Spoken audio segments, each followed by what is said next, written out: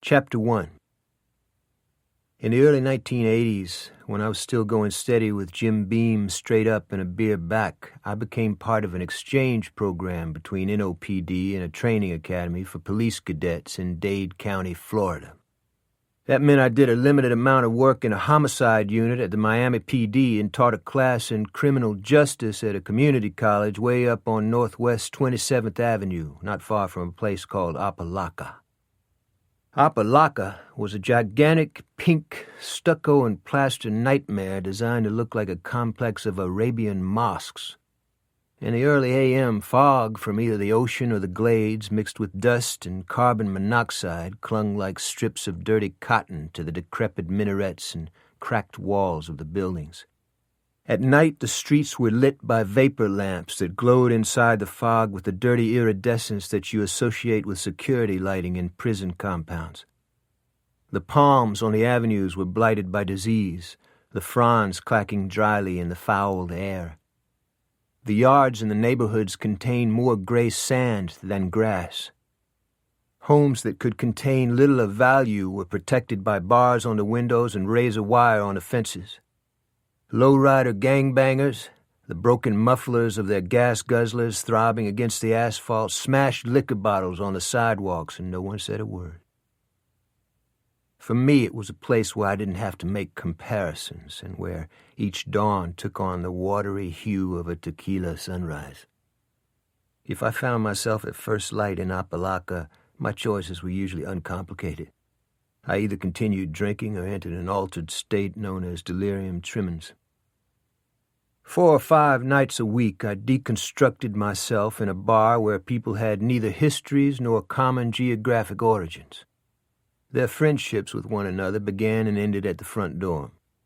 Most of them drank with a self-deprecating resignation and long ago had given up rationalizing the lives they led, I suspect, allowing themselves a certain degree of peace. I never saw any indication they either knew or cared that I was a police officer. In fact, as I write these words today, I'm sure they recognize me as one of their own, a man who, of his own volition, had consigned himself to Dante's ninth circle, his hand clasped confidently around a mug of draft with a submerged jigger of whiskey coiling up from the bottom. But there was one visitor to the bar whom I did call friend. His name was Dallas Klein, a kid who in late 71 had flown a slick through a blistering curtain of RPG and automatic weapons fire to pick up a bunch of stranded lerps on the Cambodian border. He brought home 2 Purple Hearts, a Silver Star, and a nervous tick in his face that made you think a bee was buzzing around his left eye. Like me, he loved Gulfstream Racetrack and the High Life Fronton up the road in Broward County. He also loved the craps table at a private club in Hollywood, a floating poker game in Little Havana, the dogs at Flagler, the trotters at Pompano, the Florida Derby at Hialeah, the rows of gleaming slot machines clanging with a downpour of coins on a cruise to Jamaica. But he was a good kid, not a drunk, not mean-spirited or resentful yet about the addiction that had already cost him a fiancée and a 2-bedroom stucco house on a canal in Fort Lauderdale. He grinned at his losses, his eyes wrinkling at the corners as though a humorous acknowledgment of his problem made it less than it was. On Saturdays, he ate an early lunch of a hamburger and glass of milk at the bar while he studied the Morning Telegraph, his ink-black hair cut short, his face always good-natured. By 1 o'clock, he and I would be out at the track together, convinced that we knew the future, the drone of the crowd mysteriously erasing any fears of mortality we may have possessed. On a sunny weekday afternoon, when the jacaranda trees and bougainvillea were in bloom, Dallas strolled into the bar whistling a tune.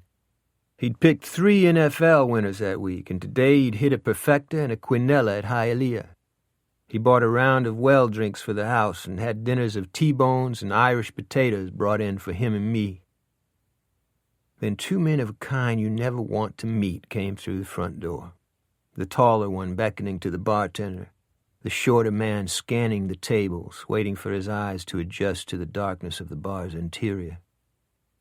"Got the DD, Dave. Call me," Dallas said, dropping his fork and steak knife in his plate, pulling his leather jacket off the back of his chair. He was out the back door like a shot. He made it as far as a lavender Cadillac where a man as big as the sky waited for him, his arms folded on his chest, his wraparound mirror shade swimming with distorted images of minarets and broken glass sprinkled along the top of a stucco wall. The two men who had come in through the front of the bar followed Dallas outside.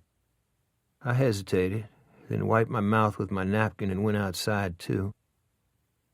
The parking area had been created out of crushed building material that was spiked with weeds.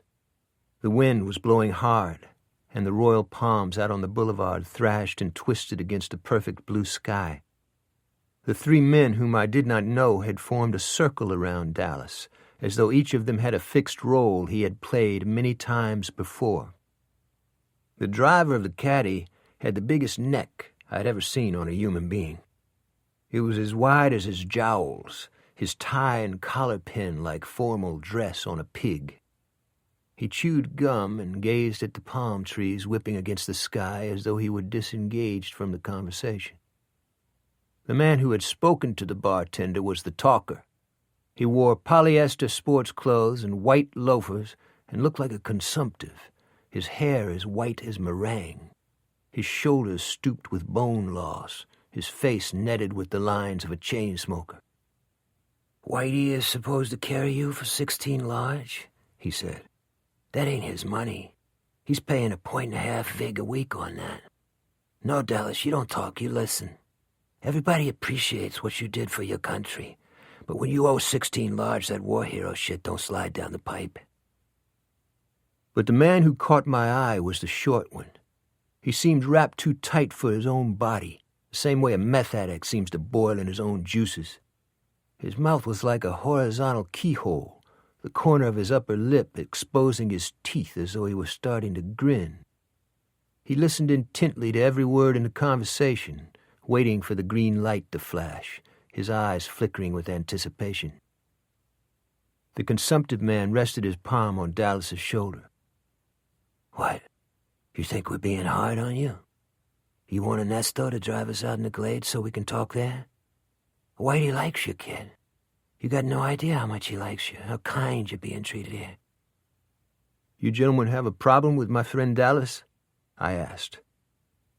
In the quiet, I could hear the palm fronds rattling above the stucco wall, a gust of wind tumbling a piece of newspaper past a spiked iron gate. "No, we don't got a problem," the short man said, turning toward me, the sole of one shoe grinding on a piece of broken mortar. His hair was peroxided, feathered on the back of his neck. He wore platform shoes and a dark blue suit that was cut so the flap stuck out from his waist, and a silver shirt dancing with light, and a silk kerchief tied around his throat. His eyes contained a cool green fire whose source a cautious man doesn't probe. "Dallas has a phone call," I said. "Take a message," the short man said. "It's his mother. She really gets mad when Dallas doesn't come to the phone," I said. "He's a cop," the driver of the caddy said, removing his shades, pinching the glare out of his eyes. The short man and the man in polyester sports clothes took my inventory. "You a cop?" the short man said, smiling for the first time. "You never can tell," I replied. "Nice place to hang out," he said. "You bet. If you want a tab, I'll talk to the bartender," I said. The short man laughed and accepted a stick of gum from the driver. Then he stepped close to Dallas and spoke to him in a whisper, one that caused the blood to drain out of Dallas's face. After the three men had gotten back into their caddy and driven away, I asked Dallas what the short man had said. "Nothing. He's a jerk. Forget it," he said. "Who's Whitey?" "Whitey Bruxall. He runs a book out of a pizza joint in Hallandale." "You're into him for 16 grand? I got a handle on it. It's not a problem." Inside the bar, he pushed aside his food and ordered a scotch with milk. After 3 more of the same, the color came back into his cheeks. He blew out his breath and rested his forehead on the heel of his hand. "Wow," he said quietly, more to himself than to me. "What did that dude say to you?" I asked. 115 Coconut Palm Drive. I don't follow, I said. I have a 6-year-old daughter. She lives with a grandmother in the Grove. That's her address, he replied. He stared at me blankly, as though he could not assimilate his own words. Dallas invited me to his apartment the next evening and cooked hamburgers for us on a hibachi out on a small balcony. Down below were blocks and blocks of one-story houses with gravel and tar roofs and yards in which the surfaces of plastic-sided swimming pools wrinkled in the wind. The sun looked broken and red on the horizon, without heat, veiled with smoke from a smoldering fire in the glades. Dallas showed me pictures of his daughter, taken in Orlando and in front of a Ferris wheel at Coney Island. One picture showed her in a snowsuit sewn with rabbit ears that flopped down from the hood. The little girl's hair was gold, her eyes blue, her smile magical. What happened to her mom? I said. She took off with a guy who was running coke from the islands in a cigarette boat. They hit a buoy at 50 knots south of Pine Key. Get this, the guy flew a Cobra in Nam. My wife always said she loved a pilot. He turned the burgers on the grill, his eyes concentrated on his task. I knew what was coming next. Had a note under my door from Whitey this morning. I might have to take my little girl and blow dodge, he said. I cracked a beer and leaned on the railing. In the distance I could see car lights flowing down a wide bend in an expressway. I sipped from the beer and said nothing in reply to his statement. I made a salad. Why don't you dump it in a couple of bowls, he said.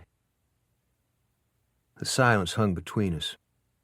I've got a couple of grand in a savings account. You want to borrow it? I said, then raised the bottle to my mouth, waiting for the weary confirmation of the frailty and self-interest that exists in us all. No thanks, he said. I lowered the bottle and looked at him. It's just a matter of doing the smart thing, he said. I got to think it through. Whitey's not a bad guy. He's just got his... What? I said. His own obligations. Miami is supposed to be an open city. No contract hits. No one guy gets a lock on the action. But nothing goes on here that doesn't get pieced off to the New York families. You see my drift? Not really, I said, not wanting to know more about Dallas's involvement with Miami's underworld. What a life, huh? He said. Yeah, I replied. Make mine rare, will you? Rare it is, Lute, he said, squeezing the grease out of a patty, wincing in the flare of smoke and flame. I washed my hands before we ate. Dallas's work uniform hung inside a clear plastic dry cleaner's bag on a hook in the bathroom, the logo of an armored car company sewn above the coat pocket. But Dallas did not blow dodge. Instead, I saw him talking on a street corner in Apalaca with Ernesto, the Leviathan driver of the lavender Cadillac. The two of them got in the caddy and drove away, Dallas's face looking much older than he was. Twice I asked Dallas to go to the track with me, but he claimed he was not only broke but entering a 12-step program for people with a gambling addiction. I'll miss it, but everything comes to an end, right? He said. Spring came, and I disengaged from Dallas and his problems. Besides, I had plenty of my own. I was trying to get through each morning with aspirin, vitamin B, and mouth spray, but my Lend-Lease colleagues at the Miami PD and the cadets in my class at the community college were on to me. My irritability, the tremble in my hands, my need for vodka Collins by noon became my persona. The pity and ennui I saw in the eyes of others followed me into my sleep. I went 3 weeks without a drink. I jogged at dawn on Hollywood Beach, snorkeled at the tip of a coral jetty swarming with clownfish, pumped iron at Vic Tanny's, ate seafood and green salads at a surfside restaurant, and watched my body turn as hard and brown as a worn saddle. Then on a beautiful Friday night, with no catalyst at work, with a song in my heart, I put on a new sports jacket, my shined loafers, and a pair of pressed slacks, and joined the crew up in Apalaca and pretended once again I could drop lighted matches in a gas tank without consequence. That's where I got my second look at the short man who worked as a collector for Whitey Bruxall. He stood in the open doorway, scanning the interior, forcing others to walk around him. Then he went to the bar, spoke to the bartender, and I heard him use Dallas's name. The bartender shook his head and occupied himself with washing beer mugs in a tin sink. But the collector was not easily discouraged. He ordered a 7-Up on ice and began peeling a hard-boiled egg on top of a paper napkin, wiping the tiny pieces of shell off his fingernails onto the paper, his eyes on the door. "Stay out of it," I heard a voice say inside my head. I went to the men's room and came back to my table and sat down. The collector was salting his egg, chewing on the top of it reflectively while he stared out the front door into the street, his shoes hooked into the aluminum rails of the bar stool. He wore stone-washed jeans and a yellow see-through shirt and a pork pie hat tipped forward on his brow. His back was triangular like a martial arts fighter's, his facial skin as bright and hard-looking as ceramic. I stood next to him at the bar and waited for him to turn toward me. "Live in the neighborhood?" I asked. "Right," he said. "I never did catch your name." "It's Elmer Fudd. What's yours?" "I like those platform shoes. A lot of Superfly types are wearing those these days. Ever see that movie, Superfly? It's about black dope pushers and pimps and white street punks who think they're made guys," I said. He brushed off his fingers on his napkin and pulled at an earlobe, then motioned to the bartender. "Fix Smiley here whatever he's drinking," he said. "You see, when you give names to other people, it's not just disrespectful, it's a form of presumption." "Presumption," he replied, nodding profoundly. "Yeah, you're indicating you have the right to say whatever you wish to other people. It's not a good habit." He nodded again. "Right now, I'm waiting on somebody, and I need a little solitude. Do me a favor and don't piss in my cage, okay?" "Wouldn't dream of it," I said. "Were you in Nam?" "Dallas was. He's a good kid." The collector got off the bar stool and combed his hair, his eyes roving over the crooked smile on my face, the booze stains on my shirt, the table wet on the sleeves of my new jacket, the fact that I had to keep one arm on the bar to steady myself. "I stacked time in a place you couldn't imagine in your worst dreams," he said. "Yeah, I've heard the bitch suite up at Rayford is a hard ride," I said. He put away his comb and looked at his reflection in the bar mirror. His cheeks were pooled with tiny pits, like the incisions of a knife point. He placed a roll of breath mints by my hand. "Nah, go ahead and take them. Gratis from Elmer Fudd. Enjoy." My tenure with the exchange program was running out in June, and I wanted to carry good memories of South Florida back to New Orleans. I boat fished out of Key West in the most beautiful water I'd ever seen. It was green, as clear as glass, with pools of indigo blue in it that floated like broken clouds of ink. I visited the old federal prison at Fort Jefferson on a blistering hot day and swore I could smell the land breeze blowing from Cuba. I slept in a pup tent on a coral shelf above water that was threaded with the smoky green phosphorescence of organisms that had no names. I saw the ocean turn wine dark under a sky bursting with constellations and knew that the truth of Homer's line would never be diminished by time. But wherever I went, a frozen daiquiri winked at me from an outdoor bar roofed by palm fronds. Beaded cans of Budweiser protruded from the ice in a fisherman's cooler. A bottle of cold duck clamped between a woman's thighs burst alive with the pop of a cork in a geyser of foam. Delirium tremens or not, I knew I was in for the whole ride. During my last week in Miami, I drove up to Apalaca to pay my bar tab and buy a round for whoever was trying to escape the noonday heat. The bar was dark and cool inside, the street out beyond the colonnade baking under a white sun. I knocked back a brandy and soda, counted my change, and prepared to go. Through the front window I could see dust blowing along the pavement, heat waves bouncing off a parked car. A bare-chested black man drilling a jackhammer into the asphalt, his skin pouring sweat. I ordered another brandy and soda and looked at the order-out menu on the bar. Then I tossed the menu aside, dropped a $50 into the jukebox, and kicked it on up into overdrive with 4 inches of beam and a beer back. By 3:30, I was seriously in the bag. Across the street, I saw an armored car pull up in front of the bank. It was a shimmering box-like vehicle with a red and white paint job that pulsed in the heat like a fresh dental extraction. 3 armed guards piled out, opened up the back, and began to lift big canvas satchels with padlocks on the tops onto the pavement. One of the guards was Dallas Klein. I crossed the street, my drink in one hand, shading my eyes from the glare with the other. "Where you been, fella? I had to knock 'em back for both of us," I said. Dallas was standing in the shade of the bank, the armpits of his gray shirt dark with moisture. "I'm on the job here, Dave. Catch you later," he said. "What time you get off?" I said, "Beat it." "Say again?"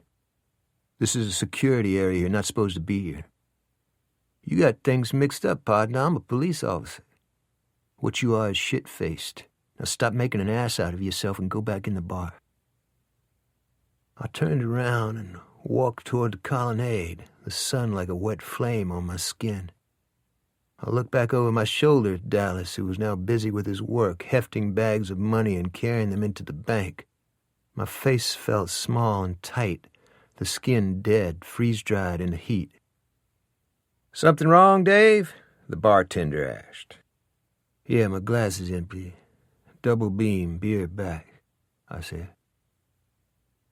While he poured into a shot glass from a bourbon bottle with a chrome nipple on it, I blotted the humidity out of my eyes with a paper napkin, my ears still ringing from the insult Dallas had delivered me.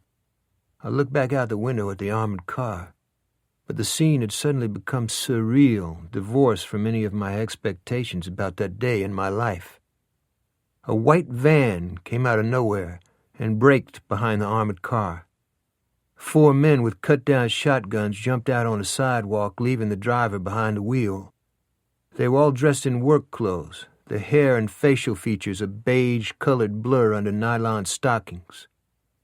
"Call 911. Say armed robbery in progress and give this address," I said to the bartender. I unsnapped the .25 automatic that was strapped to my right ankle. When I got off the bar stool, one side of the room seemed to collapse under my foot. "I wouldn't go out there," the bartender said. "I'm a cop," I said. I thought my grandiose words could somehow change the condition I was in, but in the bartender's eyes I saw a sad knowledge that no amount of rhetoric would ever influence. I walked unsteadily to the front door and jerked it open. The outside world ballooned through the door in a rush of superheated air and carbon monoxide. The street I looked out upon was no longer a part of South Florida. It was a wind-sculpted place in the desert, bleached the color of a biscuit by the sun, home to carrion birds and jackals and blowflies. It was the place that awaits us all, one we don't allow ourselves to see in our dreams. The .25 auto felt as small and light as plastic in my hand.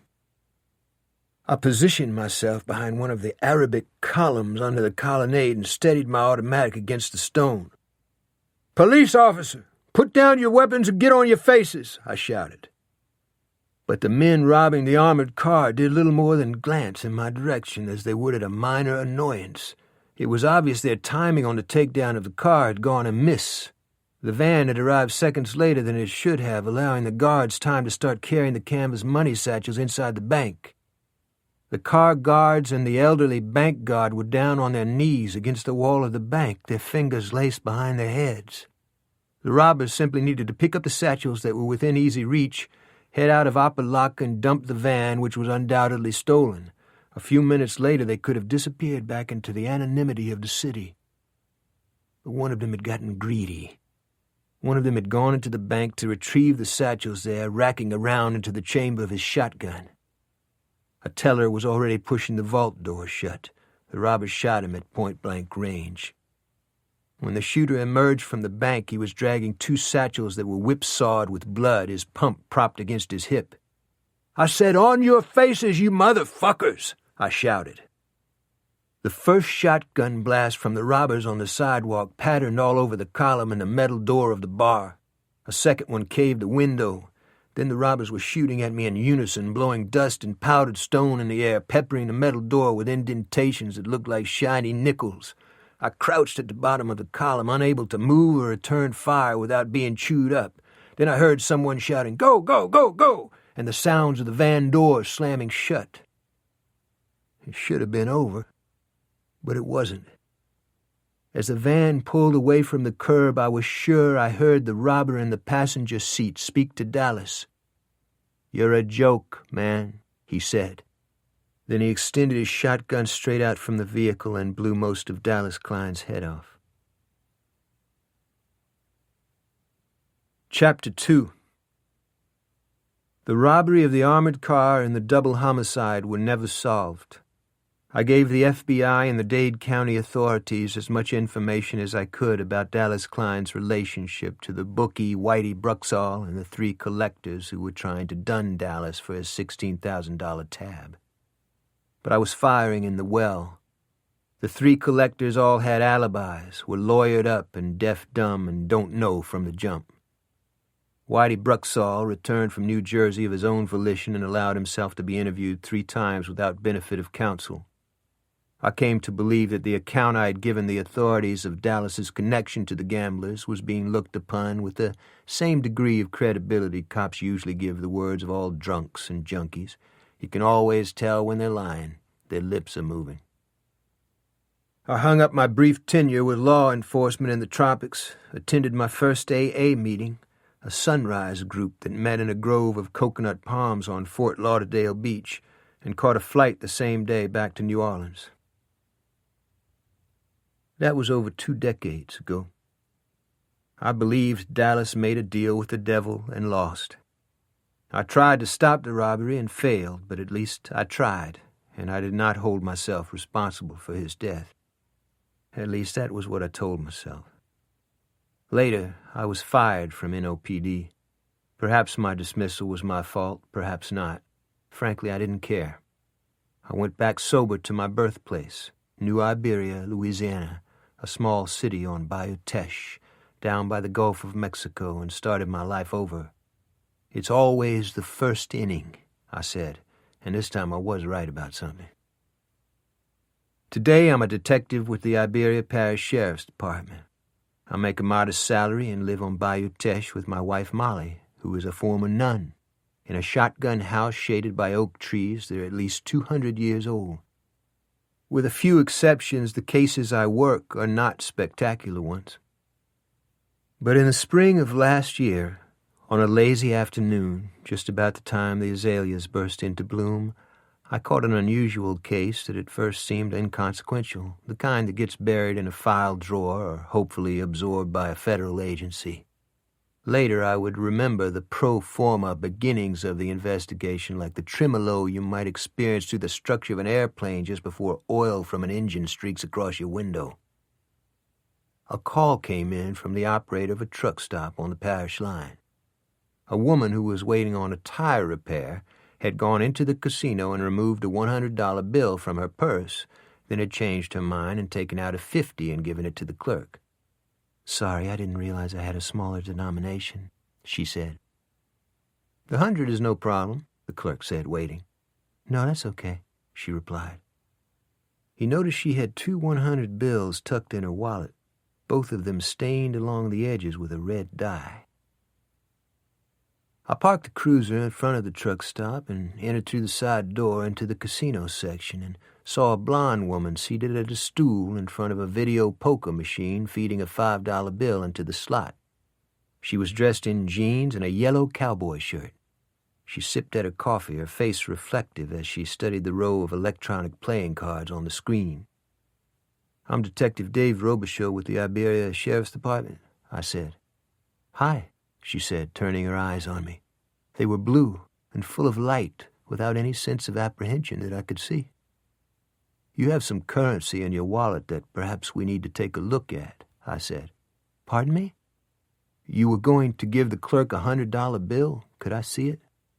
She smiled. "Sure," she said, and took her wallet from her purse. "Actually, I have 2 of them. Are you looking for counterfeit money or something?" "We let the feds worry about stuff like that," I said, taking the bills from her hand. Where'd you get these? At a casino in Biloxi, she replied. You mind if I write down the serial numbers? I said. While we're at this, can you give me some identification? She handed me a Florida driver's license. I'm living in Lafayette now. I'm not in trouble, am I? She said. Her face was tilted up into mine, her eyes radiantly blue, sincere, not blinking. Can you show me something with your Lafayette address on it? I'd also like a phone number in case we have to reach you. I don't know what's going on, she said. Sometimes a low-yield explosive device containing marker dye is placed among bundles of currency that are stolen from banks or armored cars. When the device goes off, the currency is stained so the robbers can't use it. So maybe my hundreds are stolen, she said, handing me a receipt for a $2,300 deposit on an apartment in Lafayette. Probably not. Dye ends up on money all the time. Your name is Trish Klein. Yes, I just moved here from Miami. Ever hear of a guy named Dallas Klein? Her eyes held on mine, her thoughts, whatever they were, impossible to read. Why do you ask? She said. I knew a guy by that name who flew a chopper in Vietnam. He was from Miami. That was my father, she said. I finished copying her address and phone number off her deposit receipt and handed it back to her. It's nice to meet you, Miss Klein. Your dad was a stand-up guy, I said. You knew him in Vietnam? I knew him, I said. I glanced past her shoulder at the video screen. You've got 4 kings. Welcome to Louisiana. On the way back to the office, I asked myself why I hadn't told her I had been friends with her father in Miami. But maybe the memory was just too unpleasant to revisit, I thought. Maybe she had never learned that her father had been enticed into aiding and abetting the robbery of the armored car, if indeed that's what happened. Why let the past injure the innocent, I told myself. No, that was not it. She had paused before she acknowledged her father. As any investigative law officer will tell you, when witnesses or suspects or even ordinary citizens hesitate before answering a question, it's because they are deciding whether they should either conceal information or outright lie about it. It was almost 5 p.m. when I got back to the department. Wally, our dispatcher, told me there had been a homicide by a gunshot wound on the bayou amid a cluster of houses upstream from the sugar mill. I gave the serial numbers on the bills to a detective in our robbery unit and asked him to run them through our internet connection to the U.S. Treasury Department. Then I tried to forget the image of Dallas Klein kneeling on a sidewalk, his fingers laced behind his head. The sheriff of Iberia Parish was Helen Swallow. She had begun her career in law enforcement as a meter maid with NOPD, then had patrolled the Desire District and Gerd Town and worked narcotics in the French Quarter. She wore jeans or slacks, carried herself like a male athlete, and possessed a strange kind of androgynous beauty. Her face could be sensuous and warm, almost seductive, but it could change while you were talking to her, as though not only 2 genders but 2 different people lived inside her.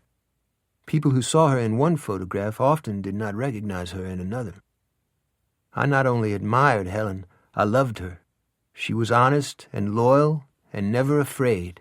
Anyone who showed disrespect regarding her sexuality did so only once.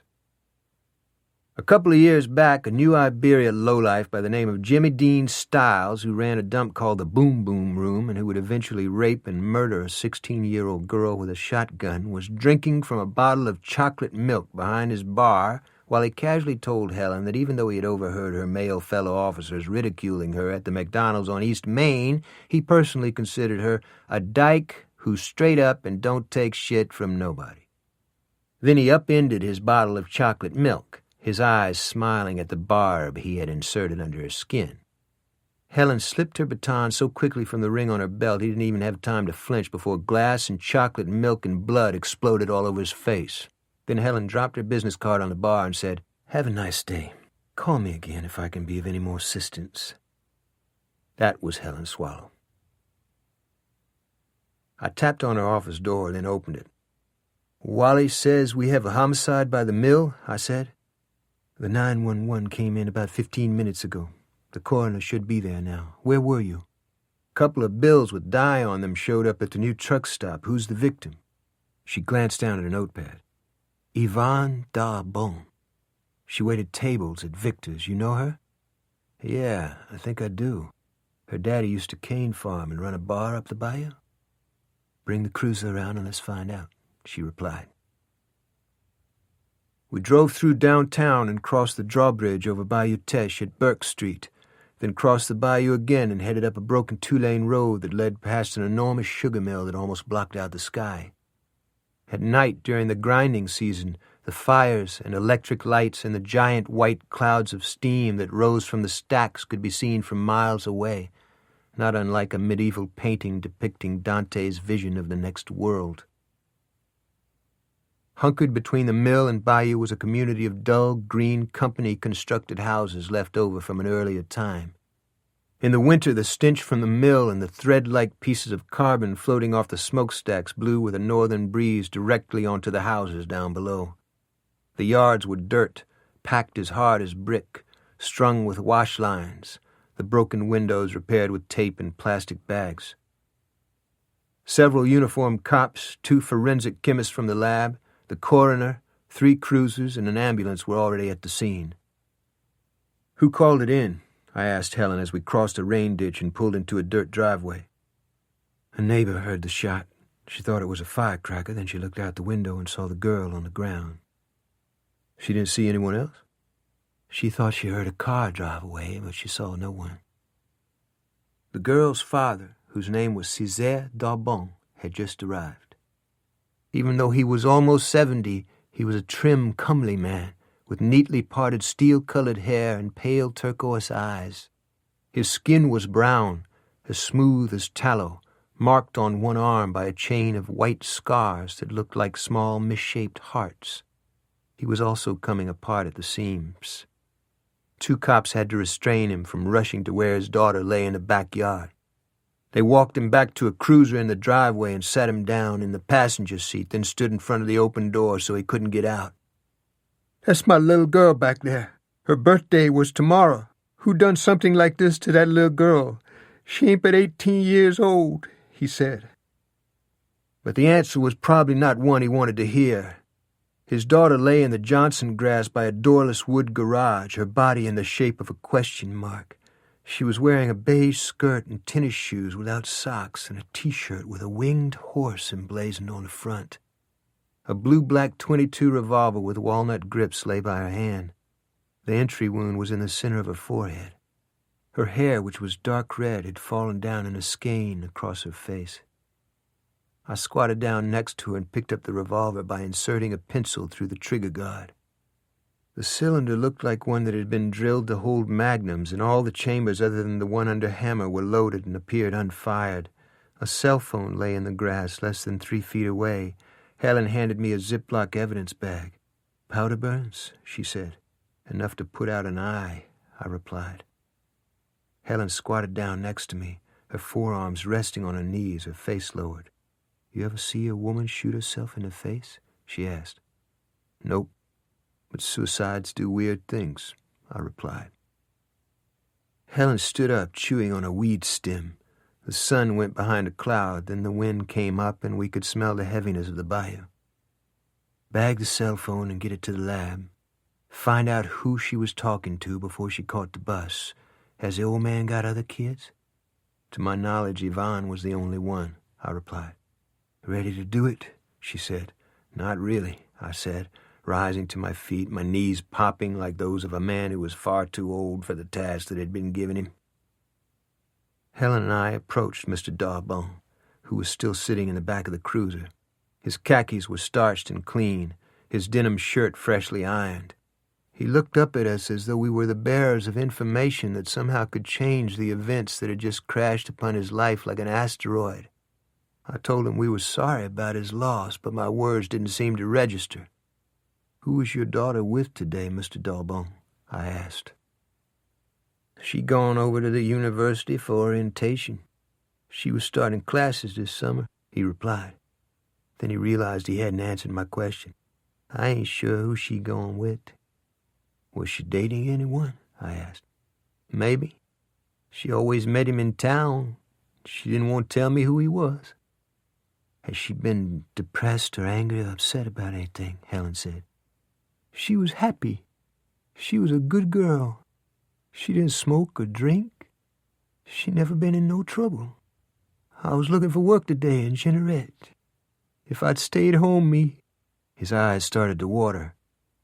Did she own a pistol? I asked. What's she going to do with a gun? She read books. She wanted to study journalism and history. She wrote in her diary. She was always going to the movies. Helen and I looked at each other. Can you show us her room, sir? I said. The wood floors inside the house were scrubbed, the furniture dusted, the kitchen neat, the dishes washed, the beds made. An ancient purple couch was positioned in front of a small television set. Imitation lace doilies had been spread on the arms and headrest of the couch. In the hallway, a black and white photo yellowed at the corner showed the father at a hunting camp, surrounded by friends in canvas coats and caps and rubber boots and a giant semicircle of dead ducks at their feet. Yvonne's dresser and shelves were covered with stuffed animals, worn paperback novels and books on loan from the city library. Among the titles were The Moon and Sixpence and The Scarlet Letter. We'd like to take her diary with us, sir. I promise it will be returned to you, I said. He hesitated. Then his eyes left mine and looked out the window. 2 paramedics were placing a gurney in the back of the ambulance. The body bag that contained the earthly remains of Yvonne Darbon had been zipped over her face, within seconds erasing the identity she had woken with that morning. The straps and vinyl that held her form against the gurney seemed to have shrunken her size and substance to insignificance. Césaire Darbon began to run toward the back door. Don't do that, sir. I give you my word your daughter's person will be treated with respect, Helen said, stepping in his way, holding up her palms against the air. He turned from us and began to weep, his back shaking. She met this boy in town because she was ashamed of her house. One night she walked all the way home from the bowling alley with cars going by at 60 miles an hour. I couldn't find work, me. I farmed 30 acres of cane for 40 years, but now I can't find no work. Before we left, we spoke to the neighbor who had made the shots fired call. She was in her late middle years and was a member of that ill-defined racial group sometimes called Creoles or sometimes people of color. The term Creole originally meant a second-generation colonial whose parentage was either French or Spanish or both. Today, the term indicates someone whose bloodline is probably French, Indian, and Afro-American. This lady's name was Narcisse Ladrine, and she insisted she had not witnessed the shooting or a car or person leaving the scene. But you heard a vehicle driving away, I said. I ain't sure, she said. She wore a print dress that fit her like a potato sack and was so wash-faded you could see the outline of her undergarments through the fabric. Try to remember, I said. Was it a sound like a truck? Did it make a lot of noise? Maybe the muffler was rusted out? When you hear a gunshot, you ain't listening for other things. She had a point. Did you see anyone else on the street? I asked. There was a black man on a bicycle picking up bottles and cans out of the ditch. Then she thought about what she had just said. Except I was a lot earlier. No, I ain't seen nobody else out there. We went back up the road and checked with the security officer at the sugar mill. No one there had seen any unusual activity near the mill or in the community of frame houses by the bayou. In fact, no one at the security office even knew a homicide had occurred there. As we drove back toward the department, a rainstorm swept across the wetlands and pounded the cruiser and scattered hailstones like pieces of smoking dry ice on the road. Back at the office, I began the paperwork on the death of Yvonne Darbon. I had completely forgotten the matter of the die-marked 100 bills in the possession of Trish Klein, the daughter of my murdered gambling friend in Miami. Just before quitting time, Helen opened my door. We got a hit on those serial numbers, she said. The bills came from the robbery of a savings and loan company in Mobile. Helen's announcement wasn't what I wanted to hear. I'll get a hold of the woman tomorrow, I said. It gets better. The bills from the robbery have been showing up in casinos and at racetracks all along the Gulf Coast, she said. The Klein woman says she got hers at a casino in Biloxi. Here's an interesting footnote. The Treasury guys think the Savings and Loan Company may be a laundry for the mob. The Wise guys got ripped off by some bank thieves who didn't get the word. What's the background on this Klein woman? I told her about the shotgun slaying of Dallas Klein in Opelika, Florida years ago. Through my second-story window, I could see rain hitting on the tops of the crypts in St. Peter's Cemetery. You were there when he died? She said. Yeah, I said, my voice catching slightly. Wrap up our end on this and give it to the feds. You copy on that? Absolutely, I replied. I drove home at 5 p.m. and parked my pickup truck under the porte cochere attached to the shotgun house where Molly and I live in what is called the historical district of New Iberia. Our home is a modest one compared to the Victorian and antebellum structures that define most of East Maine, but nonetheless it is a beautiful old place, built of cypress and oak, long and square in shape like a boxcar, with high ceilings and windows, a small gallery and peaked tin roof, and ventilated green shutters that you can latch over the glass during hurricane season. The flower beds are planted with azaleas, lilies, hibiscus, philodendron, and rose bushes in the sun, and caladiums and hydrangeas in the shade. The yard is over an acre in size and covered with pecan trees, slash pine, and live oaks. The back of the property slopes down to the Teche, and late at night barges and tugboats with green and red running lights drone heavily through the drawbridge at Burke Street on their way to Morgan City. At early dawn there is often ground fog in the trees and on the bayou, and inside it you can sometimes hear a gator flopping or ducks wimpling in the shallows. Our elderly three-legged pet coon named Tripod lives in a hutch in the backyard. His sidekick is an unneutered male cat by the name of Snugs. Snugs has a neck like a fire plug and a body that ripples with muscle when he walks. He wears his chewed ears and the pink scars inside his short white hair like badges of honor. The only dogs he allows in the yard are those who have received Tripod's stamp of approval. Our next-door neighbor is Miss Ellen Deschamps, an 83-year-old graduate of Millsaps College who feeds every stray cat in New Iberia. She despises people who litter, and once hit a man in the head with a bag of carrots for dumping his automobile's ashtray in the Winn-Dixie parking lot. She also considers Snugs a profligate interloper, but feeds him just the same. Early in the morning, I can see Miss Ellen through the bamboo border on our property, feeding her cats or at work in her garden, the big pockets of her apron stuffed with tools and packets of seed. The image of Miss Ellen bending to her tasks on a daily basis, indifferent to the role of eccentric imposed on her by others, always makes me feel better about the world. Our little spot on East Main is a fine place to live, and the woman I share it with is a person who lays no claim on courage or devotion or resilience, but possesses all those virtues in exceptional fashion without ever being conscious of them. Before our marriage, her name was Sister Molly Boyle. In her religious life, she had worked in a Maryknoll mission in Guatemala where the Indians were massacred by the army as an object lesson to leftist rebels. Later, she organized cane workers in St. Mary Parish, here in southwest Louisiana, and built homes for the poor. Then she left the religious order to which she belonged and married an alcoholic homicide detective with a long history of violence and took up residence here on Bayou Teche, along with Tripod and Snugs and my adopted daughter Alifair, who was studying psychology and English at Reed College in Portland. "What's happening, Trooper?" she said when I walked into the kitchen. She was washing and breaking up lettuce under the faucet, tearing it into chunks with her fingers. Her hair was dark red and cut short, and there was a spray of sun freckles on her arms, neck, and shoulders. Her father had been a retired United States Army Line sergeant and later a police officer in Port Arthur, Texas. She spoke of him often and fondly, and I suspected some of her populist blue-collar attitudes and her ability to do many things with her hands came from him. I touched her neck and the tips of her hair, then squeezed her shoulders.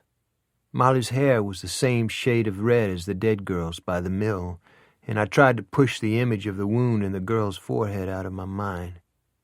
Molly turned around and looked at me. Her eyes were wide-set and bold and always hard to stare down. "Something happened today?" she said. "There was a homicide up by the mill. A girl by the name of Yvonne Darbon. She was about to start UL," I said. "You knew her?" "I know her dad. He lost his farm a few years back." "She was murdered?" "It looks like a suicide, but—" "What?" "Nothing. Let me help with supper," I said, and began taking dishes down from the cabinet. By sunset the rain had stopped, and I walked by myself down to the bayou's edge. In the west the sky was the soft pink of a flamingo's wing, the air heavy and damp and clean-smelling. Water dripped from the trees onto the bayou's surface, creating a chain of rings that floated away in the current. But the mildness of the evening and the dripping sound of rainwater onto the bayou could not free me from the image of Yvonne Darbon curled in the dirt, the red hair that had fallen over her wound, tousled by the wind. Suicides fall into categories. Some victims probably manufacture an internal psychodrama as a way of asking for help, then drift too far across the line. The clinically depressed do it in closed garages or with pills and booze while they listen to Bolero or Clair de Lune. Jumpers find audiences and sail out among the stars. Some fantasize a script in which they transcend their own deaths. In their imagination they watch from above, while others find their bodies in horror and are trapped inside a legacy of guilt and grief for the rest of their lives. But the ones who do it with high-powered firearms in the mouth or razors high up on the forearms, not on the wrists, are often filled with unrelieved rage at themselves. Female suicides are seldom if ever found in the last category. Was Césaire Darbon's information correct about his daughter? Did she not drink or smoke? Had she always been happy? What could cause someone that young and beautiful and full of promise to fire a bullet into the center of her forehead? Or had someone else been at the scene also? The next day our coroner, Coco Hébert, lumbered into my office. Coco was one of the saddest-looking human beings I'd ever known. His body was shaped like a soft-sided pyramid. His breath wheezed in his chest. He stank of nicotine and beer sweat, and sometimes trailed an odor that was worse, one that made me think of a mortuary in Vietnam after the power had failed. Coco's cynicism and anger were palpable, but his son had been killed in Iraq, and I'd come to believe that his daily assault on the sensibilities of others was his own strange way of asking for help. The grass was green, and the sun was shining outside my window, but when Coco spread his buttocks on a chair in front of my desk, the sun might just as well have gone into eclipse. He took a huge drag off his cigarette, his brow furrowing as though his inhalation of cancer-causing chemicals were a moment of metaphysical importance. "Would you not smoke in here?" I said. He took a coffee cup off my desk and ground out his cigarette in it. "You want to post on a Darbon girl, or you want to tell me you don't have bad habits?" he asked. "I'm happy you came by." "Right. The lab call you yet?" "Nope." "We swabbed both her hands. She was the shooter. It's down as a suicide." "You're sure?" "You don't have confidence in the atomic absorption test?" "Let's get something straight on this one, Coco. I appreciate the work you do, but I want the abrasive rhetoric out of my face." I could hear the hum of the air conditioner in the silence. "There's no false positive here. She had powder residue on both hands. She inverted the pistol and fired it straight into her forehead. It's a suicide, plain and simple." "Her father said she didn't drink or use. She was planning to start college. Why does a kid like that want to blow herself away? How does she end up in her own yard with a revolver her father never saw before?" "Maybe I was looking at the wrong tox screen. The one that had Yvonne Darbon's name on it showed she was loaded on alcohol, weed, and ecstasy. When I opened her up, I thought I'd put my hand in a punch bowl, burgundy and fruit to be exact. She'd also engaged in recent sexual intercourse with multiple partners, In my opinion, there was not forced penetration either. There was one bruise on the thigh, but considering the number of partners she had, that's not unusual. I suspect she got stoned and loaded and was pumping it in full time. What do you get out of it, Coco? Out of what? Offending people, testing them. He scratched the inside of his thigh as though a mosquito bite were itching him beyond any level of tolerance. If I go to meetings, can I learn how to use psychobabble like that? He said. I let out my breath and rubbed my temples. What's the rest? I asked. There's no rest. She was drunk and stoned, and she bawled a bunch of guys who didn't bother to use rubbers, he said. You wondering why a kid like that would kill herself? Right after Coco left the office, our forensic chemist, Mac Bertrand, called from the Acadiana Crime Lab. Mac was a decent, cheerful, pipe-smoking family man and one of the best crime scene investigators I'd ever known. We ran the weapon in the Darbon shooting, he said. It was reported stolen out of a fraternity house at Ole Miss in 1999. Any other prints besides the DOA's? It was oiled and cleaned recently. There were a couple of smears, but not enough to run through APHIS. Where you going with this, Dave? Probably nowhere. It's a suicide, partner. Her thumb pulled the trigger. Her fingerprints were on the back of the frame. I think she turned the pistol around and squeezed off one right into her face. What'd you get out of her cell phone? Mostly numbers of kids at New Iberia High, nothing unusual. Except... Go ahead, Mac. She made 2 calls during the week to the home of Bella Lujan. In my mind's eye, I saw a sun-brown man wearing white jodhpurs with swirls of black hair on his arms. At least that was Bello's image today, although I'd known him in an earlier and much different incarnation. Why would she be calling a guy like that? I said. He's got a kid at UL. Maybe Bello's kid and the Vic knew each other.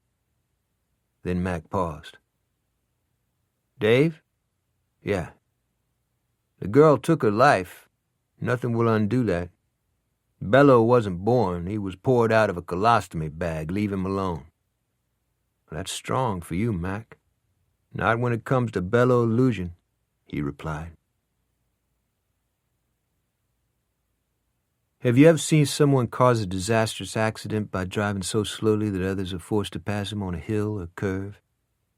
Or perhaps a driver running a yellow light, trapping a turning vehicle in the intersection so that it is exposed to high-speed traffic on its flank? The person responsible for the accident rarely looks in his rearview mirror and is seldom brought to justice. I wondered if that would prove to be the case with Yvonne Darbon. I looked at my watch. It was 11:05, and I still hadn't pursued the matter of the dye-marked bills in the possession of Dallas Klein's daughter. I also had a hit-and-run homicide case on my desk. 3 cold cases involving disappearances from 10 years back, and a gangbanger shooting that had left 2 dope dealers on Ann Street peppered with rounds from a .25 auto.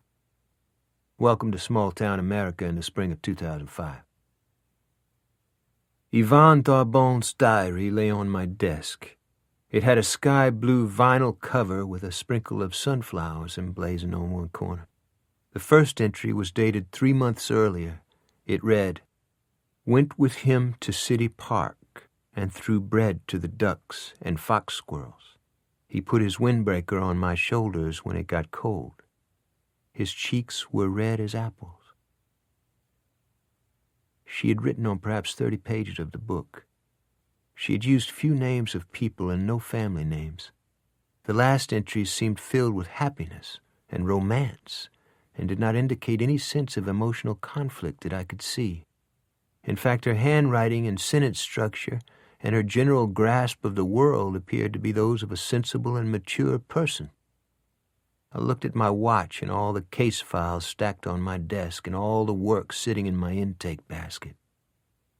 Yvonne Darbon's death was going down as a suicide. My function was over, I told myself. I placed the diary in a desk drawer, closed the drawer, and drove to Lafayette to interview Trish Klein.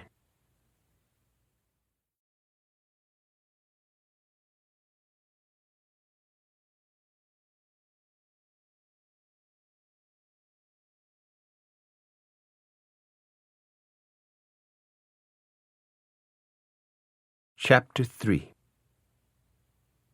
She had taken an apartment in an oak-shaded neighborhood not far from Girard Park. Her apartment complex was constructed of soft white brick with a tile roof and Spanish ironwork along the balconies. Bougainvillea in full bloom dripped from the brick wall that surrounded the pool area. The swimming pool was heated, and even though the sun was high in the sky, steam rose from the water inside the shadows the live oaks made on the surface. Less than a quarter of a mile away, the Lafayette Oil Center might have been abuzz with concerns of profit and loss and images of black clouds rising into a desert sky from a burning pipeline in Iraq. But inside the enclosure of this particular residential complex, the year was 1955, and the moss in the trees and the gentleness of the day seemed to indicate that a less complicated era, at least temporarily, was still available to us. Tricia's apartment was on the first floor. I raised the brass knocker and heard chimes ring inside. I had deliberately not called in advance in order to catch her unprepared. When she opened the door, I saw 3 young men and a woman in the living room with her. "Oh, Mr. Robichaux," she said, stepping outside, pulling the door shut behind her. "If you'd called, I would have driven to New Iberia." "I had to come to Lafayette anyway. Have any FBI agents talked to you yet?" "FBI? No," she said. "This is about the $100 bills again?" "It seems they were boosted from a savings and loan company in Mobile." I watched for any change in her expression, but her eyes remained fixed on mine, pensive, blue, blinking perhaps once or twice. "Does that mean my money will be confiscated?" "You better talk with the feds about that." She screwed her mouth into a button. "Well, if this is a federal case, why are you here?" "We have jurisdiction in the passing of stolen money, as well as the feds. Also, I was a friend of your old man." "I see. You're here in part because of my father?" "Who are your guests?" I asked, ignoring her question, nodding at her door. "Some people who want to help me start up a breeding farm." "Can we go inside? I'd like to meet them." "You think I stole those bills?" "No, of course not. You're Dallas's daughter," I said. I saw her jaw set and an irritable moment swim through her eyes. She looked searchingly into my face, her hand resting on the doorknob. "Yes, why don't you come in, and maybe we can put an end to this business." Her friends proved to be a strange collection. They were in their 20s or early 30s, and each seemed to claim a role for himself that appeared more an aspiration than a reality. They introduced themselves the way regulars in bars often do, as though last names are not important and an air of open familiarity is proof enough of one's goodwill. But unlike most people in bars, or at least people like me, there was almost a comic innocence about the friends of Trish Klein. A diminutive man named Tommy, with bowed legs, a tubular-shaped nose, and a tiny mouth, said he was a horse jockey, although he was wider at the hips than most jockeys are and probably carried a prohibitive extra 10 pounds on his stomach. A deeply tanned man named Miguel in an immaculate white strap undershirt with a tattoo of the Virgin Mary wrapped around his right shoulder said he was a boxer. One eye was disfigured with scar tissue, the lid hanging at half-mast. His upper arms had the thick dimensions of someone who has put in long hours on the speed bag, but his wrists were thin, his hands too small for a professional fighter. The third man introduced himself as Tyler and was all grins and energy and loquaciousness. He wore black jeans and gold chains and a pullover Hawaiian print shirt that ballooned on his skinny frame. His hair looked like it had been clipped with garden shears and blow-dried with an airplane propeller. He claimed to be a student of film and script writing, with screenplays under submission to Clint Eastwood and Martin Scorsese.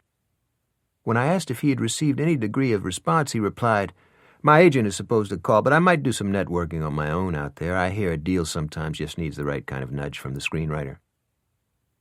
The woman was named Luwinda. She stood up eye level with me to shake hands. She was plump and soft all over, peroxided, perfumed, and dressed in tight-fitting tan western slacks, ostrich-skin boots, and a purple shirt stitched with green and red flowers. She said she was a country vocalist. Her smile was one of the sweetest I'd ever seen on a human face, her accent a song in itself, But when she said she had sung on stage in both Wheeling, West Virginia and Branson, Missouri, I had the feeling an anonymous moment on stage was about as good as it had gotten for Luinda with no last name. I drank coffee with Trish Klein's friends for a half hour and wondered if I was in a room filled with mental patients or the most interesting collection of scam artists I'd ever come across. I said goodbye at the door and started down the walkway toward the parking lot. I heard Trish Klein coming hard behind me. "That's it?" she said. "You drive 20 miles, then drink coffee and go back to your office?" "Some days are like that. The feds are going to pick this one up anyway." "Then why are you here? Don't give me any bullshit either." "I was there when your father died. I tried to stop it, but I was deep in the bag." She stared at me, her mouth slightly parted. I could hear the wind in the trees as I let myself out the iron gate. Back at the office, I went to work on a hit-and-run homicide that had probably occurred 9 months to 1 year ago. The body had been discovered 3 weeks ago under a tangle of dead brush at the bottom of a coulee on a rural road where trash and garbage of every kind was regularly thrown from speeding automobiles and pickup trucks. Years ago, this particular road had experienced its own infamous 15 minutes of importance through the book and film titled Dead Man Walking. On their graduation night, 2 high school kids had parked in the trees to neck. A pair of brothers from St. Martinville raped the girl and murdered both her and her boyfriend. Today, if you drive down this road, you will see amid the mounds of garbage a styrofoam cross wrapped with a string of plastic flowers. The skeletal remains at the bottom of the coulee, which in South Louisiana is what we call a naturally formed drainage ditch, came to be known as Crustacean Man, because his bones and webbed vestiges of skin were dripping with crawfish when they were lifted out of the mud. Crustacean Man had no identification, had worn no jewelry, and did not have a belt on his trousers or even shoes on his feet. In all probability, he had been a derelict who had wandered north of the old Southern Pacific Railroad tracks. His hip was broken, his skull crushed. The coroner put his death down as hit-and-run vehicular homicide, a not uncommon event in a state that has one of the highest highway fatality rates in the nation.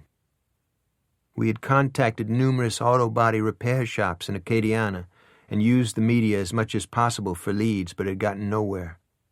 Crustacean Man was probably destined for an anonymous burial and a posterity of a few sheets of paper inside a case file that would eventually be flung into a parish incinerator. But there was one piece in the coroner's post-mortem that didn't fit. I picked up the phone and punched in his number. "What's the haps, Coco?" I said, then continued before he had a chance to reply. "Crustacean Man's left hip was broken, but the fatal injury was to the right side of his head. How do you reconcile that?" "Reconcile," he said thoughtfully. "Let me write that down and look up the various definitions. Reconcile. I like that word." "Coco, you are the most obnoxious human being I've ever had the misfortune to work with," I said to myself. "What'd you say?" he asked. "Nothing," I said. "Crustacean Man probably got hit broadside and slammed to the road, and then he raised up as the vehicle went over him." "Wouldn't he have been busted up all over?" "Not necessarily." "Was there any indication he was dragged?" "I'm supposed to know this about a guy wild animals and a crawfish ate down to the bone?" "I just don't understand how a guy could receive 2 massive injuries to 2 separate areas of the body, but none anywhere else." "Maybe the guy's head was smashed against the asphalt after he was broadsided, or maybe against a post or a telephone pole." "There's no post or telephone pole near where he was found." "Maybe a second vehicle ran over him." 2 hit-and-run drivers on the same isolated road on the same night?" He didn't reply. I could hear him breathing against the receiver. "Coco?" I said. He hung up. I punched in his number again. "Your attitude sucks," I said. "Maybe I've got some questions about this one too," he said. "But you and I both know the guy's going into eternity as John Doe killed by a person or persons unknown. Nobody cared about him when he was alive. Nobody gives a shit about him now. Now stop jerking off at other people's expense." 5 minutes later, Wally, our hypertensive dispatcher and self-appointed departmental comic, buzzed my extension. "I got an FBI gal out here in shades and a suit and with top-heavy knockers. What you want me to do with her?" he said. "Wally, what in God's name?" I began. "She's in a can. She can't hear me." "That's not the point. This is supposed to be a professional." "She backed her car into a cruiser in the parking lot. Helen's outside looking at it now. I'll send her up to your office." I walked to the window and looked down on Helen Swallow and a group of uniformed deputies staring at the crushed front end of a cruiser. A stream of green radiator fluid was draining into a pool on the asphalt. Behind me, someone tapped on my door. I looked through the glass at a tall woman in a powder blue suit with hair the bright color of straw. She had propped one hand against the wall and was pulling off her shoe. When I opened the door, she looked up at me awkwardly, her left shoe gripped in her hand, the sole splayed with a flattened piece of pink bubble gum. "Yuck, I hate it when that happens," she said. "Can I help you?" I said. "I'm Special Agent Betsy Mossbacher."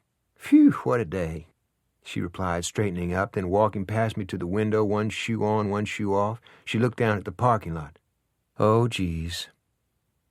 You're here about the bills from the Mobile Savings and Loan job?" "Yeah, I'm getting off to a kind of bad start here. I just interviewed the Klein woman. You know her father was killed in an armored car robbery. Can I sit down?" "Yes," I said, uncertain to which question I just answered. She sat in a chair by the side of my desk and began prying gum off her shoe with a pencil and wiping it onto a piece of paper over my wastebasket. "The Klein woman talked with you about her father?" "She didn't have to. He was a friend of mine. I saw him killed." Her face became thoughtful, her eyes looking into space even though she kept digging gum off her shoe with her pencil. "You were the off-duty cop in front of the bar, right?" I felt myself swallow. "You obviously ran my sheet, so why do you ask?" "You were pinned down while these guys were shooting at you?" "I was drunk." She dropped her pencil in the wastebasket and fitted on her shoe. "I have to wash my hands," she said. I was having a hard time assimilating Special Agent Betsy Mossbacher. She seemed to combine ineptitude with abrasiveness and a way of speaking that required a cryptologist to understand what she was saying. Maybe Homeland Security had drained the FBI of its first team, I told myself. Or perhaps a case coordinator was sending her into the hinterland as a training exercise. Or maybe the investigation into 2 die-marked bills was not only a waste of time, but a way of getting Betsy Mossbacher out of somebody's hair. When she returned from the restroom, she blew out her breath as though she had just completed a Herculean task. "Quite a coincidence this gal ends up in your backyard, huh?" she said. "The rim of the Gulf Coast is all one culture." She seemed to chew the inside of her cheek. "Did you know Trish Klein roams around half of this country as well as Latin America?" "No." "She inherited a boxcar load of money from her grandmother. She owns beautiful horses. She's educated and has taste. But she says she got the hot bills at a low-rent hotel and casino in Mississippi, the kind of dump a roofers union uses for its conventions. Does that make sense to you?" "Check out her friends. They're like people who met at a bus depot and decided to live together," I said. "You knew the savings and loan was a laundry for the mob?" I could feel my irritability growing. "So what?" I said. "Maybe somebody squeezed Trish Klein's father and made him give up the armored car schedule. Dallas owed a lot of money to some bad dudes. I told this to the feds many years ago. Was one of them a bookie by the name of Whitey Bruxall? Since you came in here, you've been asking me questions you already know the answer to. You saying maybe I don't tell the truth?"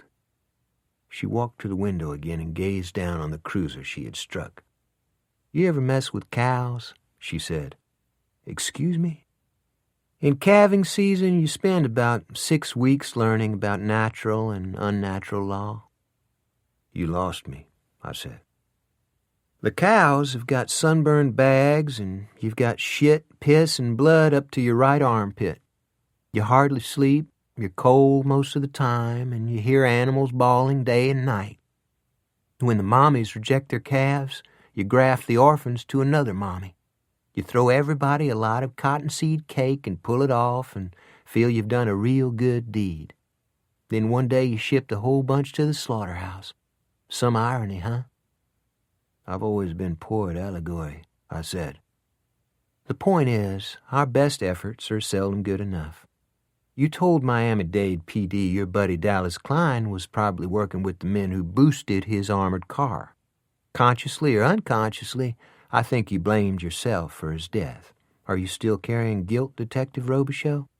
Is that why you seem to have a remarkable lack of curiosity about his daughter's behavior? She put a bright piece of red candy in her mouth and sucked on it.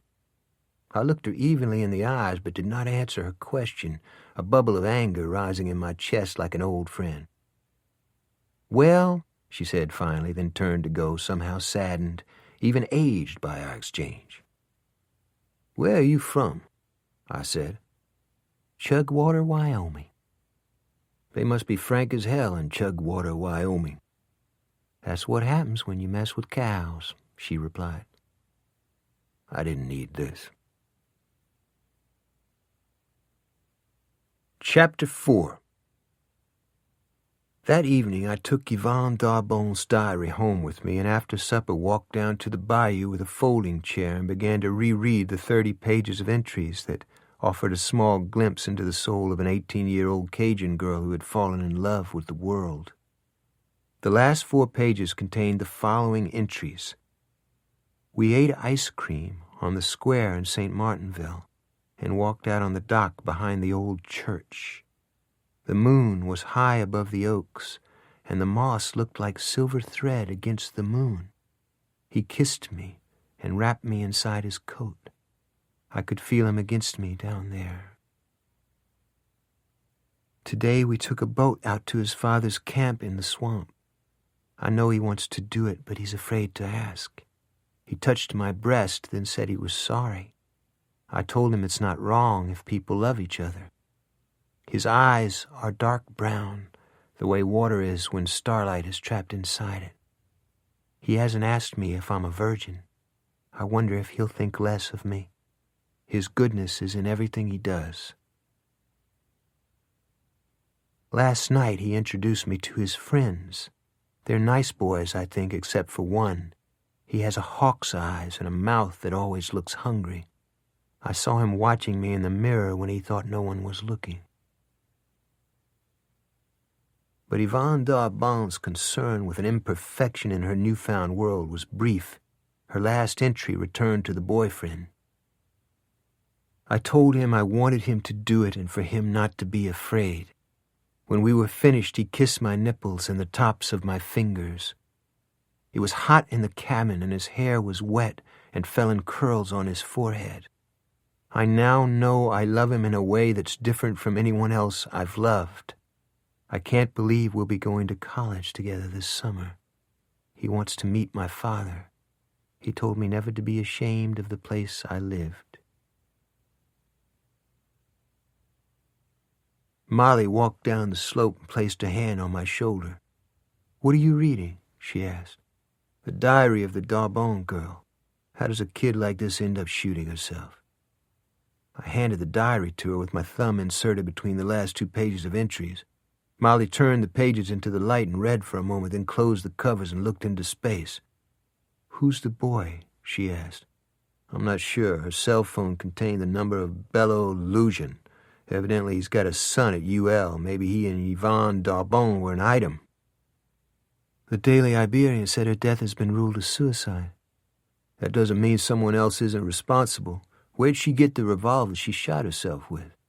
Who's the bastard who left her drunk and stoned in the yard with a handgun? Maybe she already had it. Her father says otherwise, I replied. Family members feel guilty, they often lie. I took the diary from Molly's hand. The weapon was stolen from a fraternity house at Ole Miss. How would Mr. Darbon come to have possession of it? I could see a quiet sense of exasperation working its way into her face. I don't know, Dave. I say don't grieve on what you can't change, she said. I felt a sharp reply start to rise in my throat, but I kept my own counsel and looked across the bayou at the lights coming on in City Park. Then I followed Molly inside the house and helped her wash the dishes and put away the leftovers from supper. I awoke at 4 in the morning and sat at the kitchen table in the darkness and listened to the sound of the wind in the trees. A few minutes later, Molly turned on the light and came into the kitchen in her robe and slippers. She sat down across the table from me. "The Darbon girl," she said. "It's the language in her diary. There's no self-pity or anger in it," I replied. Molly waited and then said, "Go ahead." "People like Yvonne Darbon don't kill themselves. It's that simple. Someone else did it."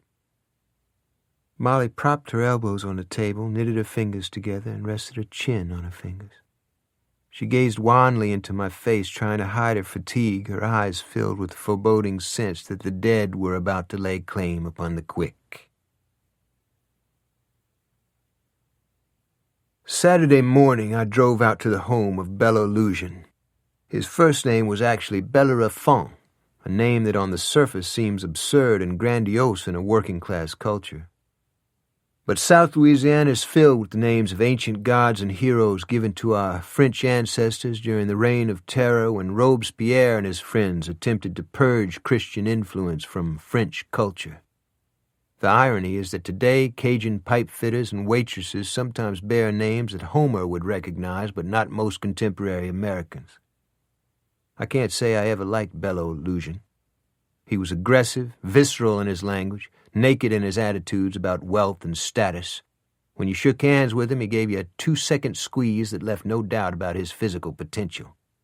At a professional wrestling match in New Orleans, he got into an exchange of insults with one of the wrestlers and climbed into the ring with a wood stool and beat the wrestler bloody with it.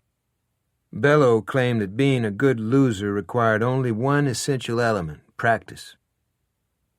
But even if I didn't like him, I tried to understand him, or at least the background that had produced him. His father had been a pinball machine repairman who worked for a crime family that operated out of the old underpass area in Lafayette. When his father was shot to death, Bello's family moved back and forth between the Iberville project in New Orleans, the old brothel district in New Iberia, and a dirt road rural slum in North Lafayette. He shined shoes in saloons and car-hopped at a root beer drive-in owned by a mean-spirited man who never allowed him to eat his lunch or supper inside the building. Sometimes I would see Bello on a wintry day at the Southern Pacific Station, his wood shine box hung by a leather strap on his shoulders, his face pinched in the cold as he waited to catch a customer stepping down from a Pullman car. Even though my own young life had been marked by privation, I knew Bello had paid more dues than I had. I also knew that he kept a longer memory than I, and was not to be crossed. Supposedly he made his early money in cockfighting and later in the oil and gas business. Others said he pimped for Lafayette's old crime family when they used to operate a pickup bar and brothel above the underpass. If asked what he did for a living, he would grin good-naturedly and say, "Anything that makes money, partner." But if there was a single characteristic always associated with Bello Lujan's reputation, it was the fact that he could be an almost feral adversary when it came to protection of his interests and his family. He lived with his wife and son in a big white house on rolling woodland along Bayou Teche just outside Lauraville. His wife had been crippled in an automobile accident many years ago and seldom appeared in public. The details of the accident had softened around the edges with time, but a child had died in the other vehicle, and some said Mrs. Lujan would have been charged had she not been so severely injured herself. Regardless, her lot had not been an easy one. Sometimes people saw her in her wheelchair, peering from behind the curtains in an upstairs window, her face as small and pointed as a bird's. Across the road from the trellised entrance to Bello's driveway were 30 acres of the best pasture in the parish, where he raised thoroughbreds and gaited horses, all of it surrounded by white-painted plank fence. Bello was not simply a gentleman rancher either. His horse trainers came from Kentucky. His thoroughbreds raced in both Louisiana and Florida derbies. Winter and spring, Bello got to pose with the roses. But there were rumors about the origins of his success at the track. Stories about stolen seed, a manipulated high-end claim race in California, and doping the odds-on favorite with downers at a track in New Mexico. I had called in advance. He greeted me in the doorway dressed in white shorts and a golf shirt. his skin dark with tan, his arms swatched with whorls of shiny black hair. He crouched slightly, his fists raised like a boxer's. "Dave, you son of a gun, comment la vie, neg? I heard you sold off your boat dock. Too bad, I like that place," he said. His accent was a singular one, a strange blend of hardcore coon-ass and the Italian-Irish inflections of blue-collar New Orleans. "How's it hanging, Bello?" I said. "How's yours hanging?" he replied, still grinning, still full of play. Then I told him why I was there. "You want to talk to my son about that girl who killed herself?" he said. "Sorry to hear about something like that, but what's it got to do with Tony?" He turned his head toward the tennis court where his son was walking back balls fired at him by an automatic machine. "Was he seeing Yvonne Darbon?" I asked. Bello rubbed at his nose with the heel of his hand. His brow was knitted, his wide-set dark eyes busy with thought. "A young guy that good-looking has got a lot of girls around. How should I know? They come and go. I don't remember anybody by that name around here," he said. I started across the lawn toward the tennis court. I could tell his son Tony saw me out of the corner of his eye, but he kept on stroking the ball, his cheeks like apples, his curly brown hair tied off his forehead with a bandana, his hips thin, almost girlish. I heard Bello on my heels. "Hey, Dave, take it out of overdrive here. That's my son there. You saying he's mixed up in somebody's death? I don't like that." I turned around slowly, trying to fix a smile on my face before I spoke. "This is a homicide investigation, Bello. If you want this interview conducted down at the department, that's fine. In the meantime, I'm requesting that you stay out of it," I said. He opened up his palms as though bewildered. "It's Saturday morning. It's spring. The birds are singing. You hit my front lawn like a thunderstorm. I'm the problem," he said. I opened the door to the court and walked out on the dampened, rolled surface of the clay. Tony Lujan was deferential and polite in every way, repeatedly addressing me as Sir. But in South Louisiana, protocol is often a given and not substantive, particularly among young people of Tony's financial background. "You knew Yvonne?" I said. "Yes, sir." "You knew her well?" I said, my eyes locked on his. "She worked at Victor's cafeteria. I'd see her there and maybe around town some." "When's the last time you saw her?" "The day before she died. We had some ice cream in the park." "You have any idea why she'd want to kill herself?" "No, sir." "None?" "No, sir." "I think you knew her better than you let it on," I said. His eyes were starting to film. "Hey, you answer his questions," Bello said. "We went out. We slept together," Tony said. "Why'd you try to lie to me?" I asked. The nylon windscreens on the court puffed in the breeze and creaked against their tethers. The color in the boy's cheeks had the broken shape of flame. "You knock that off, Dave. He's cooperating here," Bello said. "You need to leave us alone, Bello," I said. "Fuck you. This is my home. You don't come in here pushing people around," Bello replied. There was nothing for it. Bello was obviously a suffocating, controlling presence in his son's life, and I knew that without a warrant I would get no more information out of either one of them. "If you think of anything that might be helpful, give me a call, will you?" I said to Tony, handing him my business card. "Yes, sir, I will," he said. I walked back to my truck with Bello at my side, his eyes stripping the skin off my face. "You trying to make trouble here, Dave? You got an old beef with me about something?" he said. "No," I said, opening the door to my truck. "Then what?" I didn't answer and started to get behind the wheel. Bello's hand sank into my arm. "You don't demean my family and blow me off," he said. "A young woman is dead.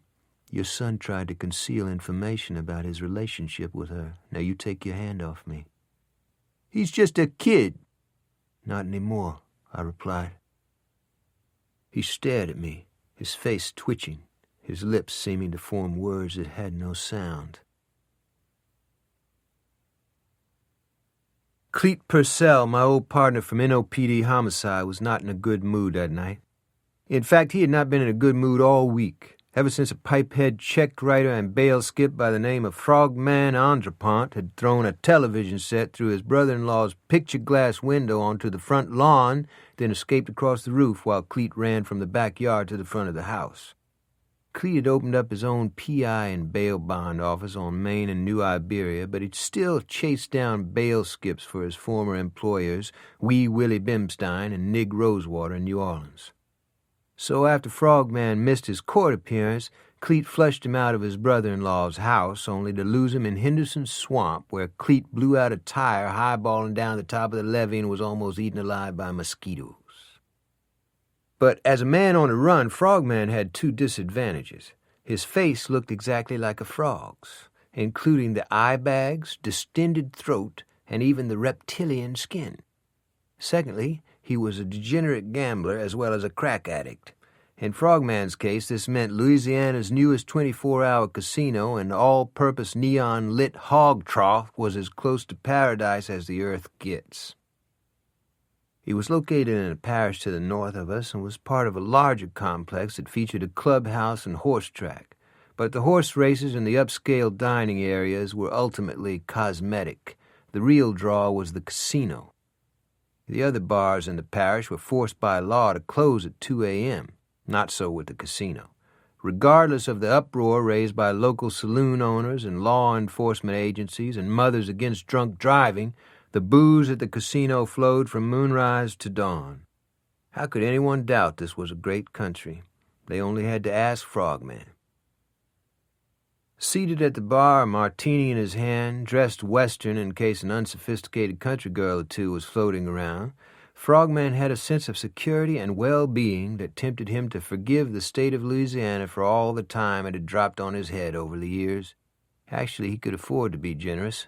He just hit a $300 jackpot on the slot and had treated himself to a steak dinner and a split of champagne. He'd outsmarted that fat cracker Purcell, too, even if he'd had to remodel his brother-in-law's living room a little bit. Frogman tried to imagine his brother-in-law's face when he pulled into his driveway and saw his broken television set and picture glass window lying in the flower bed. Maybe he should drop a postcard and explain. Why not? It was the right thing to do.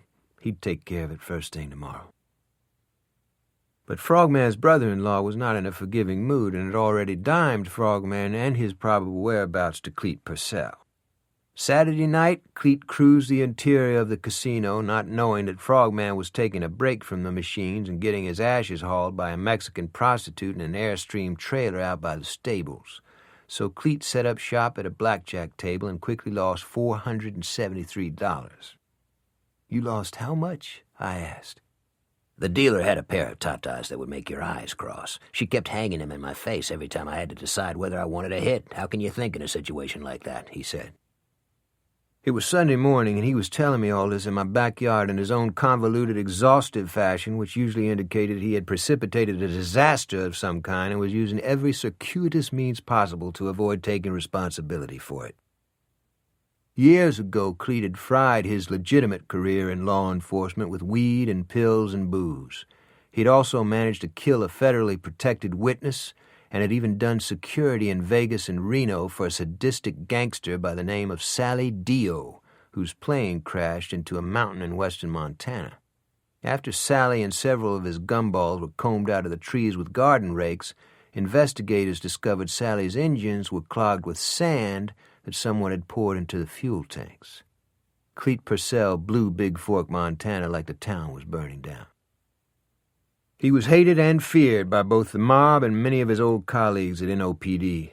His detractors tried to dismiss him as a drunk and an addict and a whoremonger, but in truth Cleet Purcell was one of the most intelligent and decent men I ever knew, complex in ways that few could guess at. He had been raised in the old Irish Channel and talked like it, an accent more akin to Southie or Flatbush than the Deep South. His hands were as big as hams, the knuckles half-mooned with scars. With regularity, his massive shoulders and broad back ripped the seams of his tropical shirts. He had a small Irish mouth, the corners downturned, and sandy hair and green eyes that crinkled when he smiled. A black witness to one of his escapades described him as an albino ape crawling across my rooftop in skivvies, and Cleet wasn't offended. He talked openly about his visceral appetites, his addictions, his romances with junkies and strippers, his alcoholic blackouts that turned into scorched earth episodes that caused people to climb out of barroom windows. But inside his violence and his reckless disregard for his own welfare was another man, one who carried images and thought processes in his head that he seldom shared.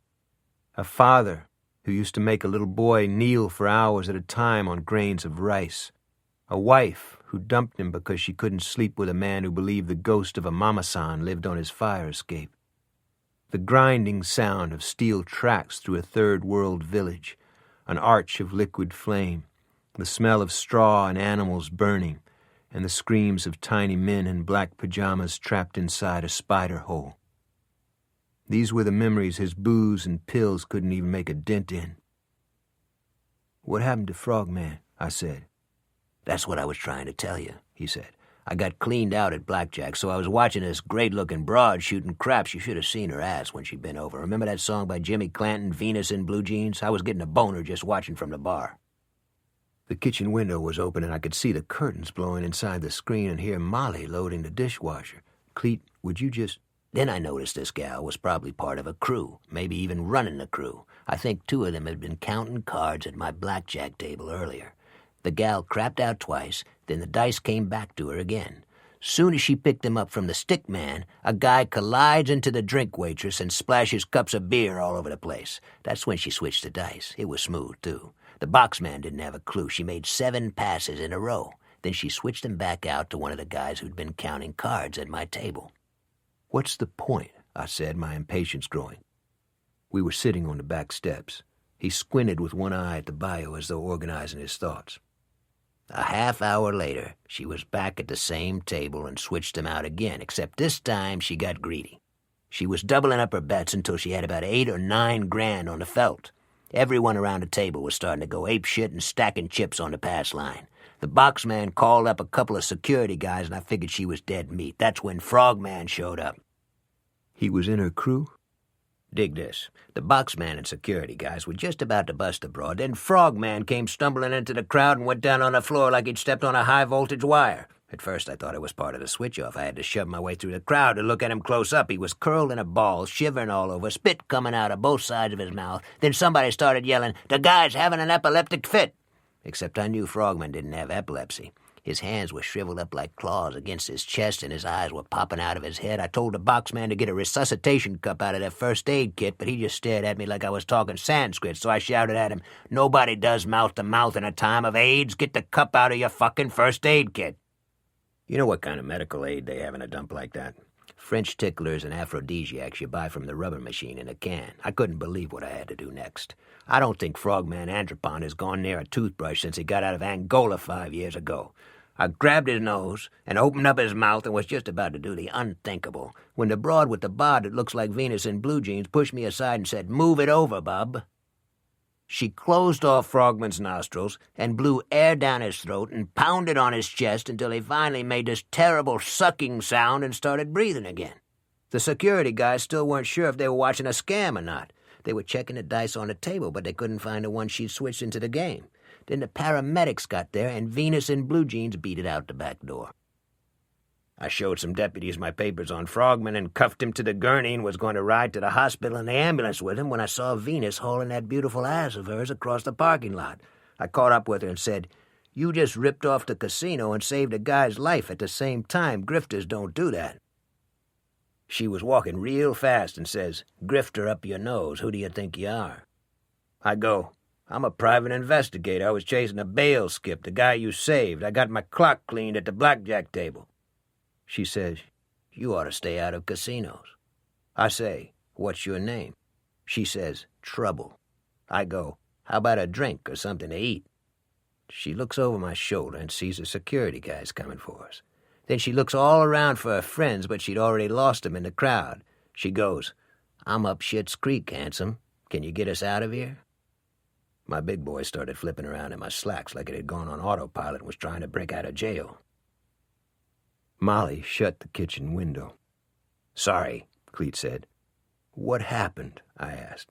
She said her name is Trish Klein. She says you and her old man were buds. She says you were there when some guys took his head off with a shotgun." I stared through the trees at the bayou, trying to assimilate Cleet's story and connect it with the other information I had on Dallas Klein's daughter. But Cleet wasn't finished.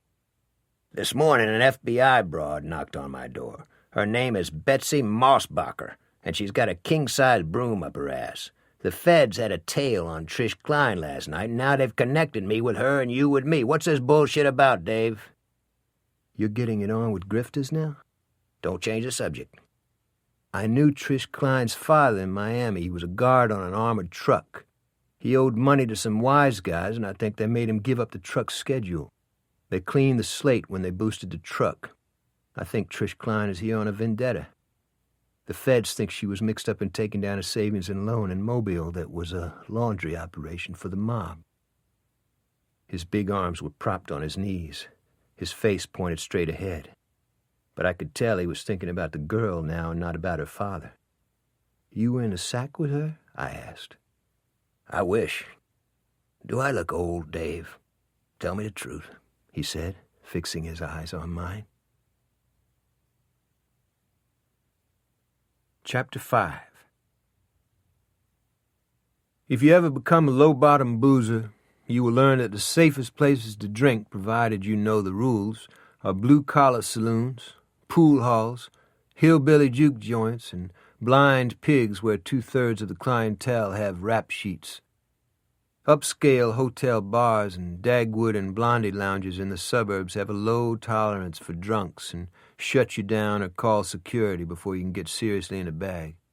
When you drink in a rat hole, you can get shit-faced out of your mind and not be molested as long as you understand that the critical issue is respect for people's privacy. Marginalized people don't want confrontation. Violence for them means life-threatening injuries, bail bond fees, fines paid at guilty court, and loss of work. It could also mean a trip back to a work camp or a mainline joint. They couldn't care less about your opinion of them. They just ask that you not violate their boundaries or pretend you understand the dues they have paid. In New Iberia, most of the dope is sold on inner-city street corners by gangbangers. At dusk, they assemble in dirt yards or in front of boarded-up shacks, their caps on backward, sometimes wearing gang colors and waiting for passing cars to slow by the curb. They're territorial, armed, street-smart, and dangerous if pushed into a corner. Most of them do not know who their fathers are and have sentimental attachments to their grandmothers. Oddly, few of them expect to do mainline time. None of them will deliberately challenge authority. Most important of all, none of them has any desire to become involved with respectable society except on a business level. But Tony Lujan and a friend knew none of these things about marginal people or chose to ignore them on Monday afternoon when they decided to stop at the McDonald's on East Main, far from the black neighborhood where a dealer by the name of Monarch Little sold crystal meth and rock and sometimes brown skag to all comers, curb service free. Monarch had a thick pink tongue that caused him to lisp, a gnarled forehead, and skin whose shiny pigmentation made me think of a walrus. He wore $200 tennis shoes with gas cushions in the soles, the stylized baggy pants of a professional weightlifter, and a huge ball cap turned sideways on his head, which, along with a wash-tub stomach and the shower of brown moles on his face, gave him the harmless appearance of a cartoon character. But in a street beef with 9 shanks or Molotovs, Monarch did not take prisoners. As a teenager, he had been in juvie 3 times, once for setting fire to the house of a city cop who had felt up his sister in the back seat of a cruiser. He marked his 18th birthday by shoving a pimp in the face and watching him tumble down a staircase. The pimp's brother, a human mastodon who had once torn a parking meter out of concrete and thrown it through a saloon window, put out the word he was going to cook Monarch in a pot. The pimp's brother caught 4 9mm rounds in the chest from a drive-by while he was watering his grass on Easter morning.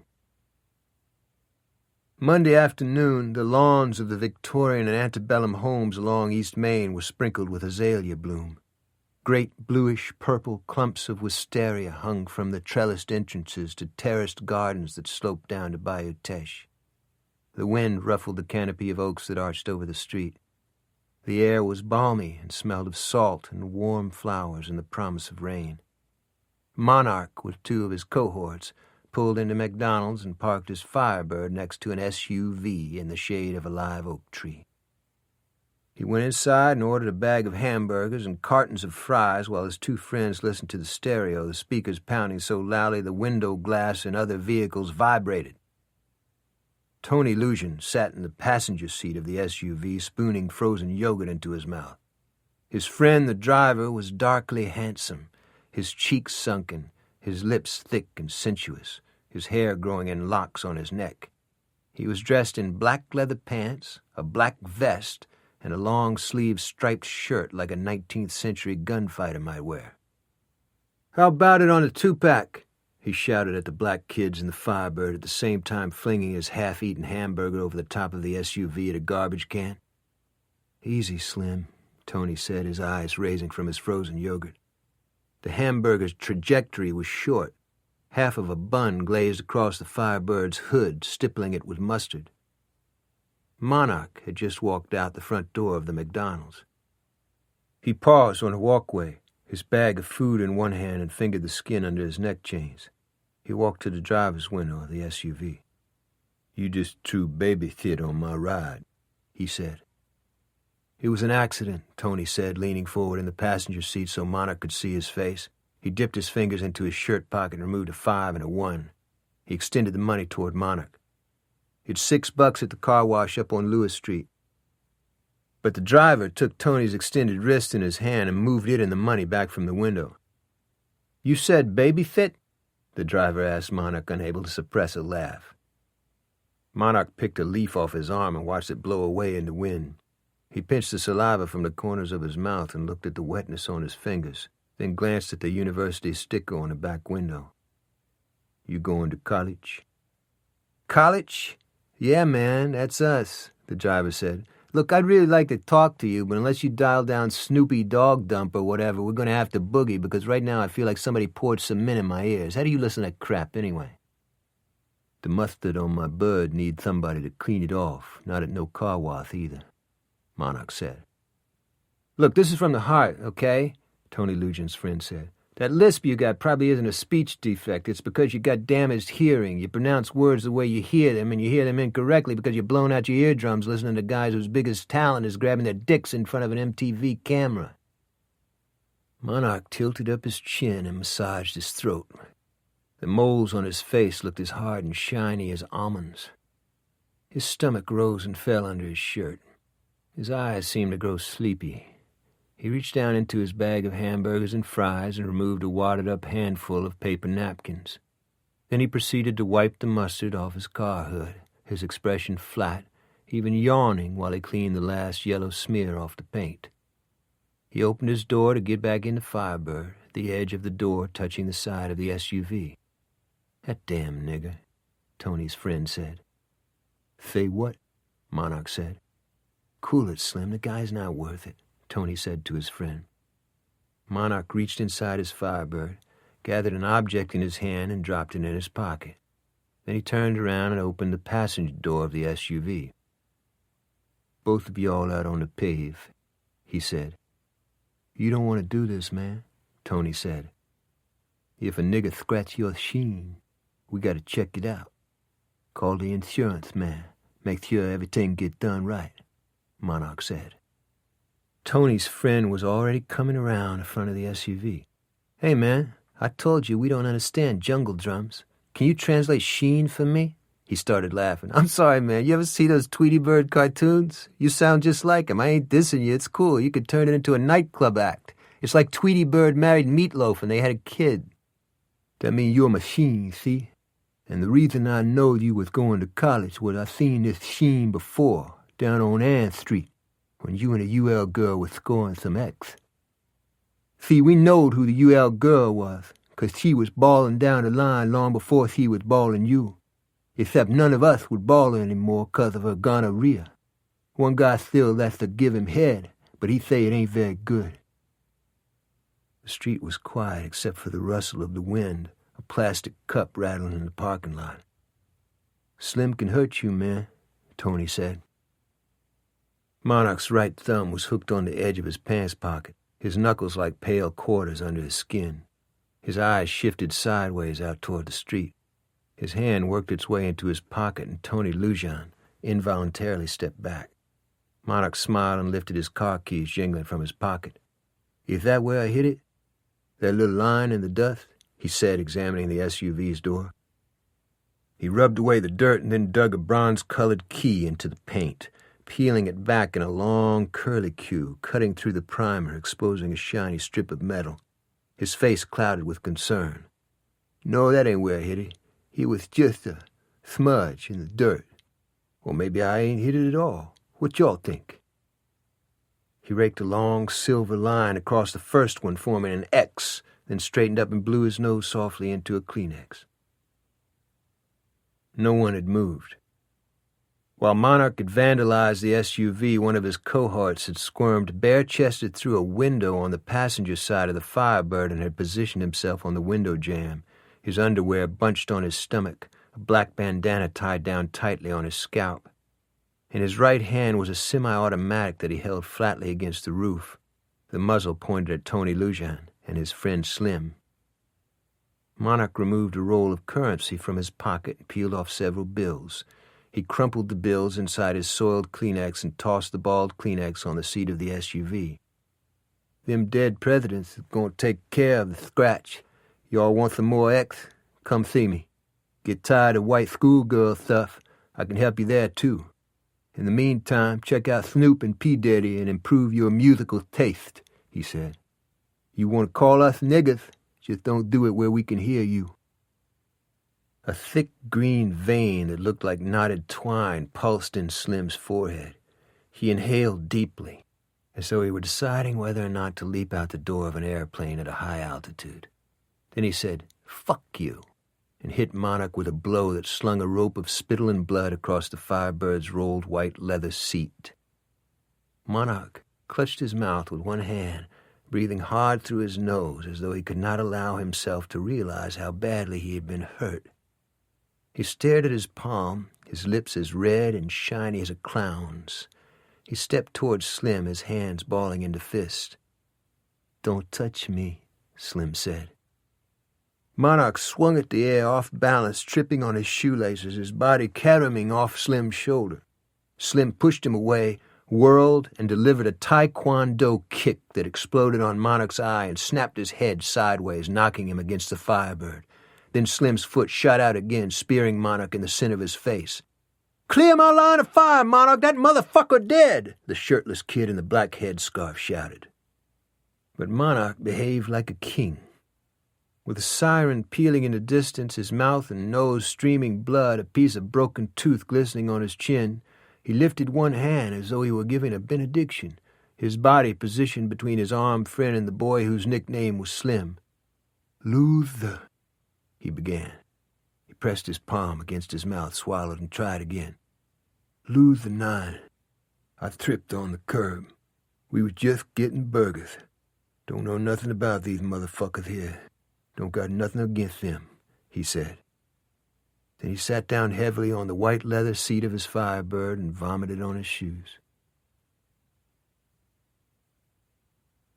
Last year, for economic reasons, our city police force was subsumed by the sheriff's office, creating one jurisdiction out of both the city and parish, which meant that all 911 police emergency calls went automatically into the sheriff's department, regardless if the police emergency had taken place inside or outside the city limits. I'd just left a mayoral meeting downtown when Helen Swallow called me on my handheld radio. "Where are you?" she said. "In the parking lot behind City Hall," I replied. "There's a racial beef of some kind going down at McDonald's. Monarch Little and Bella Lujan's kid may be involved in it. I've got 2 cars on the way. Can you get down there?" "I'm on my way." "One of the black kids may have a gun. Watch your ass, Streak, but get a fire extinguisher on this. Nobody gets hurt out there." I dropped the handheld on the seat of the cruiser I was using and turned into the one-way traffic on East Main, the gray-green arch of live oak sliding by overhead, then swung around on St. Peter and headed back in the opposite direction toward the McDonald's. New Iberia is not New Orleans, and we do not share its violent history, one that in the past has included a homicide rate equal only by that of Washington, D.C. Here, whites and people of color work and live side by side, but nonetheless a peculiar kind of racial ill-ease still exists in our small city on Bayou Teche. Maybe it's indicative of the shadow that the pre-civil rights era still casts upon all the states of the old Confederacy. Perhaps we fear our own memories. I think as white people we know deep down inside ourselves the exact nature of the deeds we or our predecessors committed against people of color. I think we know that if our roles were reversed, if we had suffered the same degree of injury that was imposed upon the Negro race, we would not be particularly magnanimous when payback time rolled around. I think we know that in all probability we would cut the throats of the people who had made our lives miserable. So we are excessively conscious of manners and protocol in dealing with one another. Unfortunately, we have no control over a rogue cop with a sexual agenda, or a closet racist at the post office, or a newly elected black official wetting his lips his first night on the city council, or a white college kid who thinks he can splatter a gangbanger's grits on a sidewalk without all of us paying his tab. 2 uniformed deputies were already on the scene when I reached the McDonald's, but they obviously had their hands full. A crowd had gathered, and 2 carloads of Monarch's friends had pulled to the curb and were forming a phalanx on the sidewalk. A witness evidently told the deputies that one of the black kids in the Firebird had dumped a semi-automatic in a trash barrel, and the deputies were now trying to search all 5 kids from the fray for concealed weapons while at the same time keeping an eye on the crowd and Monarch's newly arrived compatriots. But most of the real trouble was coming from only one person, Tony Lujan's friend. He had been told to lean against the side of the SUV and to spread his feet, but he kept turning around and talking without stop, feeding his own anger, one cheek flecked with blood from Monarch's mouth. I shoved him against the SUV hard and kicked his feet wider apart. "We make the rules, partner. Time for you to take Trappist vows," I said. "Take what?" he said. "That means shut your face," I said.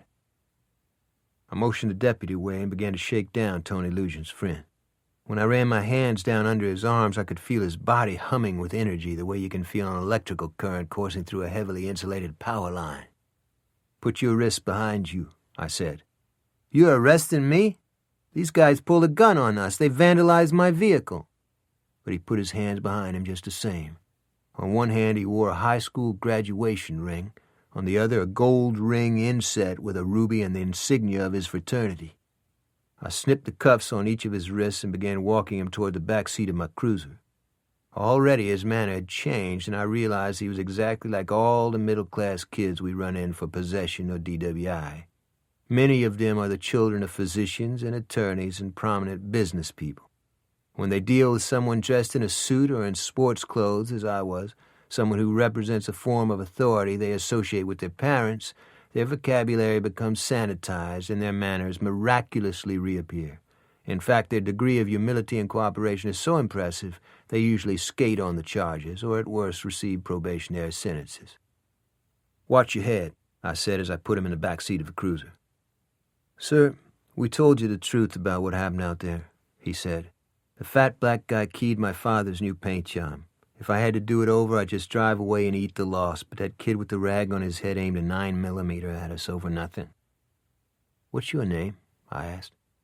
"Sam Bruxall, but everybody calls me Slim." "You took down Monarch Little, Slim, at gunpoint. That's impressive, but I'd watch my ass for a while. What's your last name again?" "Bruxall," he said. "Ever hear of a guy by the name of Whitey Bruxall?" "That's my father," he said, his eyes lifting into mine. "From Florida?" "That's right. We moved to Lafayette from Miami 5 years ago." "Really?" I said, looking at him now with much more interest. "Yeah. What's going on?" "I'd like to have a chance to meet your dad." "Oh, you'll meet him all right," Slim replied, then realized he'd allowed his manufactured persona to slip. "I mean, yeah, I know exactly what you mean, kid," I said, and rejoined the deputies, one of whom had hooked up Monarch Little and was about to take him to emergency receiving at Iberia General.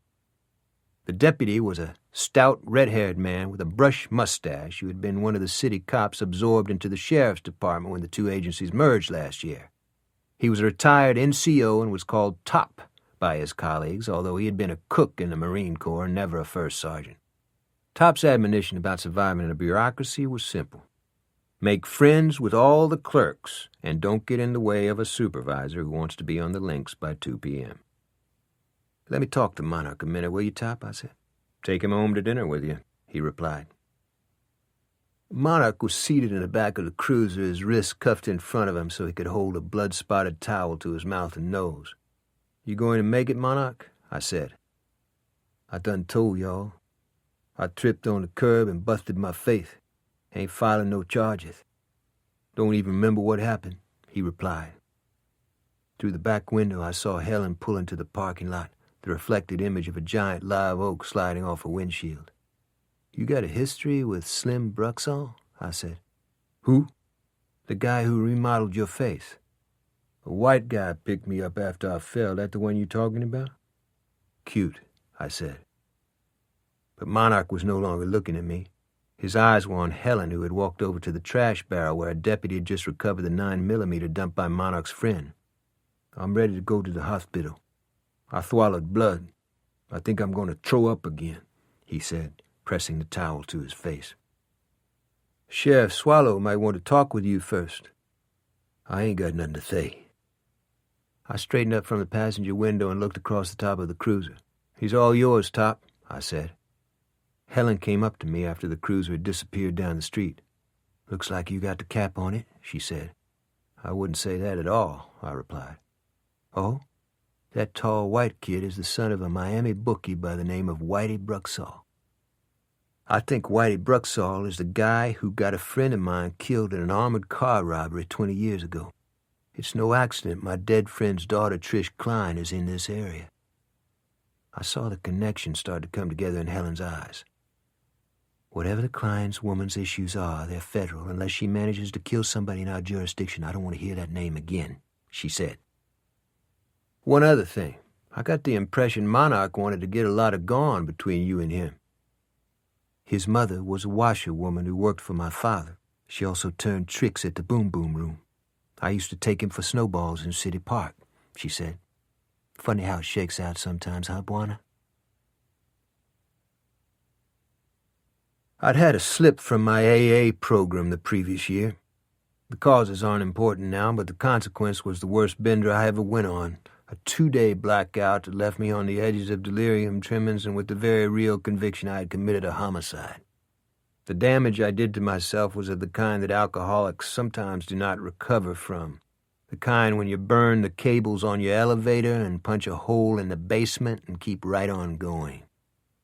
But I went back to meetings and pumped iron and ran in the park and relearned one of the basic tenets of AA, that there is no possession more valuable than a sober sunrise, and any drunk who demands more out of life than that will probably not have it. Unfortunately, the nocturnal hours were never good to me. In my dreams I would be drunk again, loathsome even unto myself, a public spectacle whom people treated with either pity or contempt.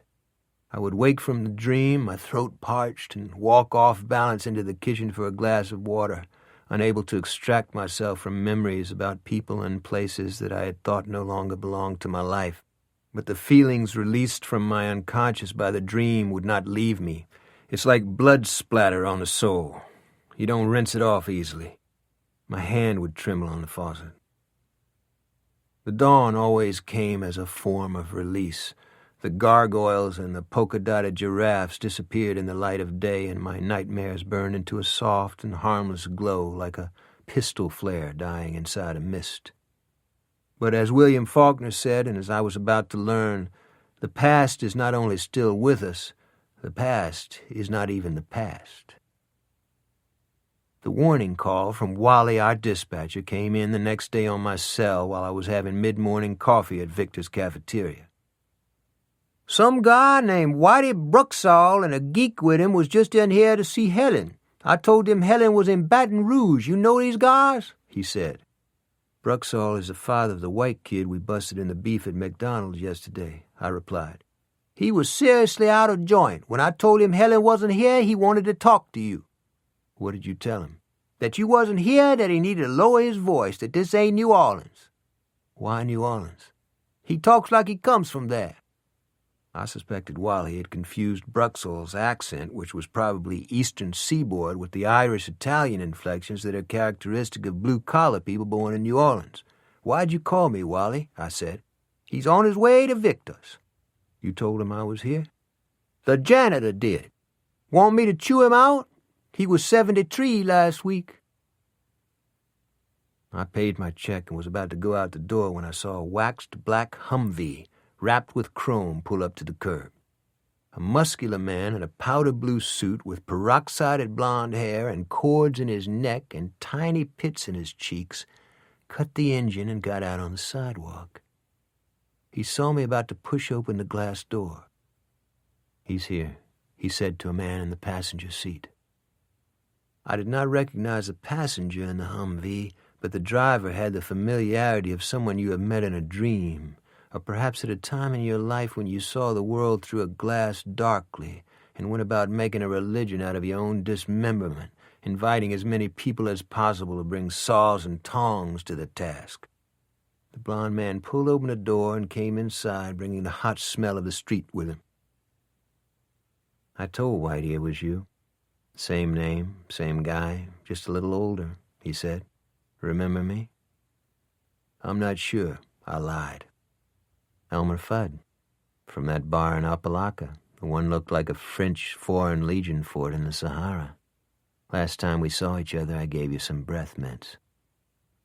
"If you want to talk to me, you need to come into my office at the Iberia Parish Sheriff's Department," I said. "I don't want to talk to you." "But he does," the blind man said, glancing toward his friend. Whitey Bruxall wasn't what I expected. Miami has always been an open city for the Mafia, which means that no one is allowed a lock on the action and no one gets clipped while he's there on R&R. Consequently, during the winter season, the city is filled with the lower echelons of the New York crime families. The ones I used to see on the beach had the anatomical proportions of upended tadpoles, with barrel chests, no hips, and legs that looked like tendrils, their phalluses as pronounced as bananas inside their Speedos.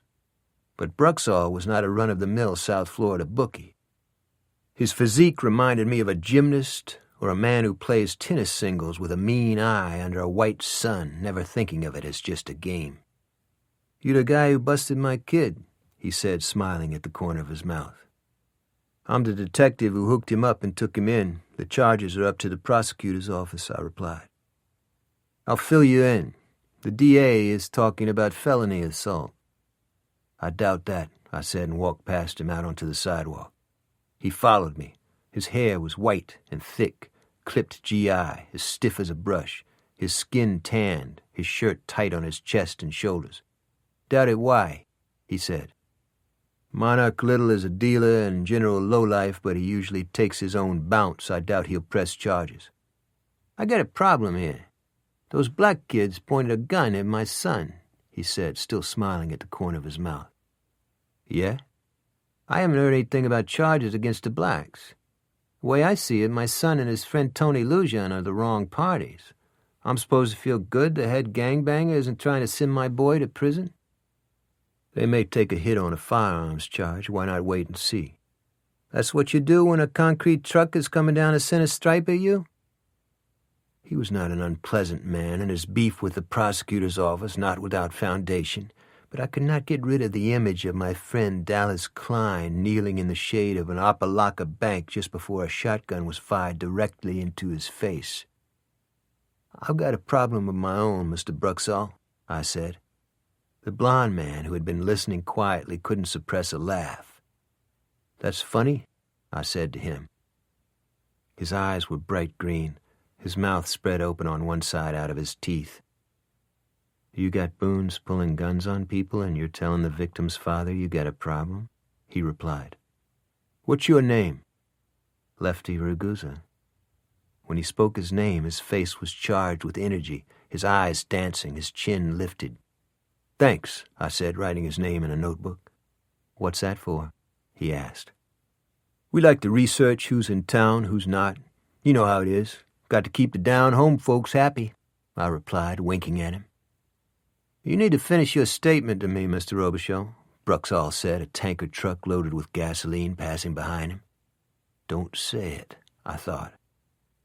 I think if a kid by the name of Dallas Klein had never met you and your friend here, he'd still be alive, I said. Bruxall looked at the blond man named Lefty Ragusa. The blond man shrugged his shoulders, indicating he did not understand the reference either.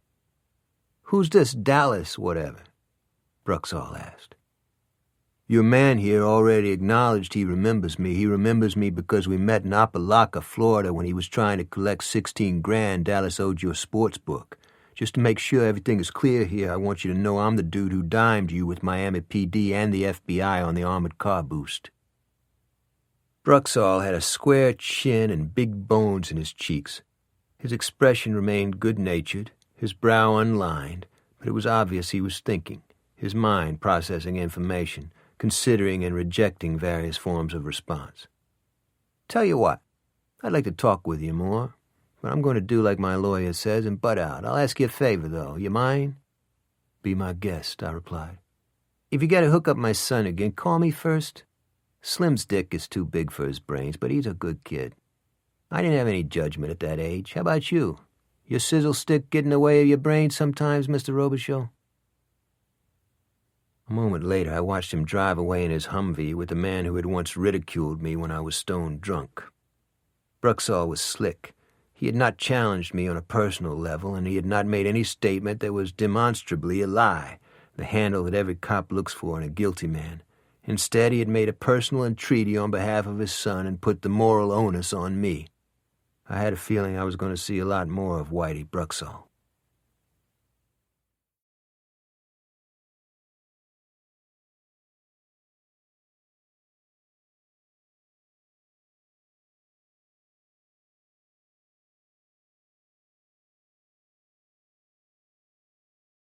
Back at the office, I ran his name through the National Crime Information Center. It was not helpful. Bruxall had been interviewed several times by the FBI and Miami PD in the aftermath of the armored car heist and the murder of Dallas Klein and the bank teller, but he had never been directly connected to either the robbery or the homicide. Of course, this was information I already had. He had been arrested in Flatbush for driving with an expired operator's license and fined once in the Crown Heights section of Brooklyn as a co-conspirator in the distribution of Irish sweepstakes tickets. His third arrest was in West Palm Beach, check this out, for littering. He had been sentenced to 6 consecutive Saturdays on a sanitation truck. If Bugsy Siegel had set the standard, Bruxall had fallen far short of the mark. But the hit I got on Lefty Thomas Leo Ragusa was another matter. He had done time both in Georgia and inside the flat top at Rayford Pen for assault with a deadly weapon, and had spent a year in the Broward County Stockade for criminal possession of a firearm, a charge that had been knocked down from attempted murder. It took me less than a half hour to find his old parole officer in Fort Lauderdale. Tommy Lee Ragusa, you bet I remember him, he said. He goes by Lefty now. That's right, he boxed in Rayford. You got a real bucket of shit on your hands, pal. Can you break that down? When it comes to Tommy Lee Ragusa, I'm not up to the task. I'll fax you a psychiatric evaluation from his file. Get this, that psych report came in before we had to cut him loose. It'll make you feel warm and fuzzy inside. The 2-page evaluation that came through the department's fax machine was a study in failure. Not simply societal and institutional failure, but the kind that reaches all the way back through the evolution of the species. After a long typed description of Lefty or Tommy Lee Ragusa's psychological and behavioral problems, all couched in Freudian terms, the psychiatrist made this handwritten addendum at the bottom. Medical science does not provide an adequate vocabulary to describe a man like this. He is probably the cruelest human being I have ever had the misfortune to meet. There is no element in his background, environmental or genetic, that would explain the dispassionate level of iniquity in this man and the level of pleasure he takes in injuring both people and animals. Frankly, I think this man is evil and should be separated from human society for the rest of his life. Unfortunately, that will probably not happen. This was the man now living in Acadiana, where parishioners still make the sign of the cross when they pass a Catholic church and cannot believe that an American president would lie to them. I went back to work on Bruxall and ran his name through Google. I found information there that told me far more about him and his present intentions than his criminal jacket did. His name had appeared in several articles published in the Lafayette Daily Advertiser, the Baton Rouge Advocate, and the Times-Picayune in New Orleans. Whitey Bruxall had become a major player in Louisiana's blossoming casino industry. Gambling, like prostitution and every other imaginable vice, has a long history in the state. In the 19th century, the gambling halls along Canal were perhaps the most notorious in the country, not only for their lucrativeness, but also for the number of knifings and shootings that took place inside them. The Confederate General P.G.T. Beauregard, who fired the first shot on Fort Sumter, made a fortune after the war as the head of the state lottery. Governor Huey P. Long literally gave Louisiana to Frank Costello, who in turn empowered a crime family in New Orleans to set up and control all organized vice throughout the southern half of the state. The gambling machines were made by a mob-owned company in Chicago, but the credit line that purchased them came from right here in New Iberia. During the mid-1950s, the most despised man in the state was an attorney general who tried to shut down the brothels and deep-six the slots out in the Gulf. The gambling joints and cat houses in St. Landry Parish were run by the sheriff. Every pool hall and blue-collar bar from Lake Charles to the Mississippi line contained football cards, punch boards, and pay-off pinball machines. Cops in uniform worked as card dealers and bartenders in nightclubs that deliberately served minors. I could go on, but what difference does it make? The illegal gambling industry of the past is nothing in comparison to its legalized descendant. A few years back, our governor, who supposedly was in debt millions of dollars to the Vegas syndicate, proved himself a great friend to casino gambling in Louisiana. Today, he and his son are serving time in a federal penitentiary, along with our last 3 state insurance commissioners. No matter. From Shreveport on the northwestern tip of the state to Lake Charles in the south, the casinos and racetracks soak up all the Texas trade they can get their hands on. New Orleans takes the trade from everywhere, including old people the casinos bus into town from retirement homes in Mississippi. The Indians on the res are happier than pigs rolling in slop. In fact, everyone is delighted with the new era of gaming in Louisiana, except, of course, the uneducated and the compulsive who lose their life savings, and the owners of bars and restaurants who have to shut down their businesses because they can't compete with the giveaway prices at the casinos. I went into Helen's office and told her about my encounter with Whitey Bruxall and his friend Lefty Ragusa at Victor's cafeteria. "Bruxall doesn't like the way we're handling things," she said.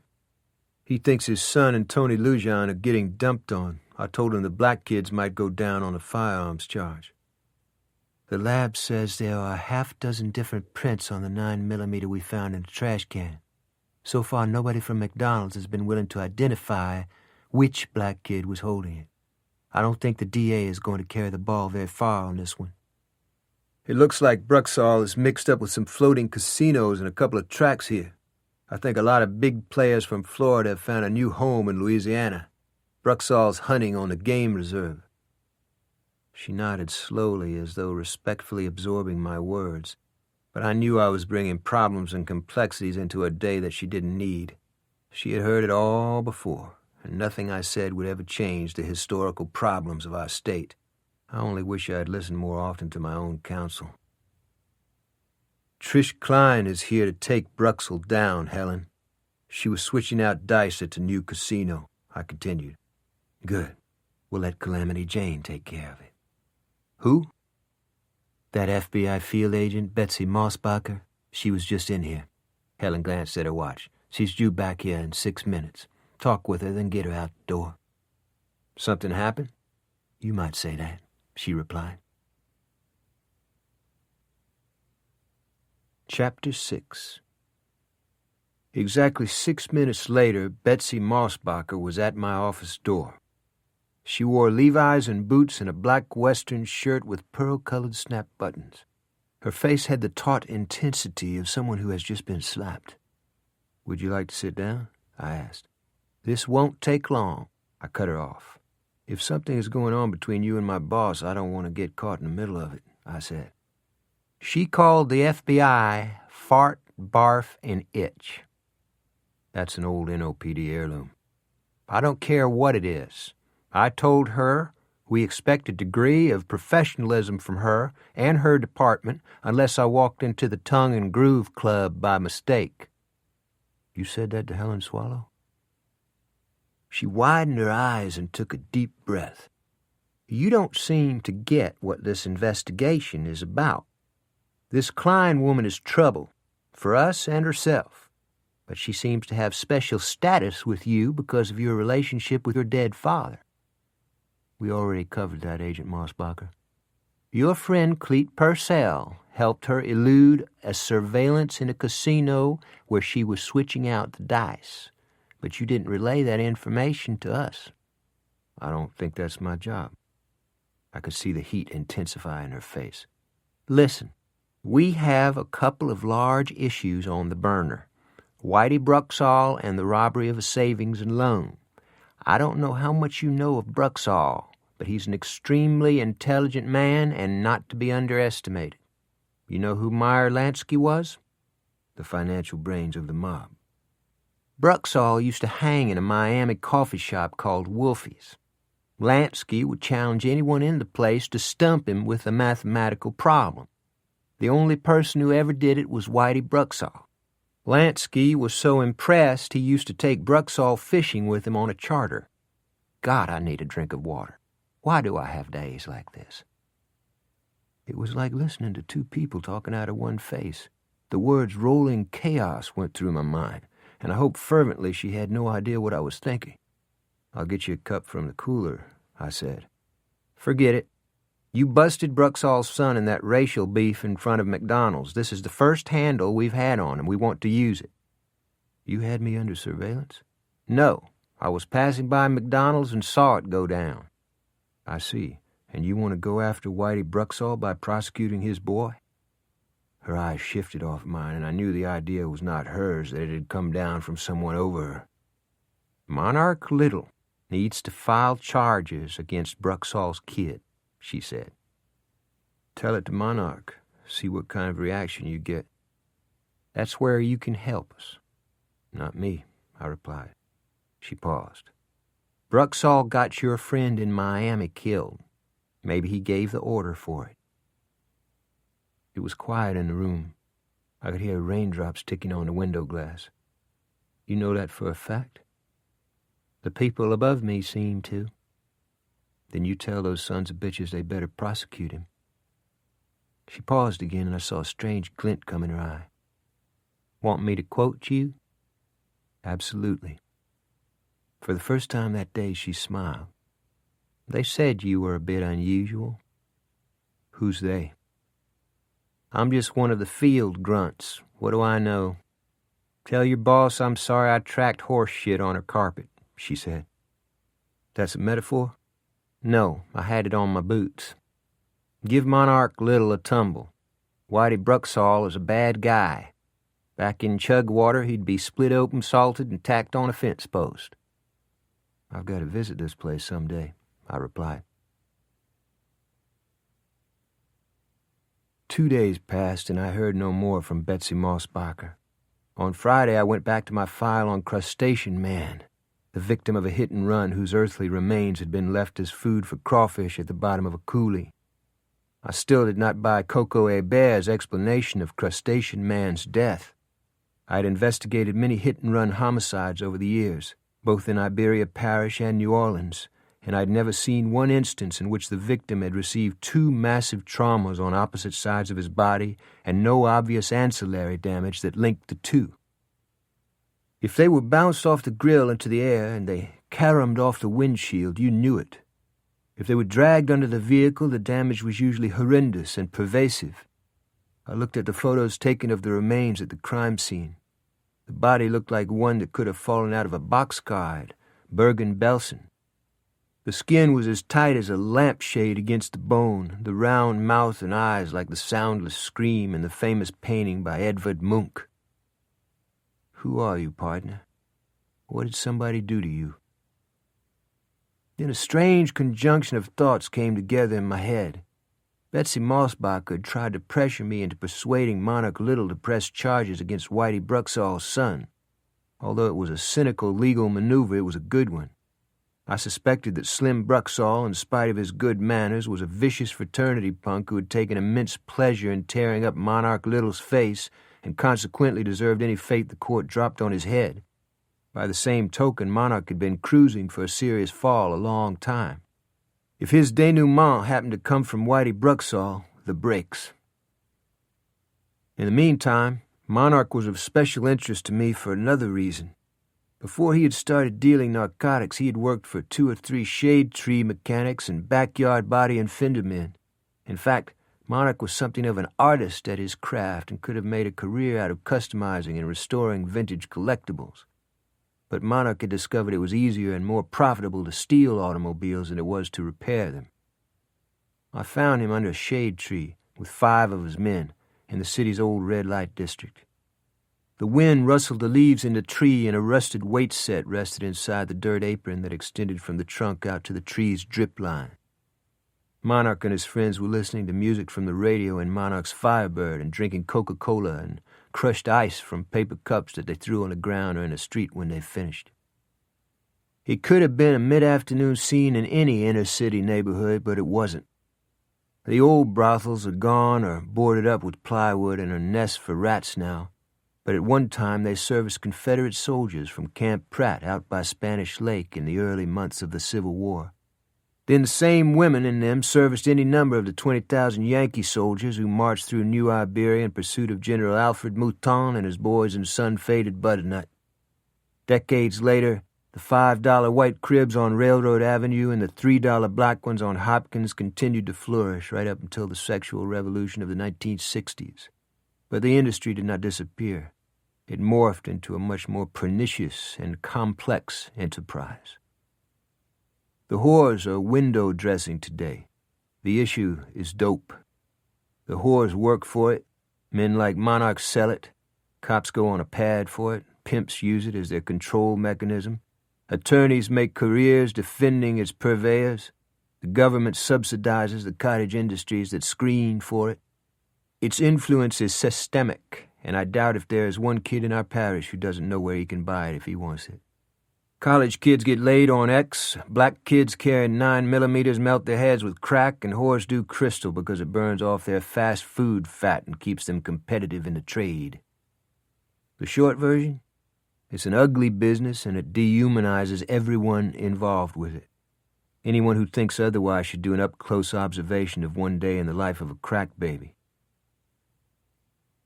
"What's the haps, Monarch?" I said. He was sitting in the passenger seat of his Firebird, his feet stretched out on the dirt beyond the curb. His mouth was pursed from the thickness of the stitches inside his gums. He drank out of his soda cup, tilting it gently to his mouth, letting the mixture of Coke and melting ice slide over his tongue. "No hapth, Mr. D," he said. "Just call me Dave. Call you Mr. D." "I need to talk with you in a confidential fashion, know what I mean?" I said. He seemed to think about my proposal, his gaze wandering to a small grocery on the corner, kids riding their bikes along a trash-strewn ditch, a tattered wisp of rope which used to support a tire swing swaying from an oak limb overhead. He nodded at one of his friends, and without saying a word, all 5 of them walked to the grocery store and went inside. Monarch got up from the car seat and positioned himself in front of the weight set under the tree. "Thith about them UL boys," he said. "You going to file on the Bruxall kid?" I said. "Who?" he replied. He bent over, hooking his palms under the weight bar, his stomach distended like an overflowing tub of bread dough. Then he lifted what I counted to be at least 140 pounds of steel plate. He curled the bar into his chest 10 times, his back straight, his knees locked, his upper arms tightening into croquet balls. He set the bar down on the ground and stepped back from it, breathing slowly through his nose. "Don't try to square your problem with the Bruxall kid on your own. His old man is a gangster, the real article, a Brooklyn wise guy who uses a hired psychopath to take care of his personal problems. What you sayin' is he with a hump for them Dagos in Miami. That's one way to put it. He bent over to pick up the weights again. I put my hand on his shoulder. It felt like concrete under his shirt. Forget the Mr. Universe routine for a minute. You want to take this kid down, I'll help you. In the meantime, you watch your back. Since when y'all thought of going out of your way to jam up rich white boys? Slim Bruxall is a special case. Yeah, he's special, all right. That's why the FBI been trying to plug my dick into a wall socket. They after his old man, ain't they? Maybe. What have they got on you? Some agents come by my house. They say they might be looking at me for 3 strikes and you out. How many adult convictions do you have? 2. But right now I'm a little warm on a deal wasn't my fault. My cousin hid his works at my house so his P.O. wouldn't catch him with him. I didn't know they was there. The DEA narc busted my cousin and my cousin give me up. His syringe and spoon and a half-ounce of tar was under my lavatory. So they say I either flip or I go down for the whole ride. That's life without no parole, Mr. D. He hefted up the weight bar and curled it toward his sternum, releasing it slowly so that the tension built unmercifully in his forearms, his face impassive to the pain burning in his tendons. He put on a good show, but he was caught and he knew it. The feds would probably squeeze him until blood was coming out of his fingernails. I wondered how stand-up Monarch really was. Enough to do mainline time? If the FBI flipped him, they wouldn't use him just on the Bruxall case either. He would become a permanent rat at the beck and call of the Bureau whenever they wanted him. Monarch had made his own choices. I couldn't feel sorry for him. He wasn't an addict. He was a dealer. He robbed his customers of their souls and profited off the misery of his own people. But he was not without certain qualities, and he didn't ask for the kind of world he had been born into. He did 10 curls and dropped the weights in the dirt. I tapped his upper arm with my fist. You take steroids? I asked. You ever see steroid freaks take a shower at the health club? Come to think of it, no, I replied. That's 'cause they don't take showers at the health club. That's 'cause their package usually looks like smoked oysters. 9 months to a year ago, somebody did a hit and run on a guy out in the parish. I wondered if you heard of anyone needing body or fender work about that time, somebody who didn't want to go to a regular shop. I could ask around. They're going to buy me some juice with the 3 strikes and you out situation. Probably not. Then don't hold your breath. I looked at him for a long time. You're an intelligent man. You could be anything you want to be, I said. So? Why don't you wise up and stop taking it on your knees from white people, I said. Say that again. The people you work for live in mansions in Miami and the islands. While you pimp and deal product on street corners for chump change, they're depositing millions in offshore accounts. You take the weight and stack the time for white guys who wouldn't wipe their ass with you. Ain't nobody talks to me like that. Nobody, Mr. D. Somebody better, because you're about to become a professional snitch or a bar of shower soap in Marion Pen. We're talking about jailing with the Aryan Brotherhood, Monarch. In Marion, they eat gangbangers for bedtime snacks. Even in the deep shade of the oak tree, I thought I saw his pulse beating in his throat. That night I dreamed of horses galloping in a large, dusty pen, without sound, their muscles rippling like oily rope. In the distance were meadows and softly rounded green hills and a fast-running stream that was bordered by cottonwood trees. In the herd were buckskins, palominos, piebalds, Appaloosas, Arabian creams, duns, bays, sorrels, and strawberry roans, their mouths strung with saliva, their collective breath like the pounding of Indian war drums. The sky was forked with lightning, the air pungent with the promise of rain. But there was no water inside the pen, only heat and clouds of dust and powdered manure. Then a red mare lifted out of the herd on extended wings, her rear hooves kicking open the pen gate as she rose into the sky. Suddenly, in the dream, I heard the sound of the other horses thundering toward the stream in the shade of the cottonwoods. In the morning, I could not get the dream out of my head. It was Saturday, and Molly, Cleet, and I had planned to go fishing at Henderson's swamp that afternoon. But I told Molly I had to run an errand first, and I went to the office and pulled out my file on Yvonne Darbon. One of the crime scene photos had been taken at an angle to her body, so even though she lay on her side in the position of a question mark, the lens was pointed directly at her face and chest.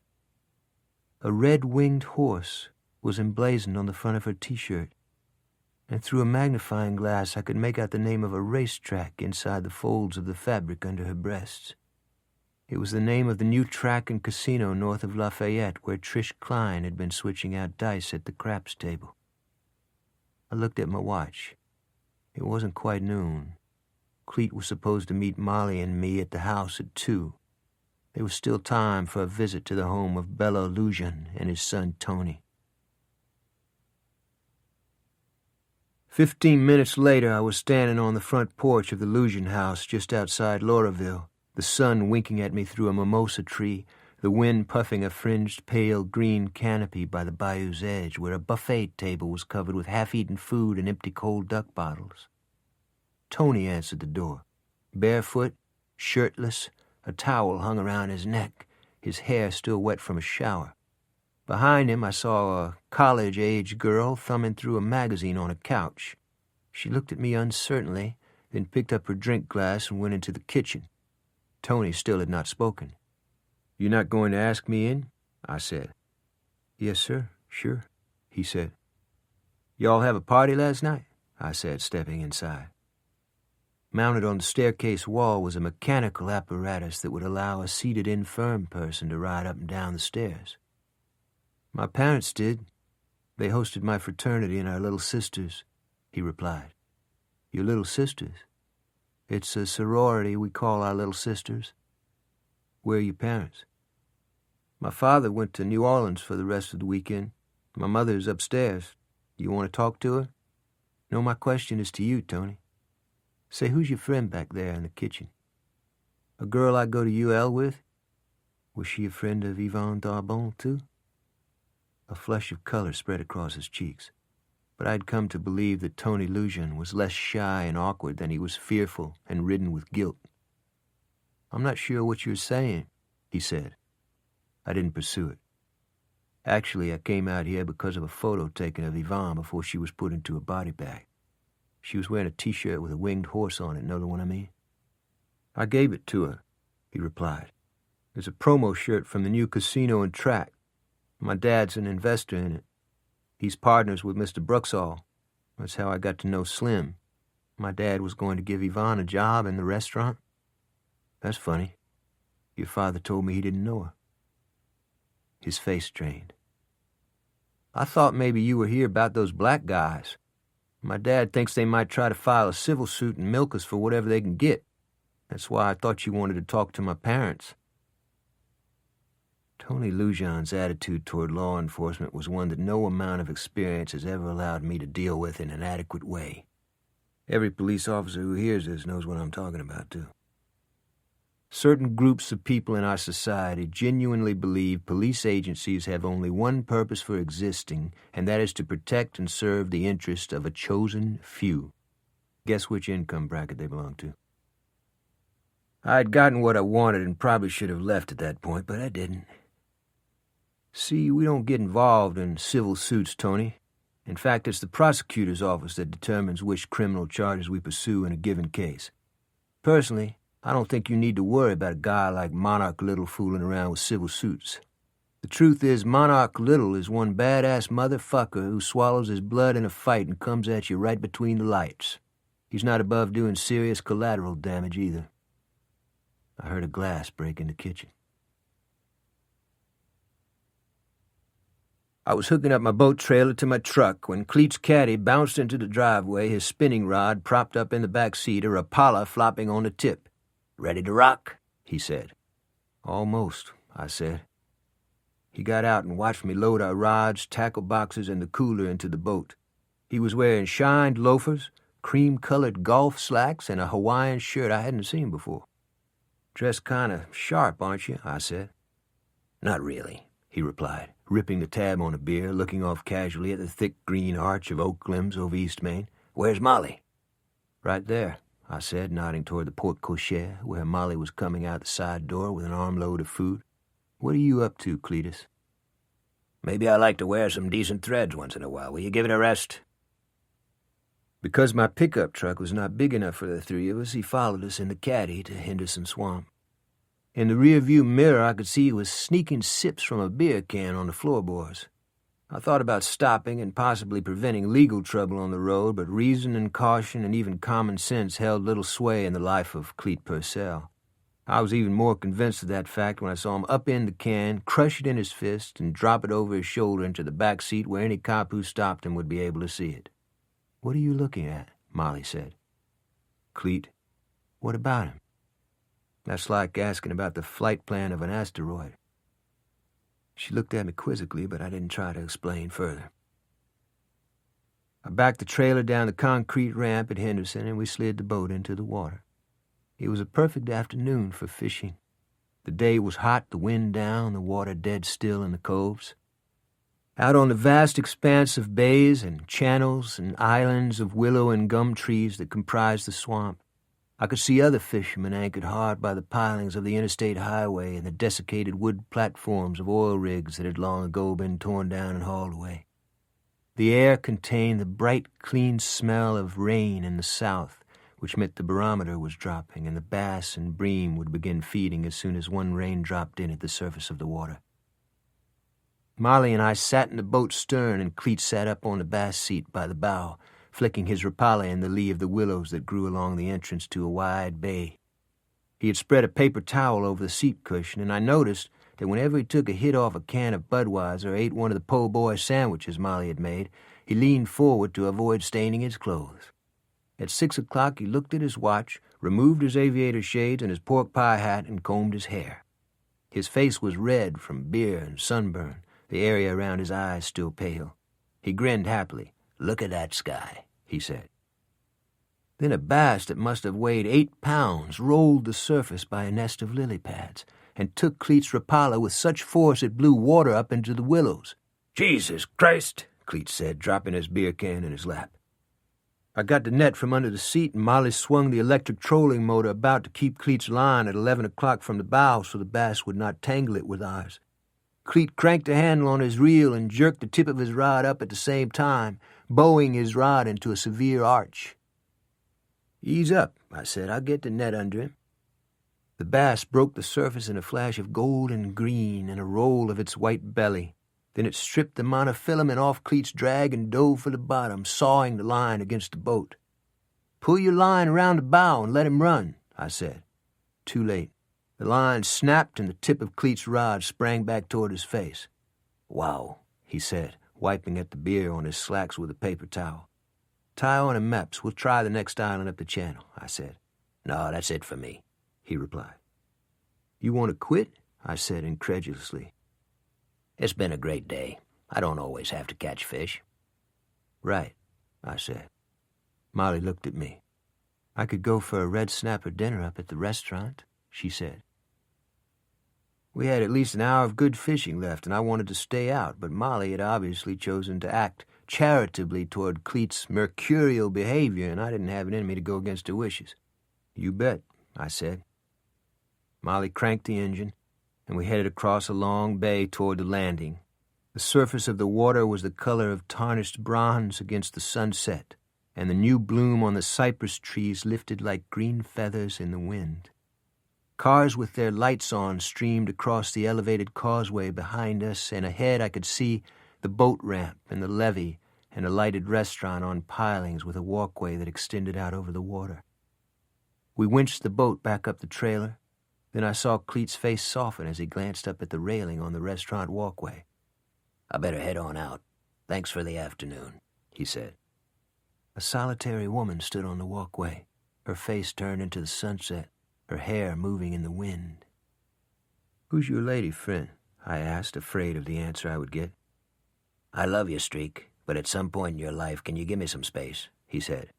Then I saw the woman's profile against the sky. "Just keep it in your pants," I said. He lifted his tackle box out of the boat and said goodbye to Molly, but not to me. He walked toward the restaurant, his big hand gripped tightly on the disconnected sections of his rod, the back of his neck thick and glowing with heat. "I can't believe you said that," Molly said. "He's used to it," I replied. A few minutes later, as Molly and I walked up to the restaurant for a meal, Cleet and the woman drove past us on the rocks to the levee, the moon rising above his pink convertible. The woman's face was young and radiant and lovely in the glow from the dashboard. She lifted a highball glass to her mouth, never looking in my direction. "May the angels fly with you, Cletus," I said to myself.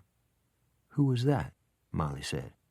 "A grifter by the name of Trish Klein, the kind of gal who knows how to break Cleet's heart." Chapter 7.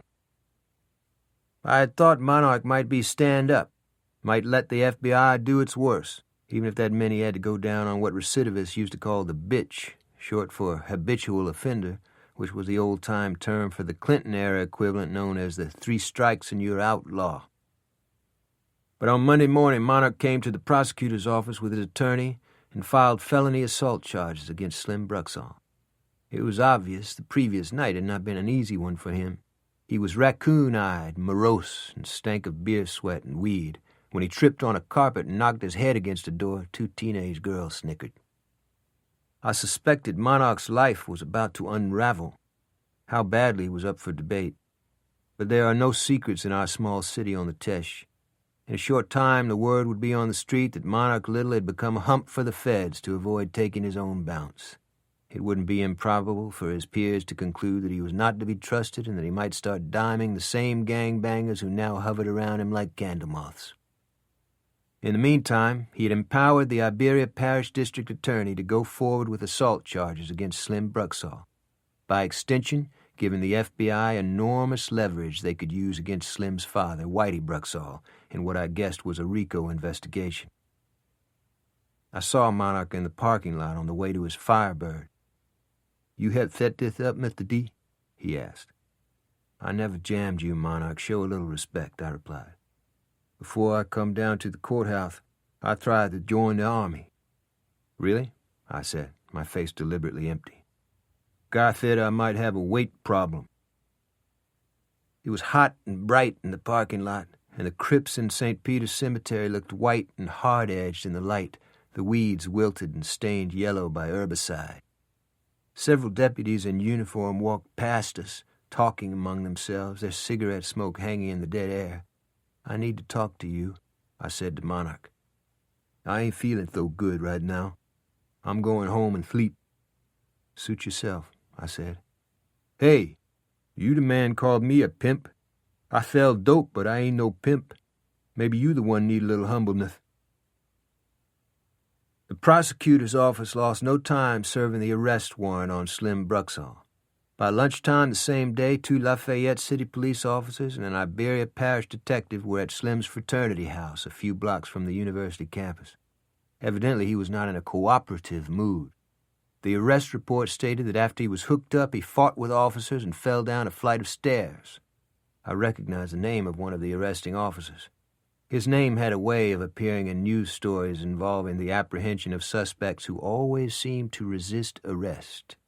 The newspaper prose describing this type of event is usually written in the passive voice, which means the journalist copied it from the arrest report and used no other source. The telltale line to look for in this kind of print story is, "The suspect was subdued." Slim Bruxall got subdued and probably had it coming. I also suspected that if Slim stayed in custody, his cookie bag would get stepped on extra hard again. But I wasn't a player in Slim Bruxall's fate, and I tried to concentrate on the ebb and flow of petty concerns that constituted most of my ordinary business day.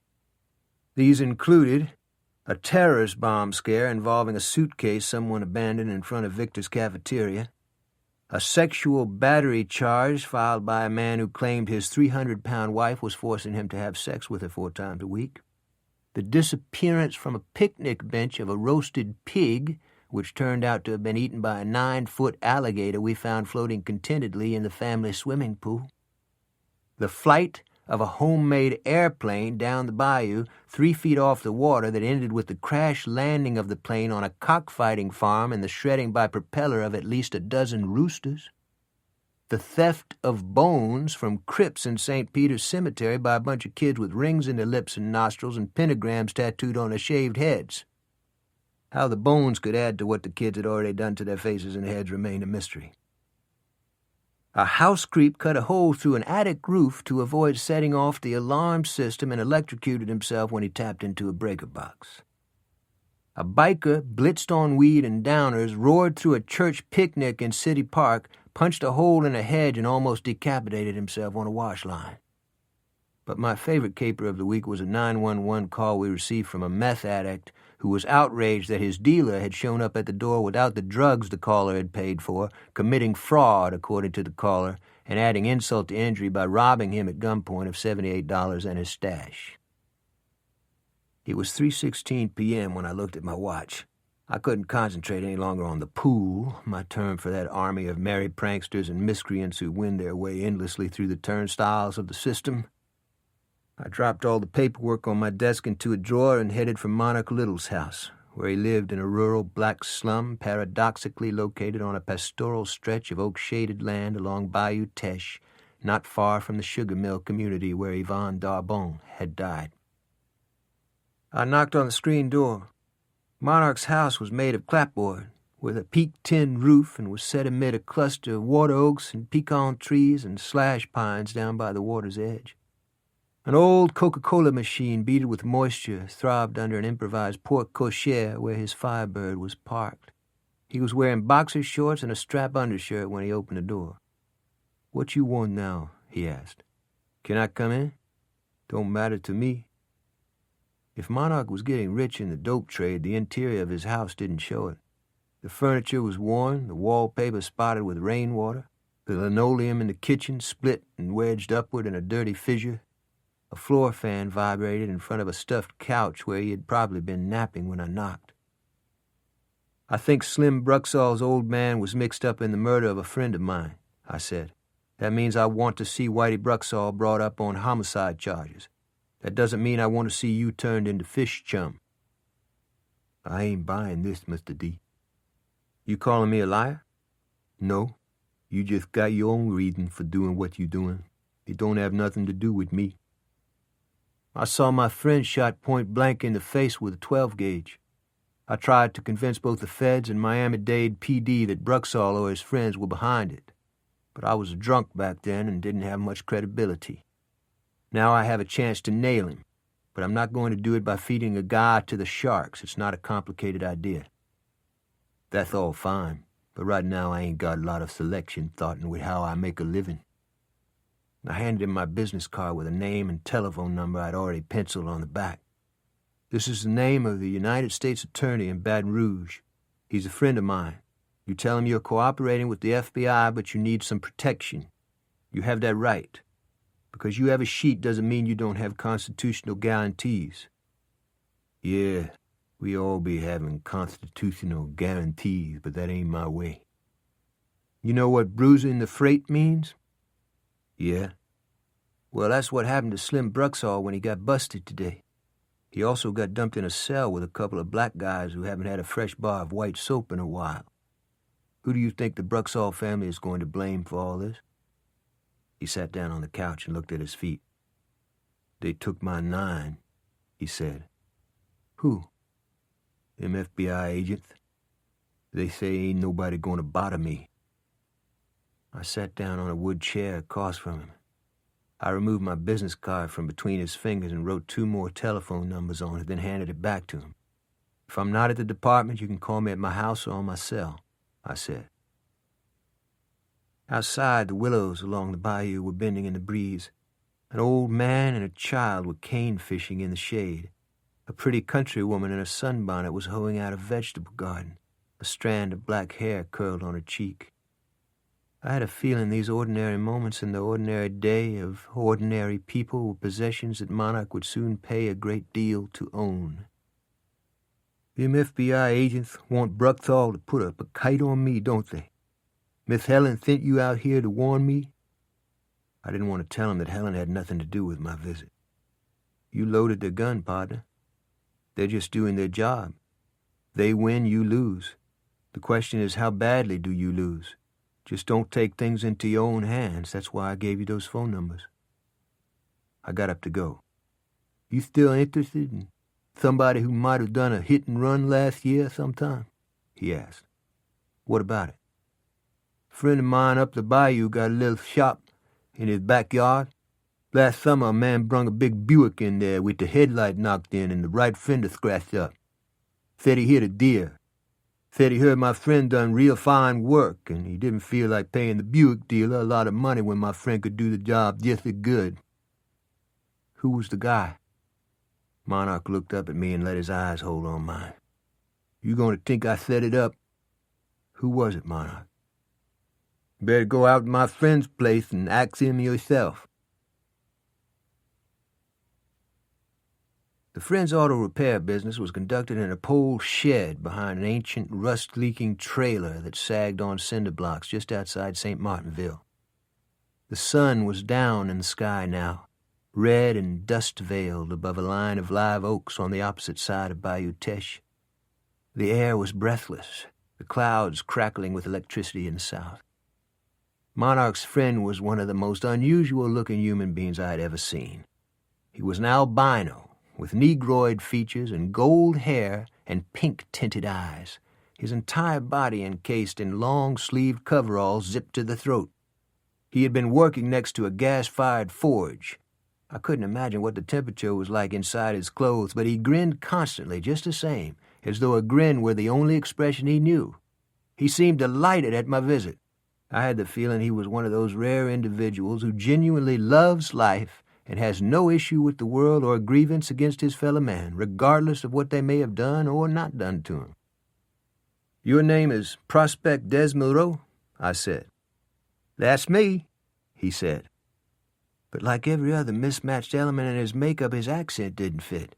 It was genuine Peckerwood, a yeoman dialect that runs through the pine forests and plains from West Virginia into West Texas, one that probably goes back to the early days of the Republic. Help you with something? Monarch Little said a man brought you a Buick last summer that had been damaged from a collision with a deer. He sure did. I fixed it good as new, too. Did this man act hinky to you? No, sir.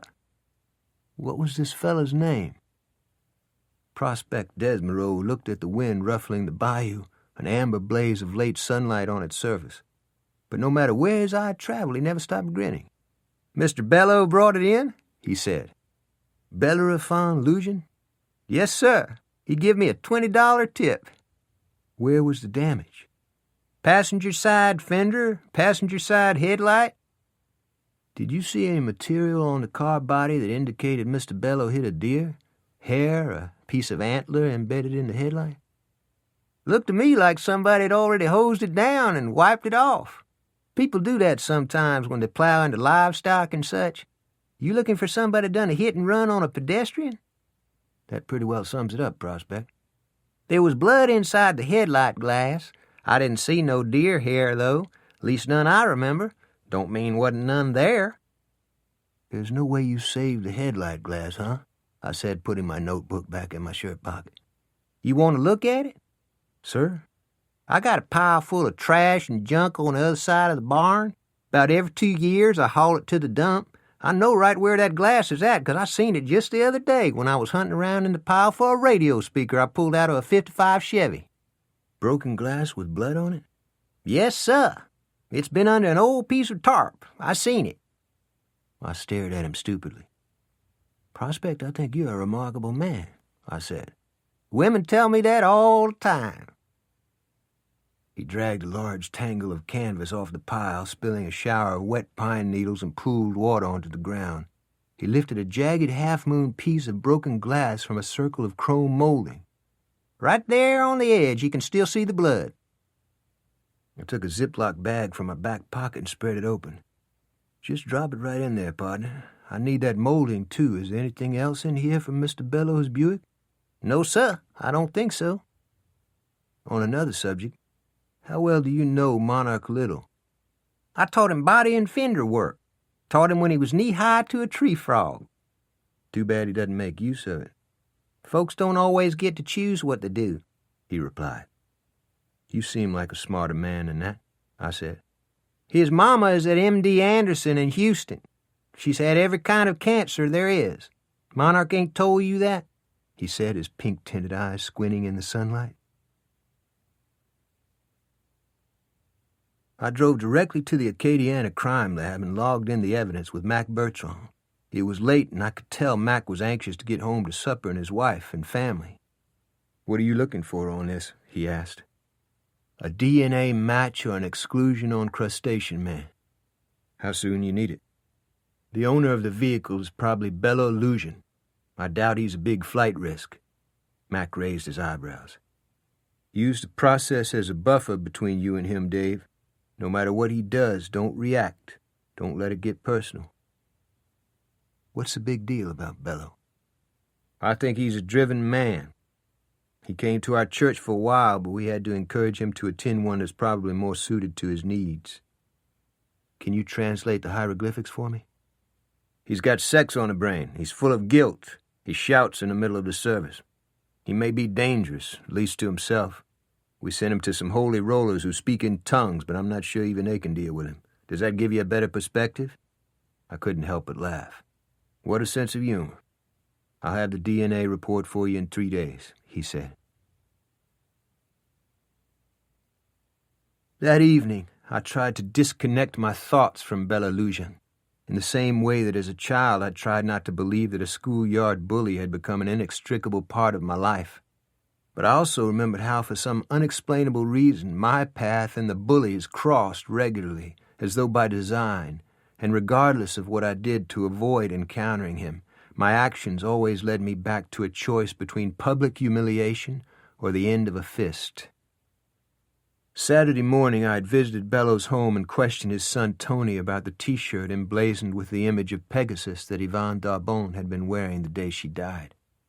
Inadvertently, Tony Lujan had told me his father was an investor in the track and casino advertised on the shirt, and that he had planned to give her a job in the casino restaurant. This was after Bello had denied knowing anyone by the name of Yvonne Darbon. I had managed to expose the school bully as a liar. I should have known he would come calling as soon as he returned from his weekend visit to New Orleans. "There's a man standing in the front yard," Molly said. I looked out the window.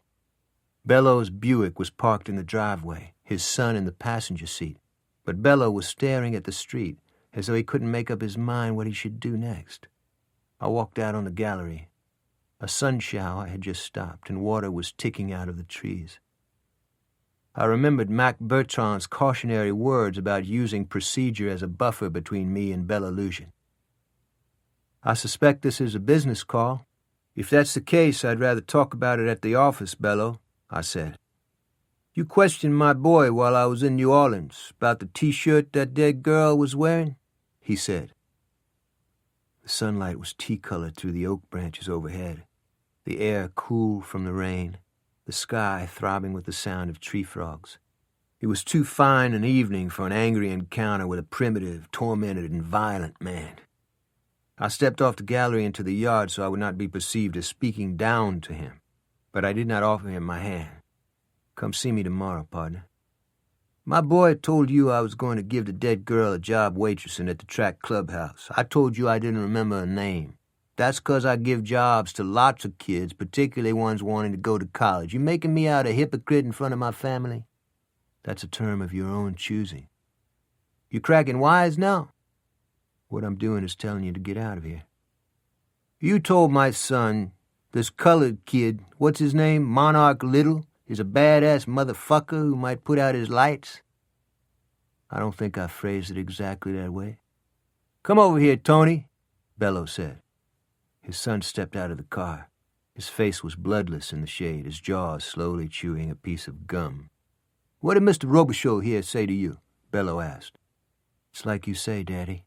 He said that colored boy was going to cool you out?" "Not in those words," Tony said.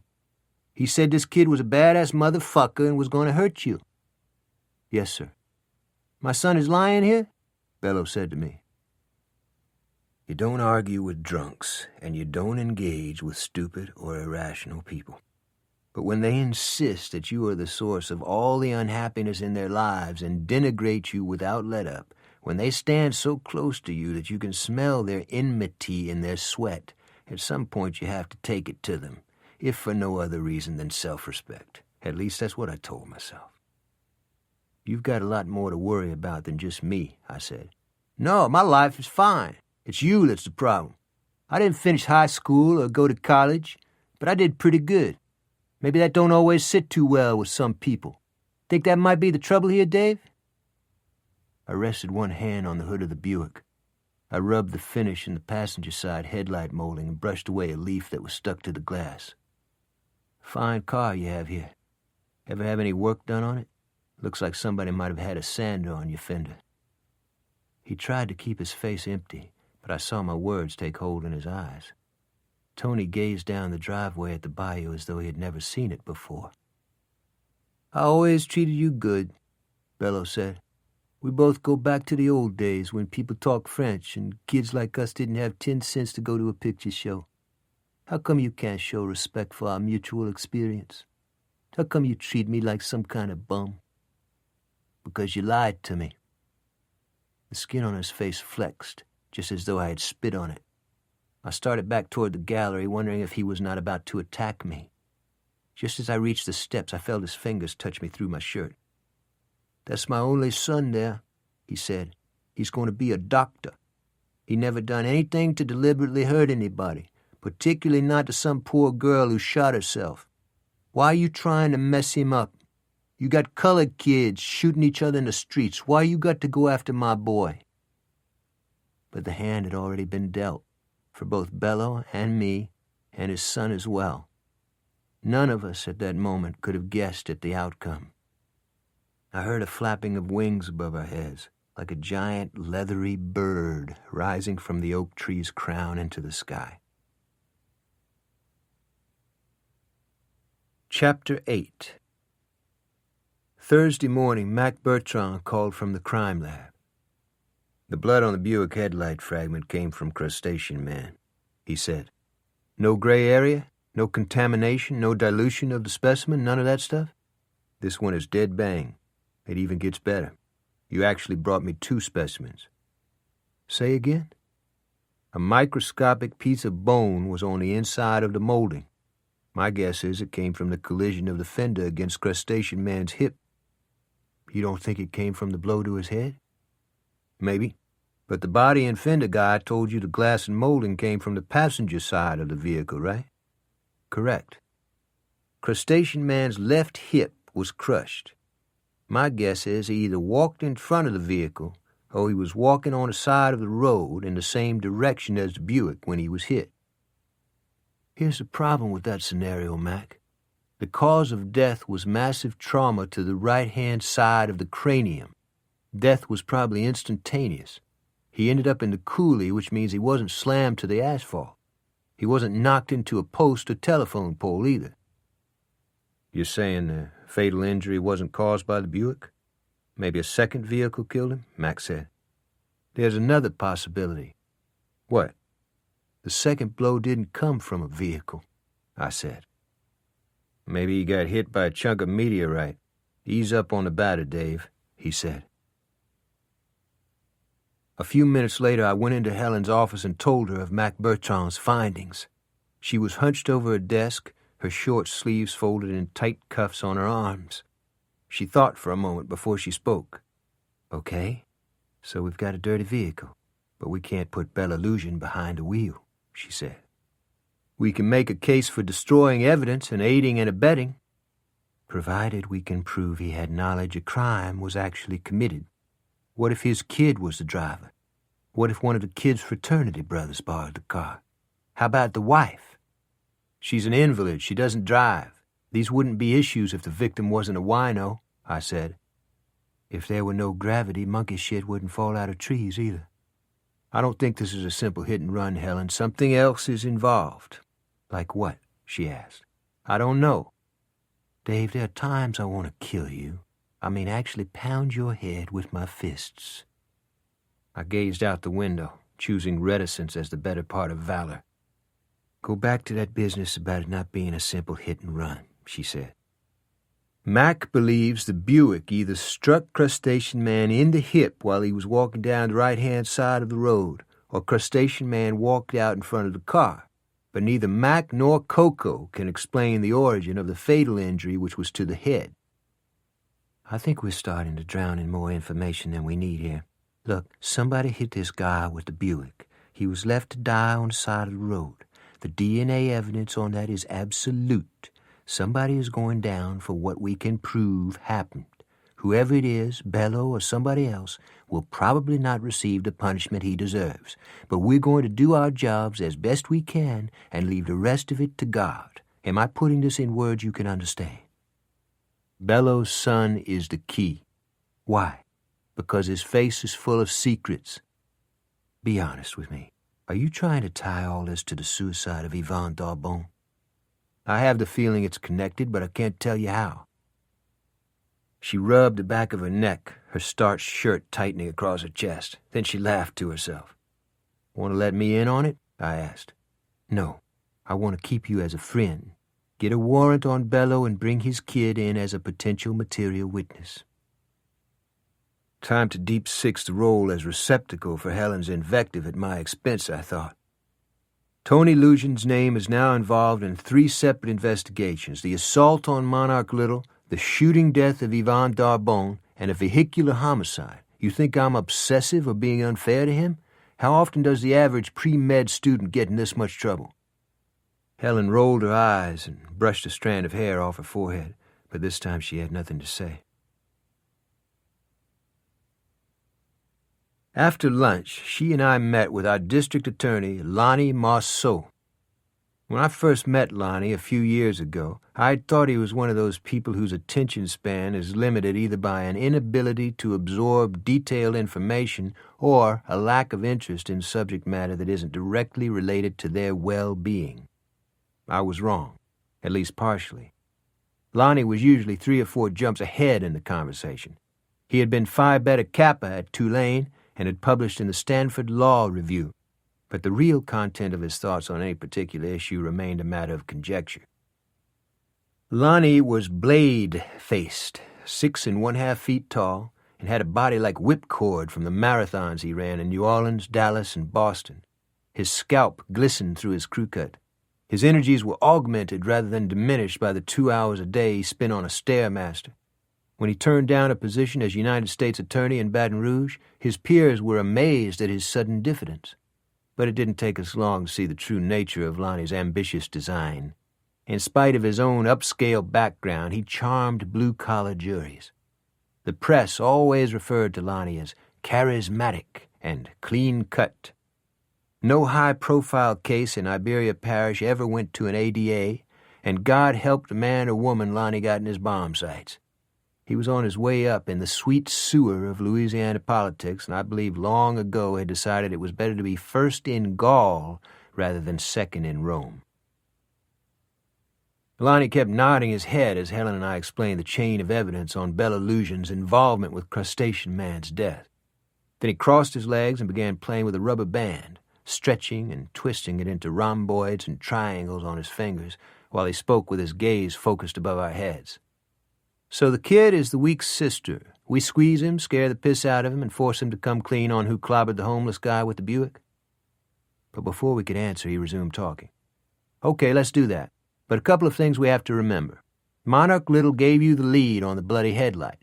Bello's defense attorney is going to point out to a jury that Monarch has a vested interest in screwing the Lujan family. How could Monarch plant DNA on the Lujan's Buick, I said. Nobody ever lost money underestimating the intelligence of the American public. Know who said that? No, but please tell us, Helen said. Lonnie gave her a look. That great American sociologist P.T. Barnum. You said there were a couple of items we need to remember, I said. When it comes to Bella Lujan, we're not the first in line. The FBI already has this guy under investigation. You've met Special Agent Betsy Mossbacher? Lonnie said. How could I forget? How many federal agents track horse shit on your carpet? Helen said. Lonnie gave her another look, then began playing with his rubber band again. I had the feeling Helen was one of the few people who could stick thumbtacks deep into Lonnie's scalp. They're after Bello and Whitey Bruxall, he said. However, my guess is they have some conflicts among themselves about the real goal of their investigation. The Mossbacker woman seems more intent on bringing down this televangelist Colin Aldridge. You ever meet him? I had. Colin Aldridge was a homegrown product who had returned to New Orleans a national celebrity.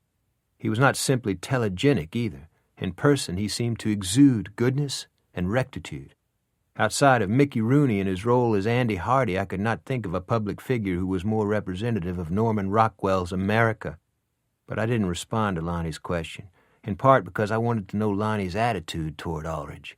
More candidly, I didn't trust Lonnie. His prosecutorial eye seemed to be selective, and he chose his enemies with discretion. Aldridge has probably been fronting points for the Indian casinos in the central portion of the state at the expense of those on the Texas state line, he said. A lot of people around here have no objection to a guy like Aldridge helping the local economy. A lot of these same people get their paychecks from Bella Illusion and, by extension, Whitey Bruxall, which means a lot of people around here might not like the idea of Crustacean Man messing up the cash flow. You with me? You want to back off on a warrant for right now? Helen said. Helen, why not listen a little more attentively to what's being said? My point is, the feds are already investigating crimes committed in our backyard. So how does that make us look? Like bumbling hicks. So the question presents itself. How do we take the initiative away from the FBI and act like the elected servants we're supposed to be? The answer is we drop the hammer on our own miscreants, and while we're at it, see if we can't show this televangelical asshole that just because you were born in Louisiana, you don't get to wipe your feet on Iberia Parish. Is this starting to gel for you, Helen? It was so quiet I could hear the air conditioning in the vents. We'll have Bello and his son in custody by close of business, I said. Good, Lonnie said, rocking back in his chair, raising one finger in the air. One other thing. I want daily updates on every aspect of this investigation. Any memoranda or eyes only. All conversations regarding the investigation stay within our immediate circle. Any sharing of information with federal authorities will be performed by this office and this office only. Are we all on the same page here? I'll notify you as soon as we bring Bello and Tony Lujan in, I said. I had slipped his punch, but he didn't seem to take note of it. Helen, he said. Her face was thoughtful, even placid before she spoke. No, I can't think of a thing to say, Lonnie. Nothing at all. But if I do, I'll give you a buzz.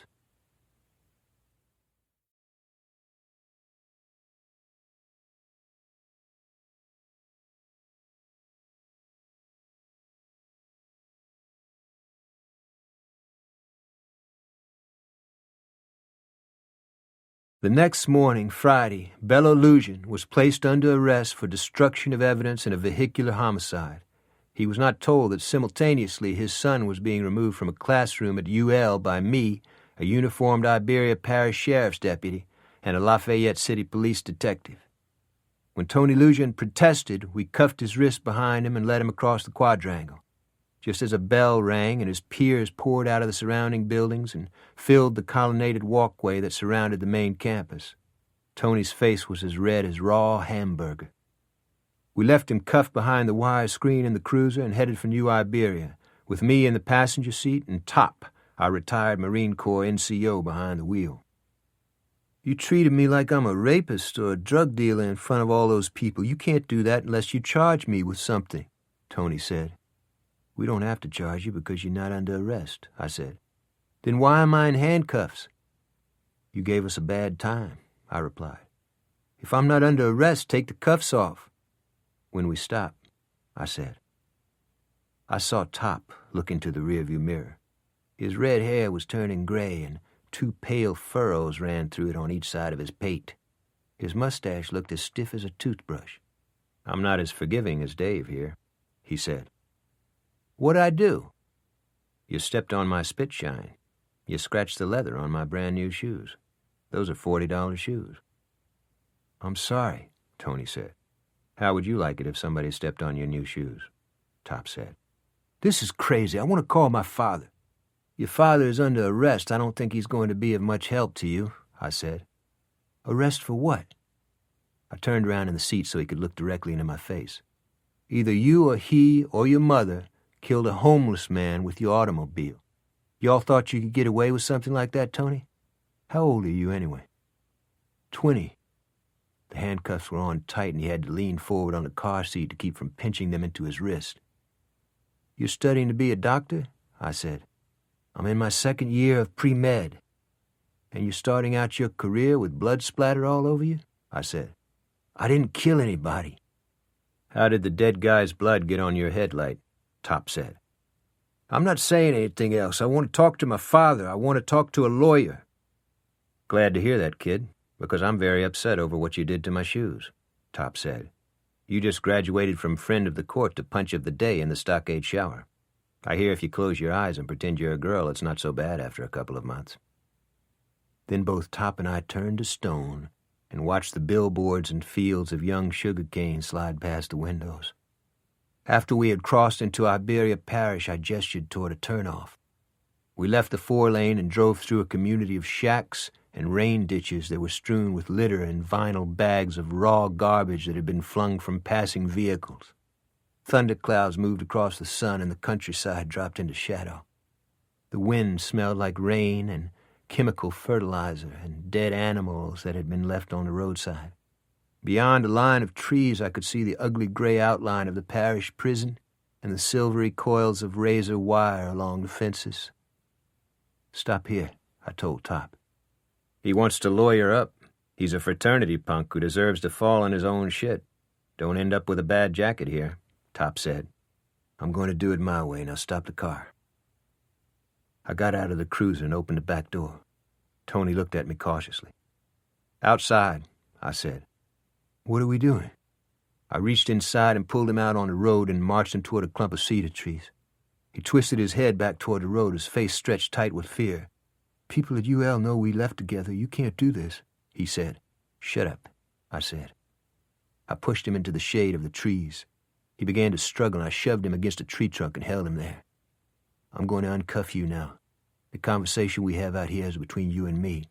You're being treated like an intelligent man. Try to act like one. I unlocked the cuffs, pulled him free of his wrists, and turned him around. His face was gray, his breath rife with funk. Your old man didn't kill the homeless man, did he? No, sir. Did your mother? She has bad night vision. She doesn't even have a license you can check. So that leaves you. He was shaking his head even before I finished the sentence.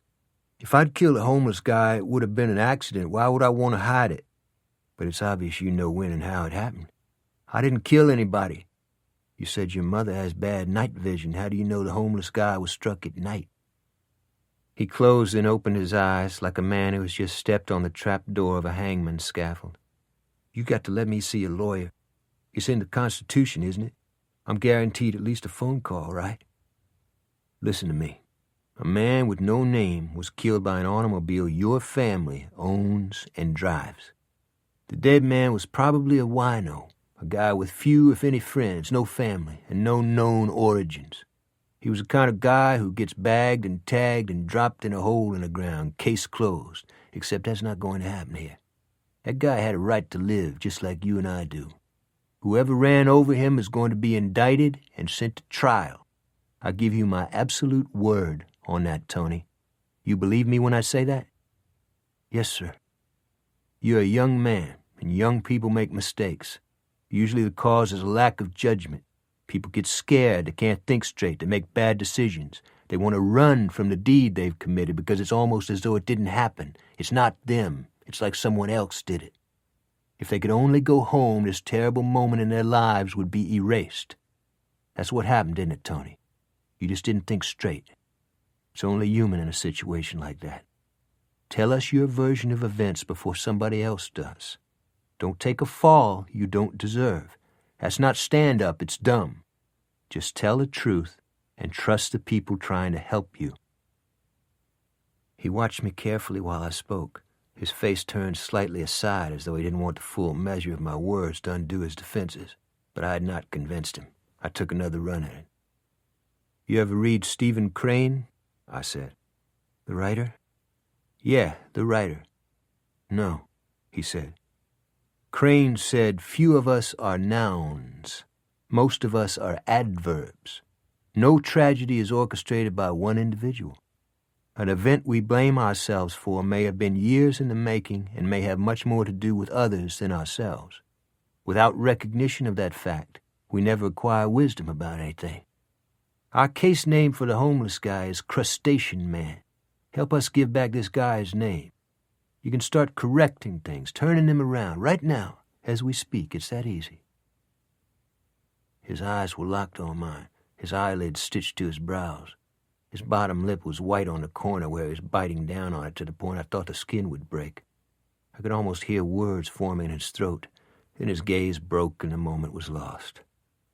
"I want to talk to my father. What have you done with him?" he said. "Your old man can take care of himself," I replied. "He might actually go to prison?" "It's a good possibility." He started to cry. It was the first time I'd seen Tony Lucian show any concern for anyone but himself. I took out a clean, folded handkerchief and handed it to him. "We're done here. I'm not going to question you anymore. Other people will talk to you later," I said. He cleared his throat and spit. He looked at the clouds scudding across the sky and the gray outline of the parish stockade. "I need to confess something," he said. I waited for him to speak, but he didn't. "What is it?" I said. "I'm holding." "You're dealing?" "No," he said. He unbuttoned his shirt pocket and removed a small plastic bag rolled around 3 joints. "I smoke 1 or 2 a day, that's all. I know if I'm arrested at the jail, I'll be searched and then charged for holding." I took the bag from him, shook the joints out, and ground them under my heel. "So you're not holding now," I said, and stuffed the bag back in his pocket. I started walking toward the cruiser with Tony perhaps 10 feet behind me. I heard him quicken his step to catch up with me. "That was a pretty decent thing to do, Mr. Robichaux," he said. "Don't deceive yourself, kid. What I told you back there in the trees wasn't a ruse. You had your chance and you blew it.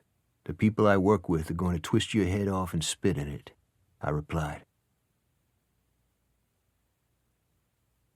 I had not seen Clete Purcell since Saturday evening when he had driven away from the boat landing at Henderson Swamp with Trish Klein, his face and hers glowing like those of youthful lovers in the sunset. I left 3 messages on his cell phone and also went by his office only to find it closed. Friday I went by his office again, and this time his part-time secretary, Hulga Volkman, was behind the desk.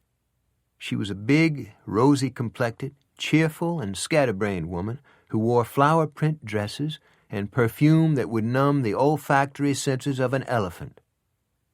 "He went to New Orleans for a day or so, then called from Cancun. He'll be back tonight," she said. "Clete's in Mexico?" I said. "Or was it Bimini?" she said.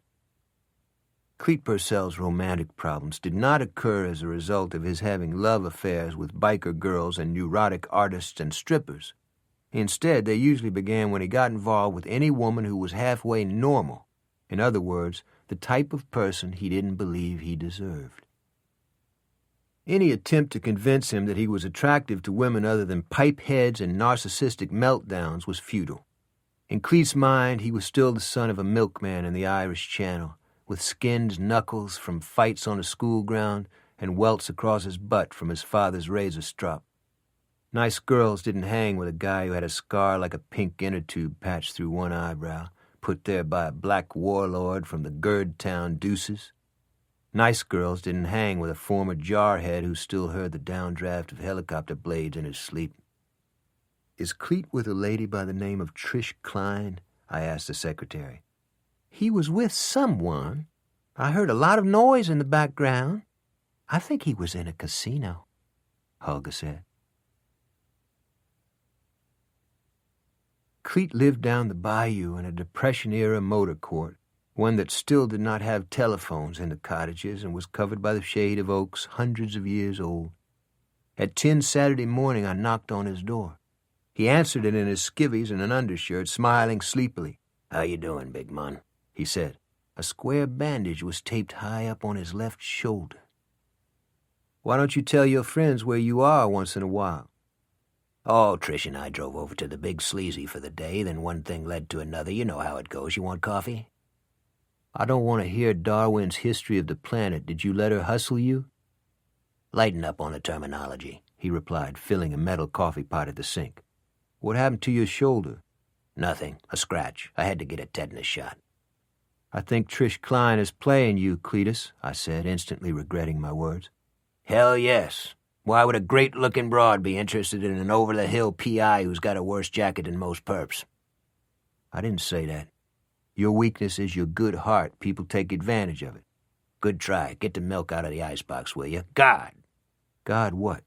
I woke up feeling great. I haven't had any booze in 2 days. Trish and I are going to a street dance in Lafayette tonight, and you come in here and walk around on my libido with golf shoes. Plus you insult Trish. I worry about you. You were gone 4 days without telling me where you were. He tossed a loaf of bread into my hands. Make some toast. What happened in New Orleans? Ever hear of a guy named Lefty Ragusa? He's a psychopath who works for a bookie and general shithead by the name of Whitey Bruxall. I had to straighten him out. It wasn't a major event. You don't figure him for a listener, huh? What have you done, Cleet? Then he told me the beginnings of his romantic involvement with the girl whose nickname he had taken from Venus in Blue Jeans, a song by Jimmy Clanton. Chapter 9. Last Sunday morning, he and Trish Klein had headed down the 4-lane toward New Orleans, the top down, the cane blowing in the fields on each side of them. Then they skirted a sun shower at Morgan City and turned into a convenience store to put up the top. It was still early, and there were few vehicles on the highway. A Ford Explorer that had been a quarter-mile behind Cleet went past the convenience store, a blond man at the wheel. Then the road was empty again, the wind balmy and flecked with rain. I love it here. You can almost smell the Gulf. That's the only thing I miss about Miami, the smell of the ocean in the morning, Trish said. You live by the water? Cleet said. She had taken a bandana off her head and was shaking out her hair. Cleet couldn't keep his eyes off her, nor could he read her or her intentions, or judge whether or not he had any chance with her. All he knew was she had the most beautiful blue eyes and heart-shaped face he had ever seen. We had a house in Coconut Grove. My grandmother kept a sailboat. We used to sail down into the Keys when the kingfish were running, she said. That must have been great, he said, his gaze wandering over her eyes and mouth, her words not really registering. You want to go now? She asked. Pardon? It's starting to rain. Right, he said. They drove back onto the 4-lane and crossed the bridge over the wide sweep of the Atchafalaya River. From the bridge's apex, Morgan City looked like a Caribbean port, with its palm-dotted streets, red-tiled roofs, biscuit-colored stucco buildings, and shotgun houses fronted by ceiling-high windows and ventilated green shutters. As Cleet descended the bridge, he glanced into the rearview mirror and saw the Ford Explorer again. The blond man was hunched over the wheel, wearing shades, cutting in and out of the passing lane. Then he dropped behind a semi and disappeared from view. Cleet and Trish crossed another bridge at Des Allemands and ate deep-fried soft-shell crabs in a restaurant by a waterway where the banks were still thickly wooded and undeveloped and houseboats were moored under the overhang of the trees.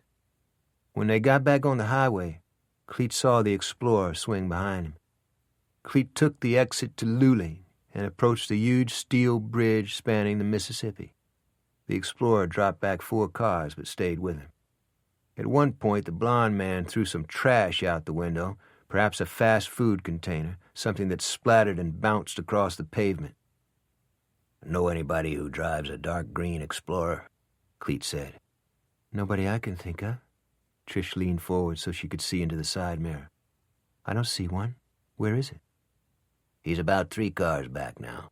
A blond guy with shades on throwing garbage on the road. No, that doesn't sound like anybody I know. He's following us? He's probably just a jerk.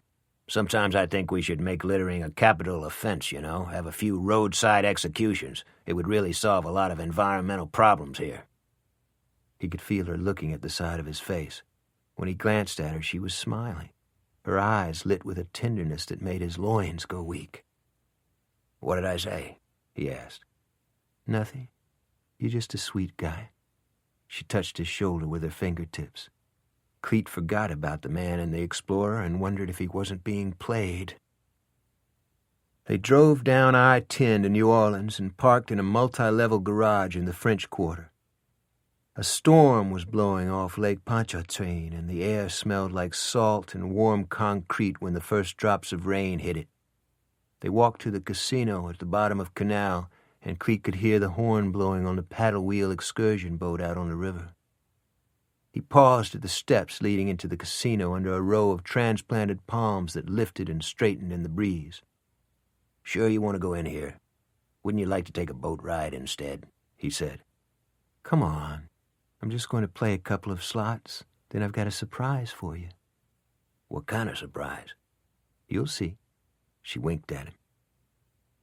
He told himself he was pulling the ripcord if she went near the craps table, or if she started playing blackjack and a member of her crew was in place at the table or watching the game from the crowd. Cleet had never been a gambler, but he had learned most of the casino hustles when he had run security for Sally Dio in Vegas and Reno. One of the best scams going involved card counting. Actually, it wasn't even a scam. It was a matter of having more brains than the house. A good card counter could determine at which point a blackjack deck contained a preponderance of cards in the high numbers, usually 10 through king. The high numbers in the shoe raised the odds that the dealer, who was required to take a hit on 16 or less, would go bust. The player just had to stand pat and let the dealer beat himself. There was a hitch, however. The casino cameras and pit managers could tell when a card counter's betting pattern had changed. So a crew made use of a player who always bet the same high amount of money but did not take a seat at the table and commence betting until he received a signal from a colleague in the crowd. The player would stay at the table as long as the odds remained in his favor, then linger briefly after the shuffle, losing a few bets if necessary. Finally, he would glance at his watch, pick up his winnings, and stroll over to a craps or roulette table where he would be absorbed into the crowd. Cleet ordered a vodka Collins at the bar and watched while Trish wandered between the rows of slot machines. Was she casing the joint? Did she and her crew plan to take it down? He couldn't tell. But she was no garden variety grifter, nor was she a degenerate gambler. So what were they doing here? The recycled air was like cigarette smoke that had been trapped for days in a refrigerator full of spoiled cheese. Half the people on the floor had B.O., and reminded Cleet of outpatients at the methadone clinic. The rest were peckerwoods in shiny suits and vinyl shoes, with haircuts that resembled plastic wigs that didn't fit their heads. What a dump, he thought. The people who ran it would probably comp Hermann Goering. Then he saw the blonde driver of the Explorer watching him from behind a column by the entrance. The blonde man wore a silk neckerchief and a magenta-colored silk shirt that was molded against his lats and shoulders and tapered waist. His facial skin was bright and hard-looking, like polished ceramic, his eyes a mystery behind his shades. He pulled a cigarette out of his pack with his mouth and cupped the flame from a gold lighter to it. Cleet thought about bracing him, then decided to let the hired help handle it. He introduced himself to a security man by the craps table out of sight of the blond man, opening his P.I. badge holder in his palm. "I have an office in St. Anne in the Quarter and one in New Iberia," he said. "I think a dude hanging by the entrance is bird-dogging me and my lady friend. Blonde hair, shades, reddish-purple shirt, kerchief around the neck. He's been following me since Morgan City, but I've got no idea who he is." The security man listened attentively. He was trim and well-dressed, his white-walled hair freshly barbered. "You said your name was Purcell?" "Right." "You used to be with NOPD?" "What about it?" "I heard your name mentioned at 2nd District Headquarters, that's all." Cleet waited for him to go on, but he didn't. The security man stepped away from the craps table and glanced casually toward the front of the casino. "Wait here." "Maybe the guy doesn't know I made him. I'd appreciate being left out of it." But the security man walked off without acknowledging Cleet's last statement, and Cleet concluded the reference to his past history at the 2nd District wasn't a positive indicator of his situation. The security man began talking to the blond man, the silhouette of a potted palm between them and Cleet, but he quickly became a listener rather than a talker. He listened, and then he listened some more. The blond man slipped what looked like a photo from his pocket, and the two men examined it together, the blond man tapping on it for emphasis. Then the blond man gave the photo to the security man, obviously to keep. When the security man returned to the craps area, he had the photo cupped in his palm. It showed Trish Klein at a blackjack table, laughing, a drink in her hand, one of her crew on the stool next to her. She had 5 cards turned up on the green felt in front of her, the total sum of which was under 21. "Is this your girlfriend?" the security man asked. "That's the lady I'm with." "She's in the Griffin book." "That looks like a photo of somebody who just hit a 5-card Johnny. That gets you blackballed here?" "You and your friend are welcome to play the slots, Mr. Purcell. Just stay away from the tables. If you get near them, you'll be escorted from the building." "Really?" Cleet said, stepping closer to him. "How about my initial question? Who's this geek with the shades following me around?" "He does the same kind of work I do, at least in my off-duty capacity. You and Miss Klein enjoy yourselves, at the slot machines." Cleet's face was burning. "We need to get something straight here." "No, we don't. Thank you for visiting the casino," the security man said, and walked off. Suddenly, Cleet's shirt felt too tight for his chest. Inside, the steady din of coins rattling into metal trays and the excited yelling around the craps table, he could hear the hoarseness of his own breathing and a sound like wind roaring in his ears. It took him 5 minutes to find Trish, who was watching a blackjack game, one knuckle poised on her chin, a thoughtful expression on her face. 30 feet away, 2 security men were talking to each other, glancing in her direction. "Time to boogie," Cleet said. "What for?" "I want to show you the battleground at Chalmette." She seemed to consider the idea. "Please God," Cleet thought. "All right," she said, "but don't forget I have a surprise." He put one arm over her shoulders, and the two of them began walking toward the entrance. Through the glass doors he could see the dark green of the palm fronds in the rain and the lighted storefronts along Canal. "We're almost there," he thought. "I have to stop by the restroom," she said. "Now?" he said. "Yes," she said, giving him a look. "I might be a minute or two." "Sure," he said, his eyes sweeping the casino. "I'll wait at the bar. Take your time." Just cool it, he told himself. You can't always DD out of Indian country when you want. Sometimes you just have to brass it out. He took a seat at the bar and ordered a soda and lime slice. It was a mistake. He heard a stool squeak on its swivel and felt a presence near his left arm, almost like an energy field that had the potential of a beehive. Cleet took the soda and lime from the bartender's hand, then turned and looked into the sunglasses of the blond man in the reddish-purple shirt. "Your gash go to the can?" the man asked. "What did you say?" "I said to the lady, your gash stop by the John?" Cleet took a sip from his glass, then put the lime slice in his mouth and chewed it. "What's your name, buddy?" "Lefty Ragusa," the man said, and offered his hand. When Cleet didn't take it, he removed his shades and grinned. His eyes made Cleet think of a cool green fire, an intense combination of color and light that didn't indicate thought patterns or moods so much as incipient cruelty that had no specific target. Cleet drank the rest of his soda and crunched ice between his molars. He looked into the bar mirror when he spoke. "Here are the ground rules for you, Lefty. You don't bird dog us. You keep your mouth off certain people.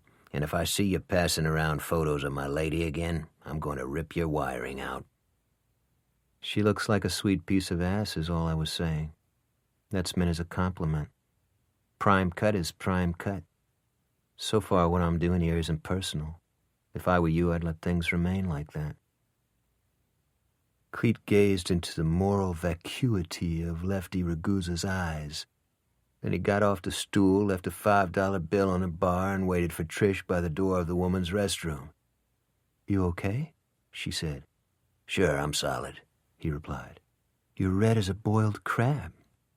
"I could go for some of those right now. I know a joint over on Iberville. Then we'll go out to Chalmette. I'm extremely copacetic today." But Cleet was neither solid nor copacetic. They walked into the quarter in the rain, staying under the colonnades, the music from the clubs drifting out on the sidewalk, but he couldn't get the words of the man named Lefty Ragusa out of his head. He stopped in front of a cafe that was brightly lit and cheerful inside and patted his pants pocket. "I think I left my keys at the bar. Have a coffee in a cafe and I'll be right back," he said. "Don't you want to call the casino first?" "No, I'm sure I left them at the bar. It's not a problem," he said. He didn't wait for her to reply.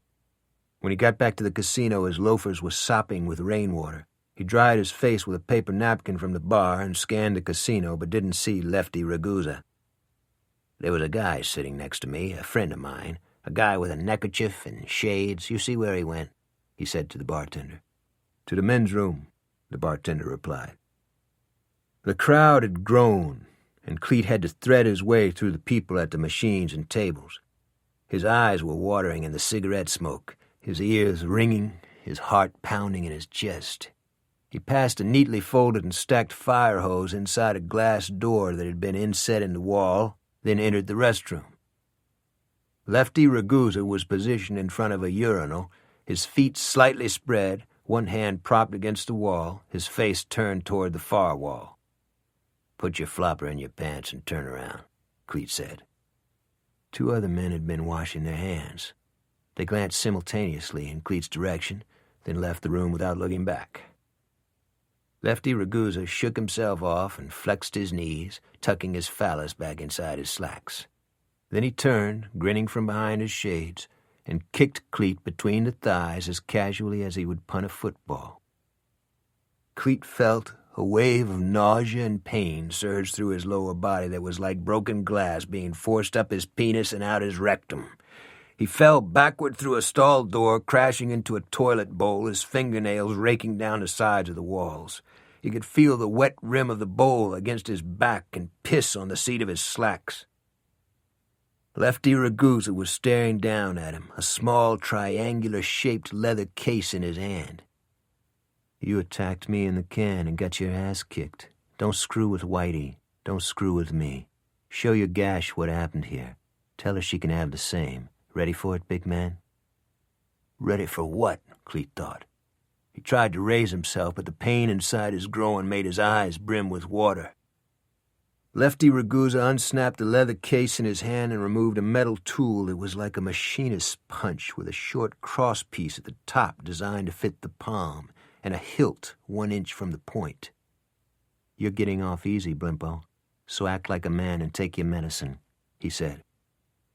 Then he leaned down and jabbed the tool into Cleet's shoulder, thudding it hard with the heel of his hand, feeling for bone, twisting it sideways before removing it. He cleaned the point on a piece of toilet paper. "Now beat feet. I gotta finish my piss," he said. Cleet stumbled toward the door, his hand pressed to the wound under his shoulder bone. The door swung open in his face. 2 black men and a white man about to enter the room stepped aside, avoiding eye contact with him, then walked off as though the last 5 seconds in their lives had not happened. Cleet worked his way along the wall in the concourse to the glass enclosure that housed the emergency fire hose. He fitted his palm inside the handle and ripped the door loose, expecting an alarm to go off, but none did. The hose was a masterpiece of engineering. It was full-throated at the valve, perhaps 4 inches across, probably directly connected into a main that could blow paint off a battleship. The nozzle was brass, with a lever to adjust the outflow, the hose itself made of a canvas-like material that unfolded neatly from the stack and slapped on the carpet. Cleet pushed the lever on the main valve and watched the hose straighten and harden like an enormous, thick-bodied snake. Lefty Ragusa was combing his hair in the mirror when Cleet kicked open the restroom door and dragged the hose inside with him. "Here's a postcard from New Iberia, motherfucker," he said. Then he pulled back the lever on the nozzle. The jet of water blew the shades off Ragusa's face, then blew Ragusa into the tile wall. Cleet tugged the hose deeper into the room, keeping it trained on Ragusa, knocking him down when he tried to get up, skittering him into the urinals, remolding his mouth and cheeks, flattening the flesh against bone and teeth so that his face looked like he was caught in a wind tunnel. Ragusa almost got to his feet when Cleet blew him into a stall, trapping him between the toilet and stall wall. Ragusa was gasping for breath, his feet fighting for purchase, one arm sunk deep inside the bowl, his head thudding against the wall like a rubber ball tethered to a paddle. Cleet shut down the nozzle and dropped the hose on the floor. The restroom was flooded, the doorway packed with onlookers, security guards in uniform trying to fight their way through. This guy was starting a fire. He said something about hiding a bomb. Somebody better get the cops, Cleet said. Suddenly the crowd headed in all directions, the words fire and bomb rippling like flame across the casino floor. "Hey, you, come back here," a security man yelled. But Cleet was now ensconced in the middle of the throng pouring into Canal. The mist was gray and swirling, as thick and damp as wet cotton, the palm fronds fraying overhead, and he could smell vignettes cooking somewhere in the heavy green odor of the Gulf. His shoulder throbbed, his genitals were swollen, his shirt was streaked with blood, and his slacks with urine and bathroom disinfectant, but somehow he knew it was going to be a grand day after all. He crossed into the quarter, splashing through pools of rainwater, wondering if Trish would still be at the cafe, wondering, for just a moment, why she had not come looking for him. He felt his spirits begin to sink. Maybe Dave had been right. Maybe he had been a special kind of fool this time out. He was not only over the hill and addicted to most of the major vices, he was still the violent, chaotic, immature man intelligent women might find exciting and even interesting for the short haul, but whom they eventually got rid of as they would an untrained house pet. Then he saw Trish coming down the street, without umbrella or raincoat, almost being hit by a car at the intersection, her lovely, heart-shaped face filled with concern and pity when she realized the condition he was in. "Oh, Cleet, what did they do to you?" she said, her fingers touching his eyes, his hair, his mouth. "What did they do to you, honey?" Just a little discussion with a guy. What was that surprise you were talking about? She hooked her arm through his and began to pull him across the street toward the parking garage. "I'm taking you to the hospital," she said, ignoring his question. "It was that guy following us, wasn't it? I shouldn't have let you go back there. I hate myself for this." A passing car blew a wall of water across both Cleet and Trish. She used a handkerchief to wipe it out of his eyes, her face turned up to his like a flower opening into light. He wrapped both his arms around her and lifted her up on his chest and carried her in that fashion all the way to the car.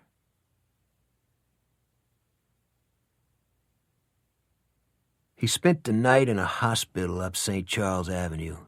In the morning, she picked him up in his caddy, and they drove to a marina on Lake Pontchartrain.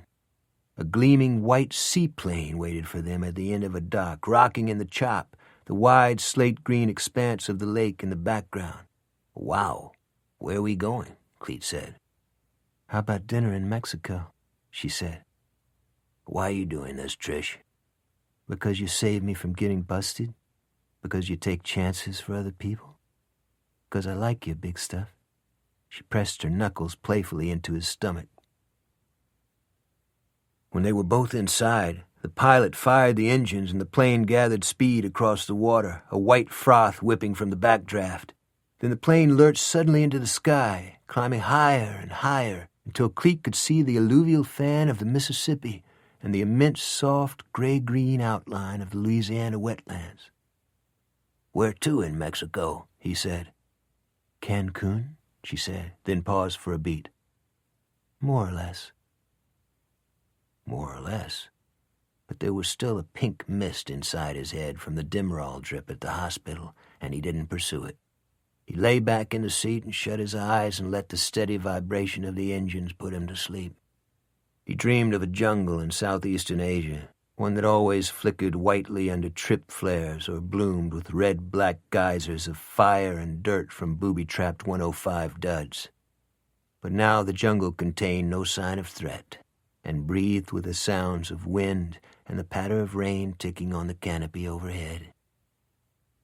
When he awoke, the seaplane was descending through thunderheads, the windows streaked with rain.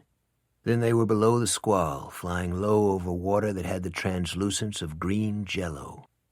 The coral reefs were strung with gossamer fans and shadowed by floating pools of hot blue that looked like they had been poured from a bottle of ink. But Trish and Cleet's destination was not the postcard picture he had witnessed from the plane. They landed in a bay full of fish kill and rode across the interior in a misfiring taxi to a village that buzzed with flies and smelled of chicken shit and herbicide. The villagers were all Indians, who waved at Trish when they saw her through the taxi's back windows. The houses were constructed of unpainted cinder blocks, the cook stove often a sheet of corrugated tin set on rocks under a lean-to. The community water wells were dug within a few feet of hog and goat pens. The only telephone lines Cleet could see went into a cantina and a police station. Trish had said little since they had gotten off the plane, and in fact had become reflective and somber. The taxi turned up a rutted road that led to a yellow building with a peaked tar paper roof. "I got involved with the guerrillas in El Sal in the 80s, he said. "I don't think any of this will change in our lifetimes." "So we shouldn't try?" He looked at the yellow building. "What is this place?" "A home for handicapped kids. Either their parents don't want them or are not equipped to raise them. Without the home, most of them would spend their lives on the street. Some of the children at the home had been born blind, or without hands or feet, or with misshapen faces and twisted spines and spastic nervous systems. Some drooled and made unintelligible sounds. Others were hair-lipped, club-footed, or had dwarf or bowed legs. Some had never walked. When Cleet was introduced to them, his smile felt like a surgical wound. He told Trish he had to use the restroom. "Out back, the cinder block building under the cistern. It has plumbing," she said. When he got outside, his eyes were brimming with tears. He washed his face in an aluminum basin and blew his nose on his handkerchief, then returned to the yellow building, a grin on his face. The personnel at the home were Mennonites and Catholic lay missionaries, and seemed to glow with a level of humanity that Cleet thought had little to do with political or perhaps even religious conviction. In fact, they seemed to be uncomplicated people who had little or no interest in the larger world and did not view themselves as exceptional and would probably not understand why anyone would treat them as such. When Cleet got back on the plane, he felt 10 years older, and for some reason could not even remember the details of what he had done the previous day, even the hosing down of Lefty Ragusa at the casino. "You just visit here sometimes?" he asked Trish. "No, I work here several months a year." "Who finances this place?" "A bunch of assholes who don't know they finance it," she replied. "Ever boost a savings and loan in Mobile?" Her response was a deep-throated laugh. Chapter 10. The fact that no Jewish, Hispanic, Asian, Mid-Eastern, or black person had ever been admitted to Tony Lujan's fraternity did not seem significant to him. Clubs were meant to be private in nature, like families. There was no law that said you had to let people of different religions and races marry into your family, was there? He had heard about a Jewish pledge who had been blackballed, a kid who later dropped out of college and got blinded in Iraq, but that was before Tony had joined the fraternity. Whenever he heard mention of the Jewish kid getting sandbagged by his fraternity brothers, he walked away from the conversation. Tony didn't like problems, particularly when they were caused by wrong-headed people. If the kid was Jewish, why didn't he just go to Tulane? It wasn't Tony's freight to carry. Tomorrow morning, Tuesday, he and his attorney were scheduled to meet with the Iberia Parish District Attorney. The DA had already presented the available choices for Tony in the most draconian terms. He would either accept a grant of immunity for his cooperation in the investigation of his father or be considered a suspect himself. Either way, he or his father was going to prison, or maybe both of them would. "You've got the key to the jailhouse door," the district attorney had said. "We'll try to protect you up at Angola, but you wouldn't be the first white college boy to get spread eagle on the bars. Let me know what you decide."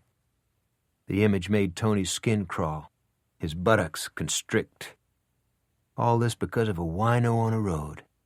All this because Monarch Little, in order to save his own black ass, had told the cops where his old man had gotten the Buick repaired. What had he ever done to Monarch Little? He hadn't even known Monarch Little existed until the run-in at McDonald's. Tony could not get tomorrow's meeting with the DA out of his mind. There had to be a way out. He had told his lawyer he had no knowledge about the wino's death, but it was obvious the lawyer didn't believe him. Your father or you ran over the guy, Tony, the lawyer had said. Unless you lent the car to somebody, you think that might have happened? It could have, Tony replied, watching the lawyer's face. Forget I mentioned that, the lawyer said. Would his courage fail him? Could he take the weight and actually risk time on Angola farm, where he would hoe soybeans under mounted guards who carried quirts and shotguns? Was he actually as small and frightened and weak as he felt? The DA obviously thought so. For the first time in his life, he understood why people killed themselves. When he did not think his morning could get any worse, the professor in his political science class started in on institutionalized class and ethnic prejudice, asking Tony in front of 100 other students if he believed campus fraternities and sororities had the right to discriminate in their admission policies. Isn't discrimination just another word for judgment? Tony said. People discriminate in the kind of food they eat or what part of town they live in. That's how standards are established. People have a right to choose, don't they, sir? Let's put it another way. Is the issue one of inclusion or exclusion? The professor asked from behind his lectern, which was mounted on a stage high above the class. Doesn't a fraternity pride itself on who it keeps out rather than who it lets in? What's the value of money if it doesn't buy privilege? Melting pot sounds good on paper, but the mix may not always be good for everyone. Is that the case, Tony? Tony couldn't keep track of the professor's logic, but he knew it was a trap of some kind, an effort to make him look like a pampered rich kid who didn't care about the rights of others. He could feel words forming in his mouth that he knew he shouldn't speak. I don't think fraternities and sororities are the problem. I think the problem is people who... Who what? The professor said. His face was effeminate and narrow and stippled with gin roses, his teeth small and sharp inside a neatly trimmed gray and brown beard that reminded Tony of mouse fur. People who are professional victims, Tony said. Then he thought of a joke he had heard at the fraternity, one whose implication he didn't actually share, but the professor had tried to tar him. All right, let's see how far the professor wanted to run with it. Like the NAACP, the National Association of Always Complaining People. I mean, should people feel guilty because they work hard and make a lot of money? The lecture hall became absolutely quiet. The black students in the room put their pens down and either looked into space or twisted in their seats to get a better view of Tony Lucian. You raise an interesting point, the professor said. Maybe the vote of one group in our society should count more than another group. But which group fights the wars? Rich people or poor people? It seems that blue-collar young men and women go to war in greater numbers than rich ones. So using your own logic, shouldn't their vote count for more than yours or mine? Tony's head was pounding, his forehead breaking with sweat. This was about something else. The professor had been Tony's freshman advisor and had relatives in New Iberia. Did the professor know about Yvonne Darbon? Was this about Yvonne? Was he calling Tony an elitist hypocrite? Tony felt the room spinning around him. I didn't mean to offend anyone, sir. I apologize for my remark. Then he realized his apology was actually sincere, and for just a moment he felt good about himself. Out of the corner of his eye, he saw several black students pick up their pens again. I appreciate your candor, Tony. This is a political science class. If you have a thorn in your head, this is the place to pull it out. The professor looked at the clock on the back wall. See you all on Wednesday. Candor? What was candor? After the lecture hall had emptied, Tony still sat in his desk, his eyes fastened on the professor who was putting his notes and books in a briefcase. The professor glanced up and smoothed his beard. Something you want to ask me? He said. What'd you mean by that, Dr. Edwards? By what? This being the place to pull a thorn out. Were you saying something about me? Just tell the truth. Supposedly that's why I get paid. Sir? I get paid to tell the truth. The professor gave it up. I was saying that the idea of class superiority has one basic function. It allows people to justify their exploitation of their fellow human beings. The exploitation happens on many levels, Tony. the most common of which is financial or sexual. It's taught in fraternities. It's taught in churches. People screw down and marry up. Tony got up from his seat and approached the lectern, his stomach churning, a sound like an electrical short buzzing in his head. "Are you accusing me of sexually using a girl from a poor family?" "Excuse me?" "I didn't have anything to do with her death," he said. "We had something special. It just didn't last. It just went to hell all at once. I don't even know why." "I'm afraid I don't." "You were talking about Yvonne. You were doing it in front of the whole class." The professor stared at him. "You have a few minutes, Tony. Why don't you and I go for a cup of coffee?" Tony looked at the confusion in the professor's face and realized the terrible mistake he had made. "I'm sorry. I misunderstood. I'm not feeling too good, Dr. Edwards. I didn't mean to bother you." "You're a fine boy. One day you'll discover who you are, and none of this will matter." The professor seemed to smile with a level of compassion Tony did not think him capable of. But was it compassion, or perhaps something else? "Come talk to me when you have a chance.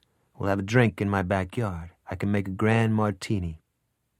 But Tony was already walking rapidly up the aisle toward the exit, his footsteps echoing in the empty room, his face red with shame.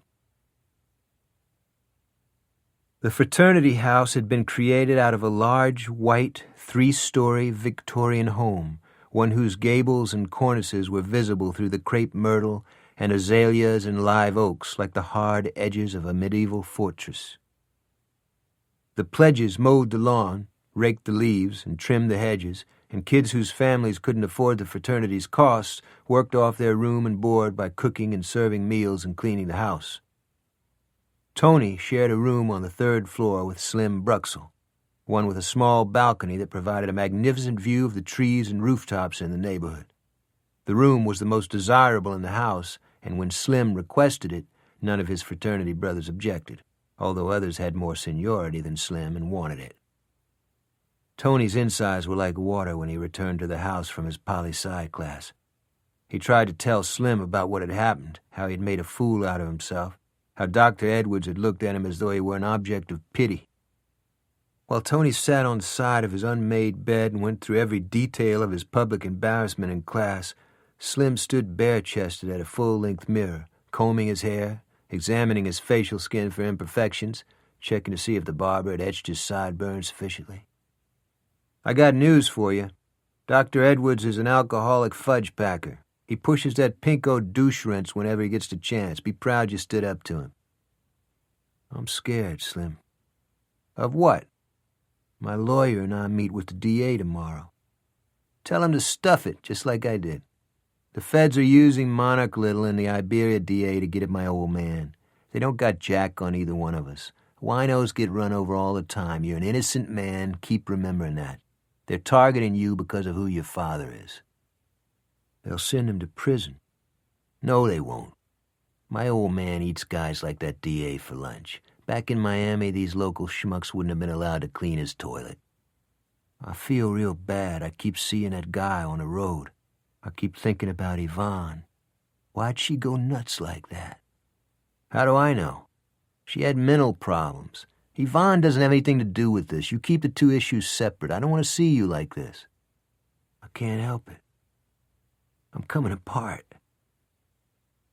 Slim studied Tony in the mirror and slipped his comb in his back pocket. He sat down next to him and put his arm over Tony's shoulders. Tony could smell the clean odor of Slim's skin, the tinge of testosterone from his armpit. Slim squeezed him fraternally to get him out of his funk. "In no time you'll be the house's top coxman again. Trust me, nobody cares about a winehead who walked in front of a car." "That's not what happened, Slim." "Yeah, it is. I can't hurt my folks like this." Slim's eyes were filled with the kind of thoughts he never shared. He massaged the back of Tony's neck a long time, then glanced through the partially open door and saw 2 junior classmen studying at a table in the room across the hall. He got up from the bed and quietly shut the door. An hour later, Tony drove his silver Lexus to St. John's Cathedral, a 19th-century brick church with twin bell towers a few blocks from Lafayette's old downtown area. If asked, he probably would not have been able to tell anyone what he was doing there. Before her accident, his mother had dutifully attended the local Episcopalian church, served graciously on all its social committees, and had believed in absolutely none of it. Ironically, Tony became convinced of the spiritual world's authenticity by his father. Bellerophon Lujan feared no man, but he would quit plowing or avoid proximity to any livestock at the first creak of electricity in the clouds. He was terrified at the prospect of hell and the consequences of his own libidinous nature, and believed it was the devil's hand that constantly subverted his attempts to achieve social respectability, which in Bellerophon's mind was the same as morality. For Bello, God was an abstraction, but the devil was real, and reminded Bello of his presence each morning when Bello awoke throbbing and hard, chained to unrequited dreams that followed him into the day. Tony walked across the church lawn to the St. John Oak and sat down on a stone bench. The oak was supposedly over 400 years old. The limbs were so thick and so heavy they not only touched the ground, but had formed huge elbows that allowed the limbs to continue growing into the sunlight. The breeze was cool under the tree and smelled of flowers in the garden planted by the rectory.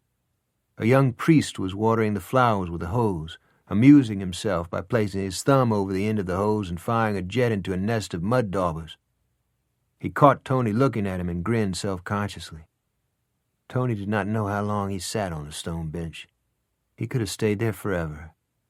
The limbs of the live oak were hung with Spanish moss and encrusted with lichen. The stone under him cooled to his touch. How did he get mixed up in so much trouble? Why did Yvonne have to go and kill herself? In his mind, he created a fantasy in which he walked through the front door of the church and out the back, free of all the misery that had come into his life since he had started hanging out with Slim Bruxall. But in truth, he couldn't put it on Slim. He had sought out Slim. It wasn't the other way around. There were rumors about Slim's expulsion for cheating at LSU and a fight with a Texas Aggie in the restroom at Tiger Stadium, one that left the Aggie ruptured and bleeding inside from a broken rib. But Slim had another side to him. He listened to Tony and always sensed what Tony needed to hear. Slim took no guff from anyone. He understood what it was like to have a father he admired, even loved, but who was looked down upon by others. In fact, sometimes Tony looked at Slim soaping himself in the shower and experienced feelings he didn't like to dwell upon. Then Tony realized the priest had turned off the garden hose and was walking toward him. He started to get up and leave. In fact, he didn't even know why he was there.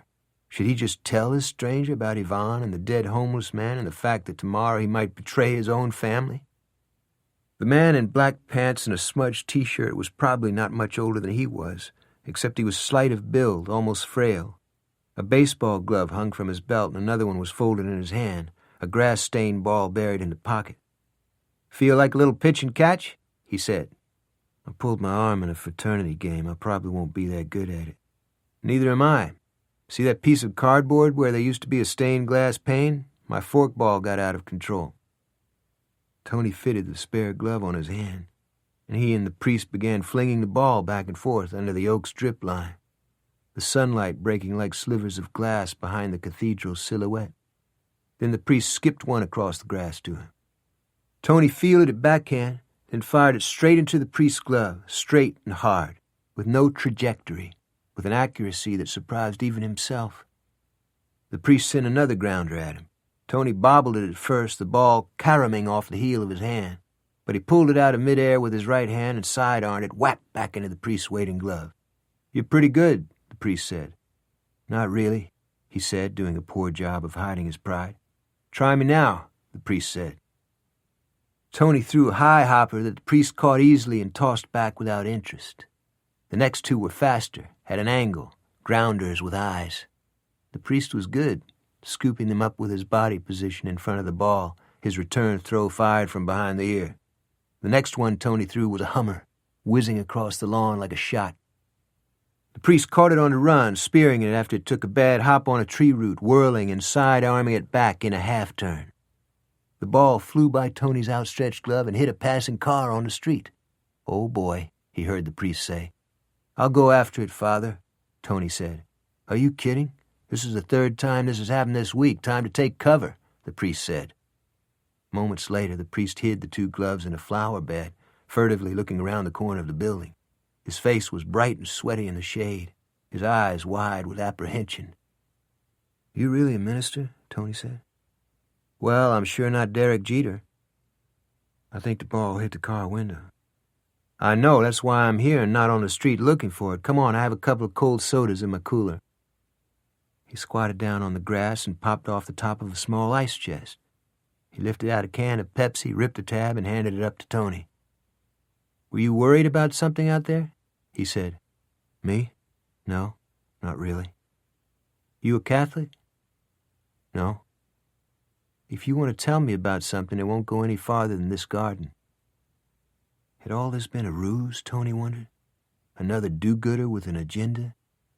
The priest lifted up his T-shirt and wiped his face with it, staring out at the traffic on the street. "My girlfriend killed herself. She was stoned out of her head and maybe went to bed with several men before she did it. I might be arrested tomorrow for the death of a homeless man. I think maybe I'm a coward. I may commit a terrible act of betrayal and send one of my parents to prison." The priest's mouth parted silently. His face was still flushed from play, the hair on his arm speckled with dirt from his work in the garden. His eyes glistened. "I'm sorry," he said.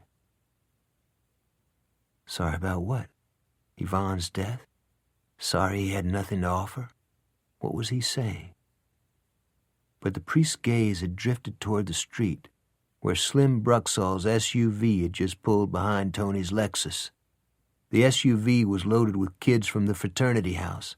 At least two of them were wearing T-shirts imprinted with the faces of Robert E. Lee and Stonewall Jackson, which had been one of several ways the fraternity signaled its feelings on the question of race. "I have to go," Tony said. "Who are those guys?" the priest said.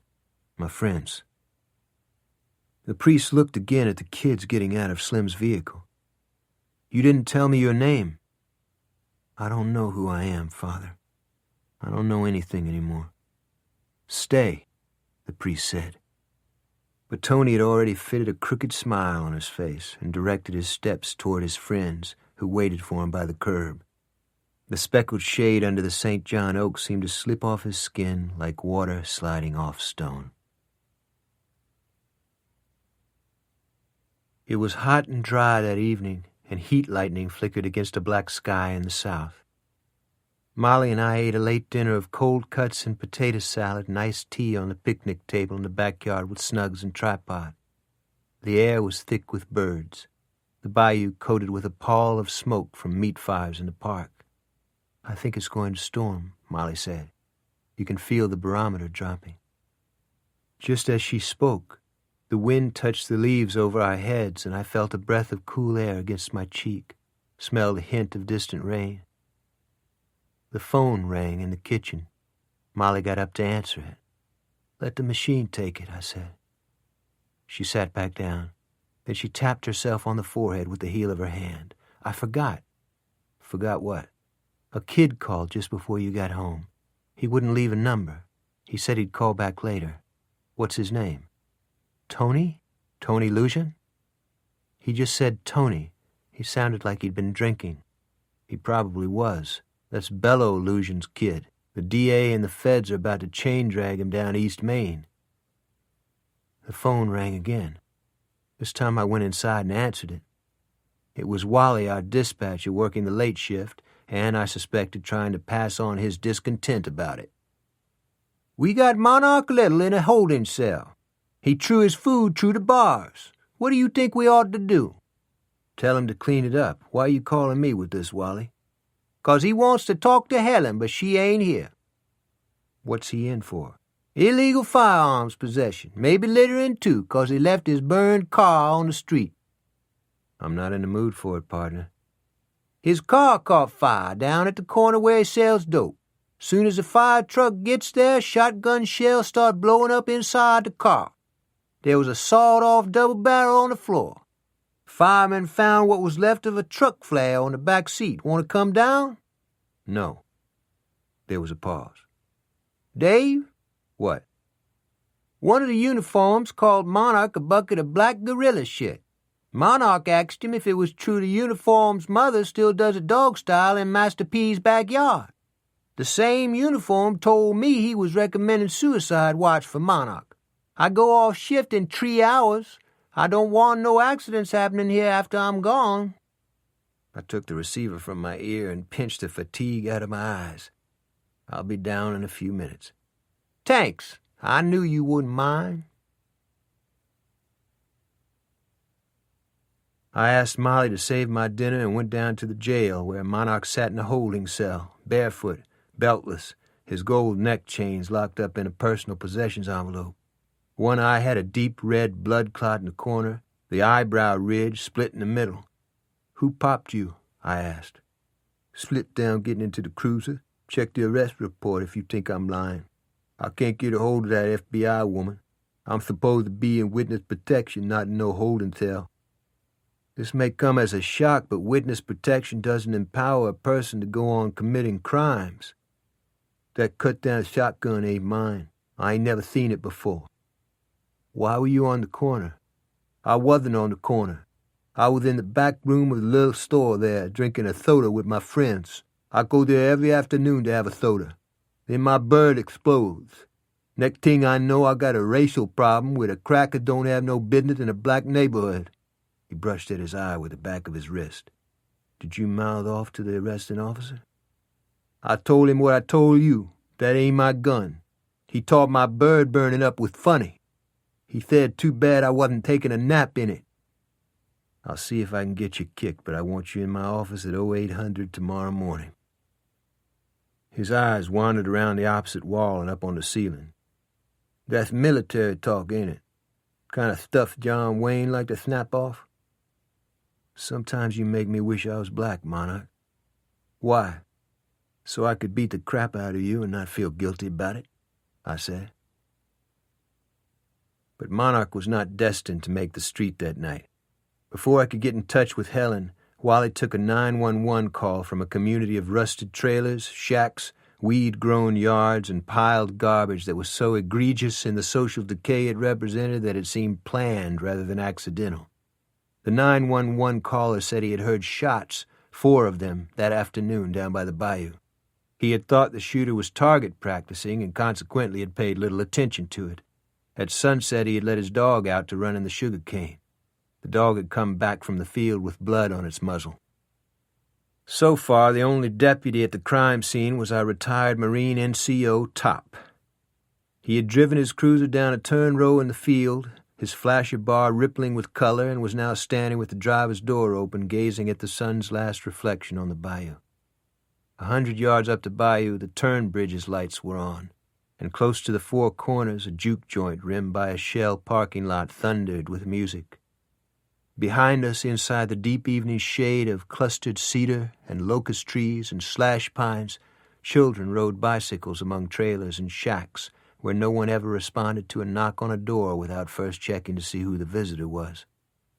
"Where's the Vic?" I said.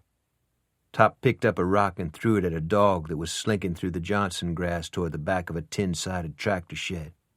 "Still need to ask?" "What's that smell?" "You don't want to know." I took a flashlight from my glove box and walked to the rear of the shed. I've investigated many homicides over the years. They're all bad, and none are easy to look at. Rarely does a fictionalized treatment do them justice. The physical details vary, but the most unforgettable image in any homicide is the stark sense of violation and theft and utter helplessness in the victim's face. I knew all these things before I rounded the corner of the shed, but I wasn't prepared for what I saw. I stepped back with a handkerchief pressed to my mouth, the victim's remains glistening in the beam of my flashlight. The murder weapon was undoubtedly a shotgun, discharged within inches of the face, the shells probably loaded with double-aught bucks. The victim's right jaw had been blown away, exposing his teeth and tongue. His skull cap had been splattered on the shed wall in a spray of white bone and brain matter. The shooter had put at least one round into the victim's stomach, virtually disemboweling him. Feral dogs had done the rest. A chrome-plated .25 caliber automatic lay amid a network of dandelions just beyond the tips of the victim's right hand. In the distance, I saw the flashes of emergency vehicles coming hard down the road. I went back to my truck and pulled on a pair of polyethylene gloves and stuck 3 Ziploc bags in my back pocket, although I would have to wait for the crime scene photographer to be done before I picked up any evidence. "Got any idea who he is?" Top asked. I didn't answer. "Streak?" he said. "I'm not sure, Top," I said. But it was hard to ignore the victim's Ralph Lauren shirt, his girlish hips and his curly brown hair, sun-bleached on the tips, probably by many hours on a tennis court. I squatted down next to him, and he eased his wallet out of his back pocket, swiping at a cloud of gnats in my face. The wallet was fat with a sheaf of $100 bills. I slipped the driver's license out of a leather slot for plastic cards and shined my light on it. Then I realized I'd almost stepped on 2 12-gauge shell casings that lay just behind me, perhaps 5 feet out from the shed wall. I rose from the ground and kept my face turned into the breeze, away from the odor that caused my nostrils to clench up each time I breathed it. Helen Swallow and Coco A. Bear were walking toward me through the grass. "You ID'd Vic?" Helen said. "Yeah," I said, my voice thick. Coco shined his light on the body. "We need a front-end loader to get the guy into a bag," he said. Helen's eyes stayed fastened on my face. I handed her Tony Lujan's driver's license. Blood from his wounds had seeped into his wallet and dried on his photograph. "I'll make the family notification, but I want backup when I do it," I said.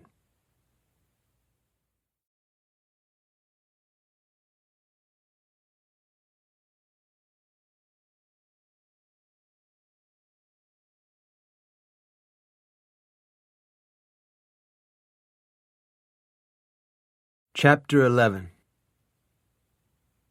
Earlier that evening, I had tried to get Monarch Little kicked loose on a weapons charge that in all probability would never have gone to trial since the cut-down shotgun had been seized from his vehicle when he was not anywhere near it. My failure to get Monarch back on the street would probably remain the kindest deed I ever did for him. People handle grief in different ways. I once looked into the eyes of a Vietnamese woman and realized that sorrow can sometimes possess a depth that goes deeper than the bottom of one's soul. I knew if I looked too long into this woman's eyes, I would drown in their luminosity and silence and lose the sunlight in my own life. I believe Bello's sorrow was as great as that Vietnamese woman's, and I was almost thankful that as a primitive and ignorant man, he chose to channel it into rage and threats of violence against others, because then I didn't have to look into his eyes and see the depth of his loss. He had met us at his front door in a crimson robe and house slippers, a bowl of ice cream and blueberries in his hand. He looked at Helen and me and the 2 uniformed deputies with us and at the flash of lights pulsing on our vehicles, and I saw his jaw tighten and his nostrils swell with air. A college-age girl sat on a sofa behind him. She was the same person I had seen when I had first interviewed Tony Lujan at his house. "What's happened to my boy?" Bello said. "Can we come in?" I said. "No. You tell me where my boy is," he replied. "There's been a shooting out by the Boom Boom room," I said. "We don't have a positive ID yet, but Tony's wallet and driver's license and credit cards were on the body. We're very sorry to tell you this, but we're pretty sure the victim is your son." Then I waited.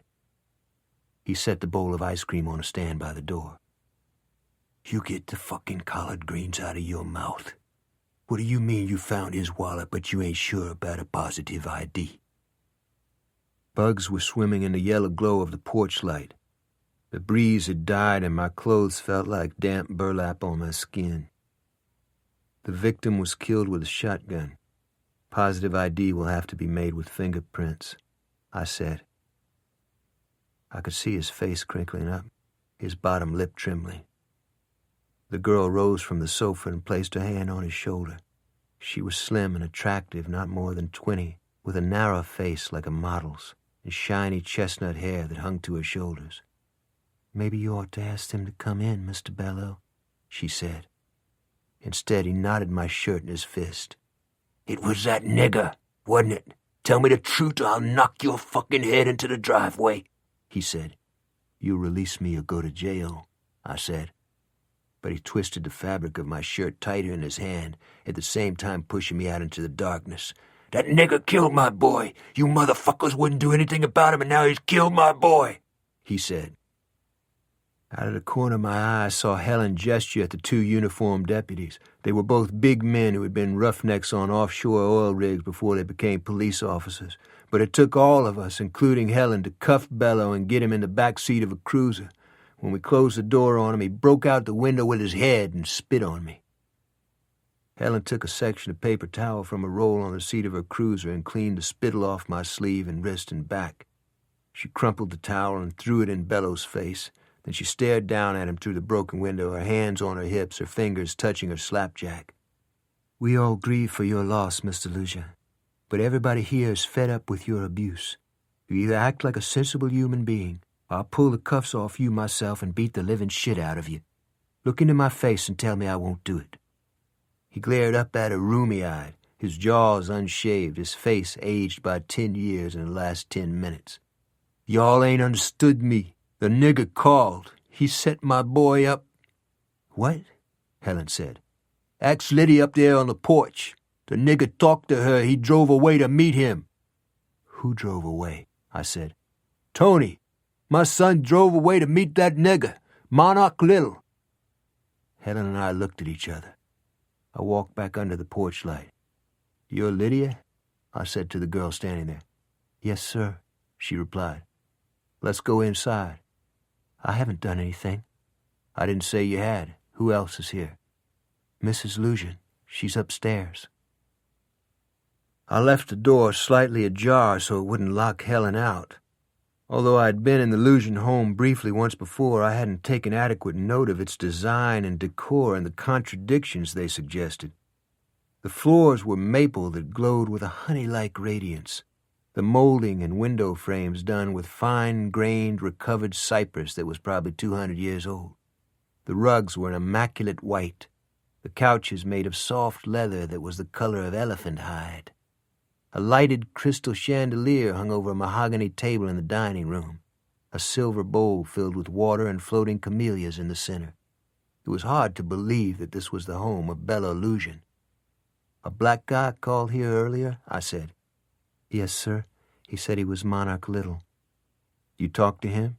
You yourself?" Yes, sir. I was talking with him when Tony came home from UL. Tony was like a little drunk and maybe a little stoned, too. Then he drove off." "Let's have a seat," I said, and took a notebook and pen from my shirt pocket. "What's your last name, Lydia?" "Thibodeau. My father runs the restaurant at the new casino. I go to UL with Tony." "Do you know Monarch Little personally? You know his voice when you hear it, Lydia?" "I've seen him around." Her eyes became uncertain. She glanced at the closed front door, then up the stairs. "He sells dope. Like if you want to score weed or X, everybody says he's the guy to see." "What did Monarch say to you?"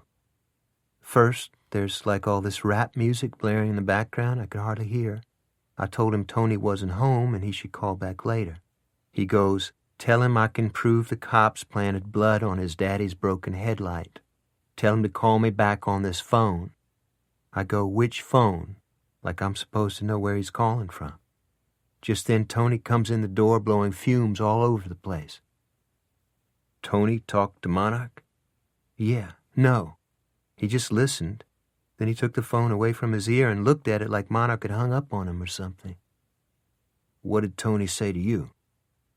"He went upstairs and got a bunch of cash out of his drawer. He said he'd be back in an hour. He said he was going to get Mr. Bello out of trouble. We were supposed to see the kingdom of heaven.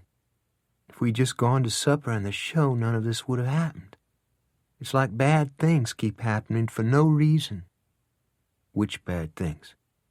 All the bad things that have happened to Tony and Mr. Bello?" Her gaze was averted now, neutral in expression, as though she were distancing herself from her own statement. I looked at my notes and the sequence of events she had described. I believed that Lydia Thibodeau was telling me elements of the truth about the events of that evening, but obviously not all of them. "Did you ever buy dope from Monarch, Lydia? Did you ever hear his voice up close?" "I was with some people once who bought some from him on Ann Street, like where all those gangbangers hang out, like maybe a year ago." "You think Monarch is a dangerous dude?" "That's what some people say." "Then why would you and Mr. Bello not call the cops?" "Sir?" "You told Mr. Bello that Monarch had arranged to meet his son. You also knew Tony was stoned. Why would you and Mr. Bello let Tony walk into the lion's mouth with a wallet full of cash?" She sucked in her cheeks and looked straight ahead, her hands folded demurely in her lap. "Y'all were willing to let Tony suborn perjury?" I said. "Do what?" she said, making a face. "Bribe a man to lie." She was disarmed and afraid now, confused about terminology and unsure about the implications of her own rhetoric. It was the kind of moment in an interview when you ask a question the subject is not expecting. "Did you date Tony?" I said. "Sometimes we went out," she replied, momentarily relieved.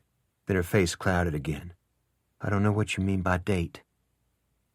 "Yvonne Darbon was about the same age as you. She had everything to live for. Can you tell me why she ended up shot to death, Lydia? Can you help us with that question? Why'd that young girl have to die?" But Lydia Thibodeau's reply surprised me. "I don't know why. Tony didn't talk about her. He said they only went out a couple of times. I think it was more than that, though. I think Tony wasn't honest with me. I don't think I ever had a real chance with him. I loved Tony, and..." The events of the evening and her memories about Tony Lujan, whatever they were, seemed to take their toll all at once. I studied her face and the fatigue in it and the look of theft in her eyes, and felt for the first time that night she was speaking the complete truth. I heard a board creak at the top of the stairs. A woman in a wheelchair had pushed herself precariously close to the edge of the landing and was trying to see beyond the angle into the living room. Her skin was as white as milk, as though the blood had been drained from her veins or her skin denied exposure to sunlight. Her legs were wasted, her arms marked with the bruises of someone who has had long-term intravenous injections. She kept peering around the edge of the banister like a person rarely allowed a glimpse of the larger world. "Who's down there, please?" she said. "I saw the emergency lights outside. Has Tony been hurt?" We found Tony Lujan's silver Lexus in the morning, parked inside a cluster of persimmon trees and water oaks 100 yards from the crime scene. We also found impressions of multiple vehicles in the Johnson grass behind the tractor shed where Tony died. Early Tuesday morning, Mac Bertrand went to work on the crime scene. The 2 discharged shotgun shells I had picked up by Tony's body and the cut-down double barrel the firemen had found inside Monarch's burned-out automobile. Mac was one of the most thorough forensic chemists I'd ever known. He didn't speculate, take shortcuts, or complain when he was obviously overloaded. In many instances, he worked holidays and canceled his own vacation time when we needed evidence to get a genuine bad guy off the streets in a hurry. But by the same token, he would not cooperate with a zealous and politically ambitious district attorney who wanted the evidence skewed in the prosecution's favor. The latter tendency sometimes got him in trouble. At noon, he came into my office, his white shirt crinkling, his hair wet and neatly combed, his ever-present briar pipe nestled in a pouch he carried on his belt. "I'll treat you to lunch at Victor's," he said. "You got it, Mac," I said. We strolled toward Main Street together. The wind was up and white clouds were rolling overhead, marbling the crypts in St. Peter's Cemetery. "The cut-down double-barrel from Monarch Little's car is the weapon that fired the 2 12-gauge hulls y'all found at the crime scene," he said. "You're that sure?" I said. Identification of shell casings doesn't come close to the precise science associated with identification of a bullet that has been fired through the spiral grooves inside the barrel of a pistol or a rifle. "Reasonably sure on one round. Absolutely sure on the second one. The right-hand firing pin on the cut-down has a tiny steel burr on it. The pin is slightly damaged or offset as well. It leaves an almost imperceptible notch when it strikes the shell. I tested the right-hand firing pin 5 times, and the notch appeared in exactly the same place on the casing each time. Same notch, same position. There's no way those shells were fired by another shotgun. How about Monarch's prints? I asked. Not his, not anybody's. We were almost past the cemetery now. Mac kept his face straight ahead as we crossed the street, his necktie flapping in the wind. No one's? I said. Yeah, that's what I said. There was some fire-retardant foam on the barrel, but not on the stock. In my opinion, that gun was thoroughly wiped down. You might talk to the firemen. Firemen don't wipe down guns taken from burning vehicles, I said. That's my point. I had said Mac didn't speculate. He didn't. But he was a man of conscience, and he brought attention to situations that didn't add up. In other words, why would Monarch Little go to the trouble of wiping his prints off a weapon used in a homicide and then leave it in his automobile for anyone to find? I said. What do I know? He said. What else did you come up with from the crime scene? No latents on the shells you recovered. The .25 auto was fully loaded and not fired recently. It's Italian junk and appears to be unregistered.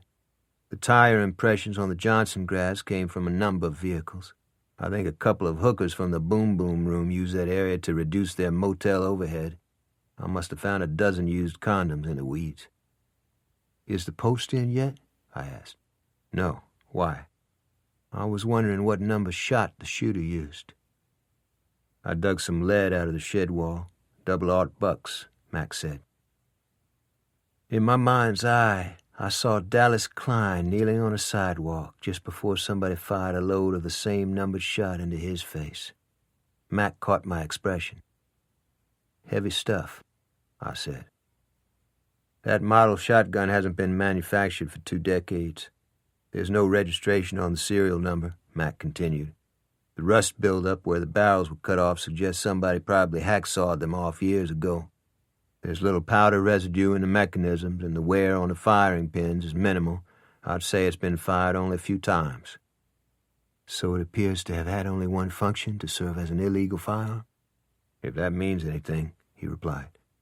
You don't make Monarch for this, do you? A guy who sells crystal to his own people, including high school kids? I'd make Monarch Little for anything. I'm just giving you the arithmetic. But I knew Mac better than that. While we waited for a light to change, he began scraping at the bowl of his pipe with a small penknife, blowing the crust off the blade away from his person. It was warm and cool at the same time in the sunlight, the air smelling like rain and dust. Lonnie Marceau called me this morning, he said. He's ready to rock with Monarch. I told him what I just told you. You told him the lack of latents on the murder weapon didn't add up with the fact it was left on the floor of Monarch's car for a fireman to find? Not in so many words, but Lonnie got the drift. I don't think he liked what he heard. You ever go up against a left-handed pitcher who was always pulling at his belt or the bill of his cap? Look for a Vaseline ball? With Lonnie, more like a forkball between the lamps, he replied. A downpour broke just as we reached Victor's. We went inside and joined the noontime crowd. High-profile trials are high-profile because they are usually emblematic of causes and issues far greater in cultural and social importance than the individuals whose immediate lives are involved. In western Kansas, amid an ocean of green wheat, 2 sociopaths invade a home looking for a money cache that doesn't exist and end up butchering a farm family whose members possessed all the virtues we admire. The story shocks and captivates the entire country because the farm family is us. A black ex-football player appears to be dead-bang guilty of slicing up 2 innocent people but skates because the jury hates the Los Angeles Police Department. A female culinary celebrity who profits from insider stock trading information takes the bounce for Enron executives who ruin the lives of tens of thousands of retirees. That's the nature of theater. The same horrendous crimes committed by non-representative individuals draw no attention whatsoever. Every attorney knows this. every cop, every police reporter. Sometimes justice is done, sometimes not. But in the meantime, major careers get made or destroyed. Lonnie Marceau had called me at 8:05 that morning and had gotten as much raw information from me as possible about the murder of Tony Lucian. After I returned from lunch at Victor's, Helen and I reported for a meeting with Lonnie in the prosecutor's office. The surprise was not the fact he had called a meeting immediately following the Lucian homicide. The surprise was the fact Betsy Mossbacher had been invited and that she showed up on such short notice. As a rule, FBI agents cannot be accused of having great amounts of humility when it comes to dealing with state and local law enforcement. But she arrived in the hallway 1 minute before the meeting was to commence, wearing jeans, boots, and an orange shirt tucked inside a wide leather belt. It was sprinkling outside, and there were drops of water in her hair. She brushed them onto the floor, then dried her hand on her jeans. "Phew! How many times does the weather change in one day here?" she said. "South Louisiana is a giant sponge. That's why we keep in constant motion. If you stand still, you'll either sink or be eaten alive by giant insects," I said. Betsy Mossbacher laughed, but Helen remained stone-faced and silent, obviously because of her resentment over Betsy Mossbacher's early reference to her as a member of what she called the Tongue and Groove Club. "How are you, Sheriff Swallow?" Betsy said. "Fine. How's life at the Bureau?" Helen replied. "Oh, we chase the ragheads around. You know how it is." "What?" Helen said. "I just wanted to see if you were listening," Betsy said. Great start for the afternoon, I thought. But personality conflicts were not really on my mind. The fact that Lonnie Marceau had called a meeting with Helen prematurely in the investigation of the Lucian homicide, even inviting an FBI agent to attend, meant the purpose was entirely political. More specifically, it meant the purpose was entirely about the career of Lonnie Marceau. After we were seated in his office on the second floor of the courthouse, he closed the door and sat down in his swivel chair, leaning backward, stretching out his long legs as though he were entering a moment of profound thought, his scalp glistening through his crew cut. Behind him was a fine overview of the old part of town and the enormous live oaks that arched over small frame houses. "Thanks for coming today. I've already gotten some feedback from our forensic chemist Mac Bertrand and our coroner Coco Hebert," he said, his gaze lingering a moment on Betsy Mossbacher's casual dress. "I'm afraid this case is going to have some racial overtones we don't need.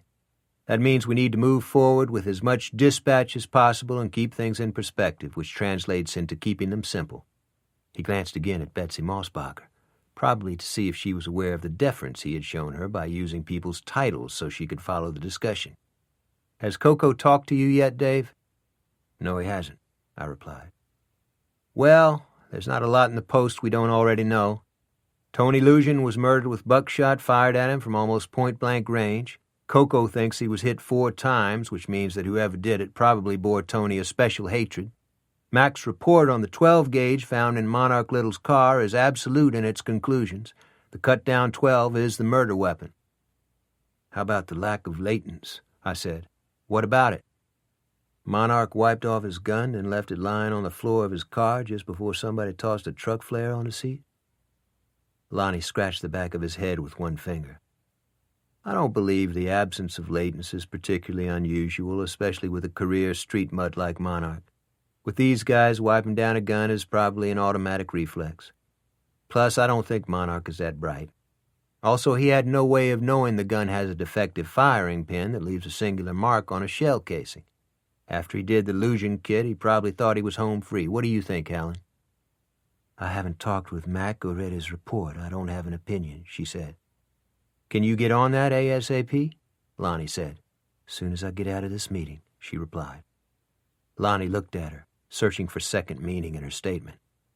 "I get the sense we're already narrowing down the investigation to one suspect," I said. "Wrong. Right now we're talking about a person of interest, and his name happens to be Monarch Little. He's in jail, too, and that's where he needs to stay," Lonnie said. "I've just started to track the victim's movements and whereabouts preceding his death," I said. "I've talked on the phone to 2 of his fraternity brothers, and I'm going to interview them in person at 3 o'clock. Evidently Tony Lusion went over to St. John's Cathedral in Lafayette yesterday and talked to a priest, or at least was playing pitch and catch with him. The fraternity brother said Tony was agitated and depressed and maybe wanted to unload his conscience about something. Of course he was depressed. He was supposed to be in my office today and either take the fall for crustacean man or let his father go down for it. Let me finish here if I can, I said, blinking to show I didn't intend offense, that the problem was my own inability to speak succinctly and not Lonnie's imperious attitude. I also have the impression he was doing some weed and drinking. In other words, he was in an impaired state when he talked to the caller who identified himself as Monarch Little. The only semi-reliable witness we have in the moments leading up to Tony's death is a part-time girlfriend by the name of Lydia Thibodeau. She says she talked to Monarch when he called Tony's house to set up the meeting, but she gets pretty vague when it comes to actual voice identification. I have a sense... Have you gotten the Lugians' telephone records? Lonnie interrupted. There were 3 calls to the house yesterday afternoon, one from a solicitor, one to confirm a pizza order, and one from a payphone. The payphone was... I don't think you're reading me correctly, Dave. We're going to examine every possible lead in this case, but it's going to be done in an expeditious way without any foot-dragging. I'm not going to let this turn into a racial issue, and everybody in this room knows that's what's going to happen if Monarch Little has his way. I'm not letting the do-gooders and the ACLU use us for their agenda either. Hear me out, Lonnie. Tony's roommate was Slim Bruxall. So far, I haven't been able to find him. He was gone from the fraternity house yesterday, and his father claims he hasn't seen him since last week. Slim and some other fraternity kids followed Tony to St. John's and found him playing pitch and catch with the priest. Before we start dropping the jailhouse on Monarch's head, we need to get Slim Bruxall in here and find out what he was doing when Tony was killed. I could tell Lonnie didn't like my bringing up Slim Bruxall's name in front of Betsy Mossbacher, in all probability because he planned to launch his own investigation into Whitey Bruxall's ties with racketeering and exclude the FBI. So haul his ass in here. Well, what you're going to get from Slim Bruxall is shit, and you know it, Lonnie said. You'll have to excuse me for being a bit dense, but can you explain to me why I've been invited here? Betsy said. Professional courtesy, Agent Mossbacher, Lonnie replied. You were in the process of moving Monarch into witness protection. In my opinion, that process has become a moot issue. We'll cooperate in every way we can with your investigation into racketeering inside the gaming industry, but right now we have a homicide to deal with. In case you're interested, at age 18, Monarch was probably involved in the shooting death of a man who was watering his lawn on Easter morning. He also set fire to the house of a city policeman. That's interesting. I wonder why he's been on the street all this time, she replied. Lonnie grinned and glanced out the window as though he were checking the weather. You forced Monarch to file charges against the Bruxall boy in order to get at his father. That makes perfect sense.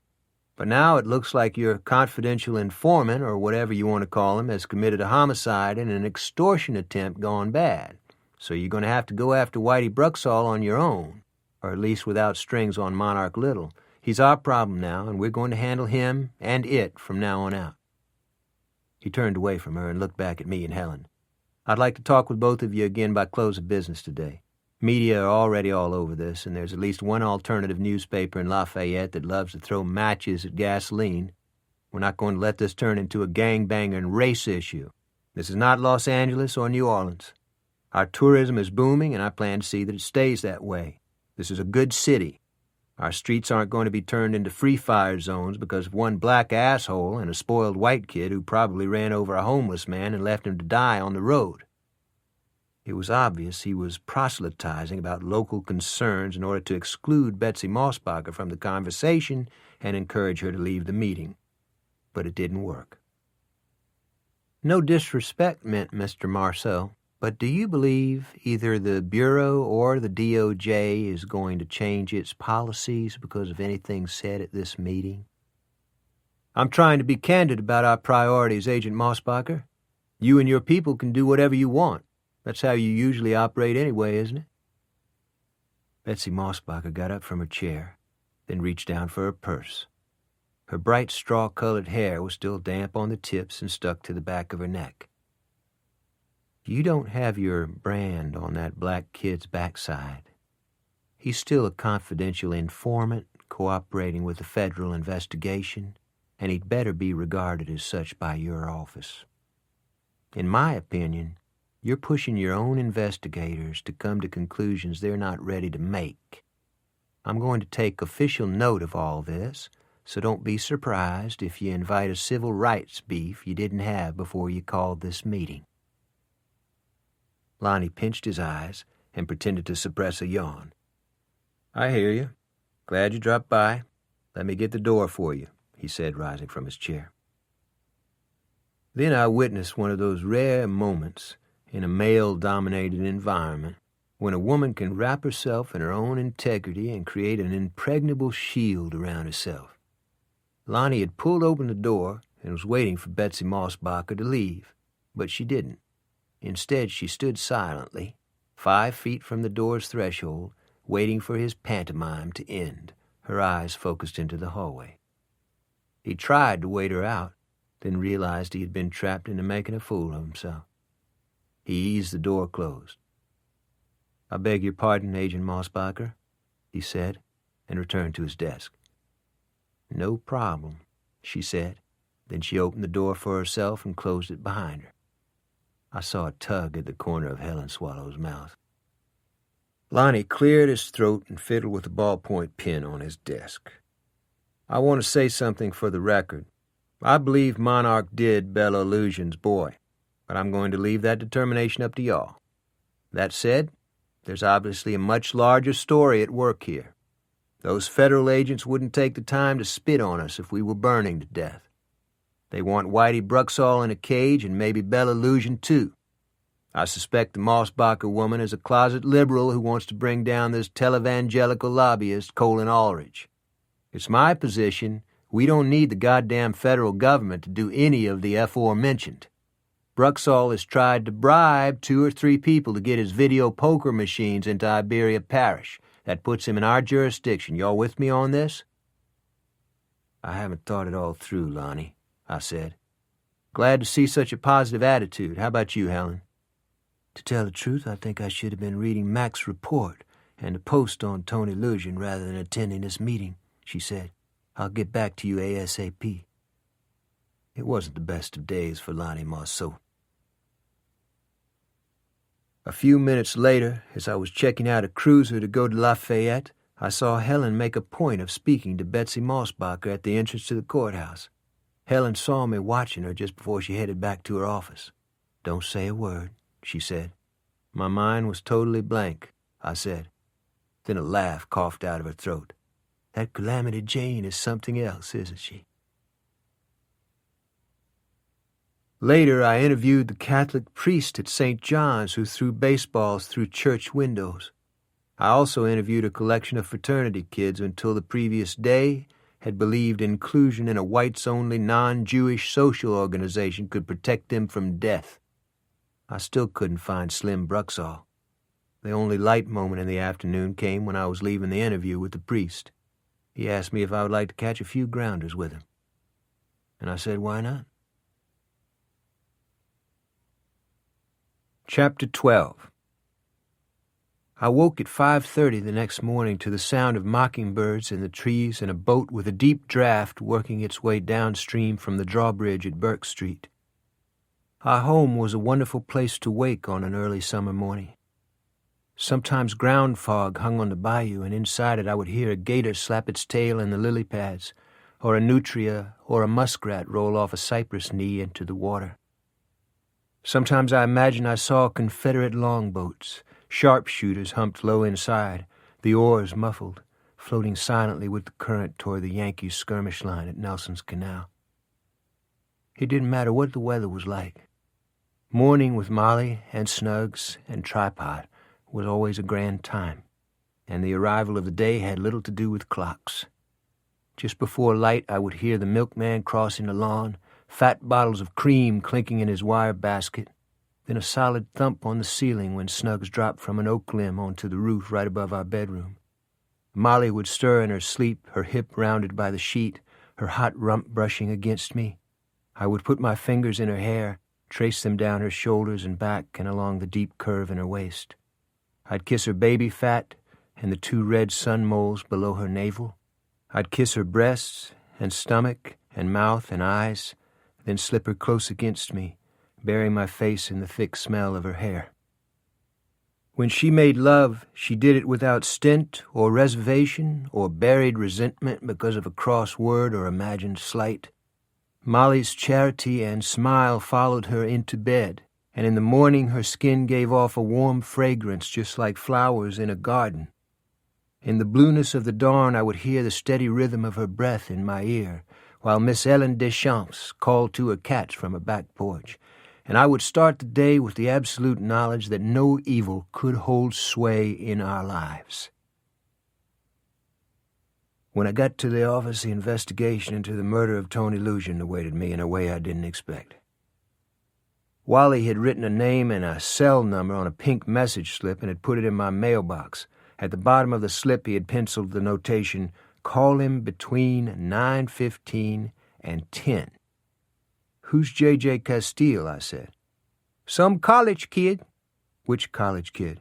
"He says you was at his fraternity house yesterday." "Wally, I'd really appreciate it if you didn't present information in teaspoons." His shirt pocket was fat with cellophane-wrapped cigars, which he rolled around in his mouth but never lighted because of his high blood pressure.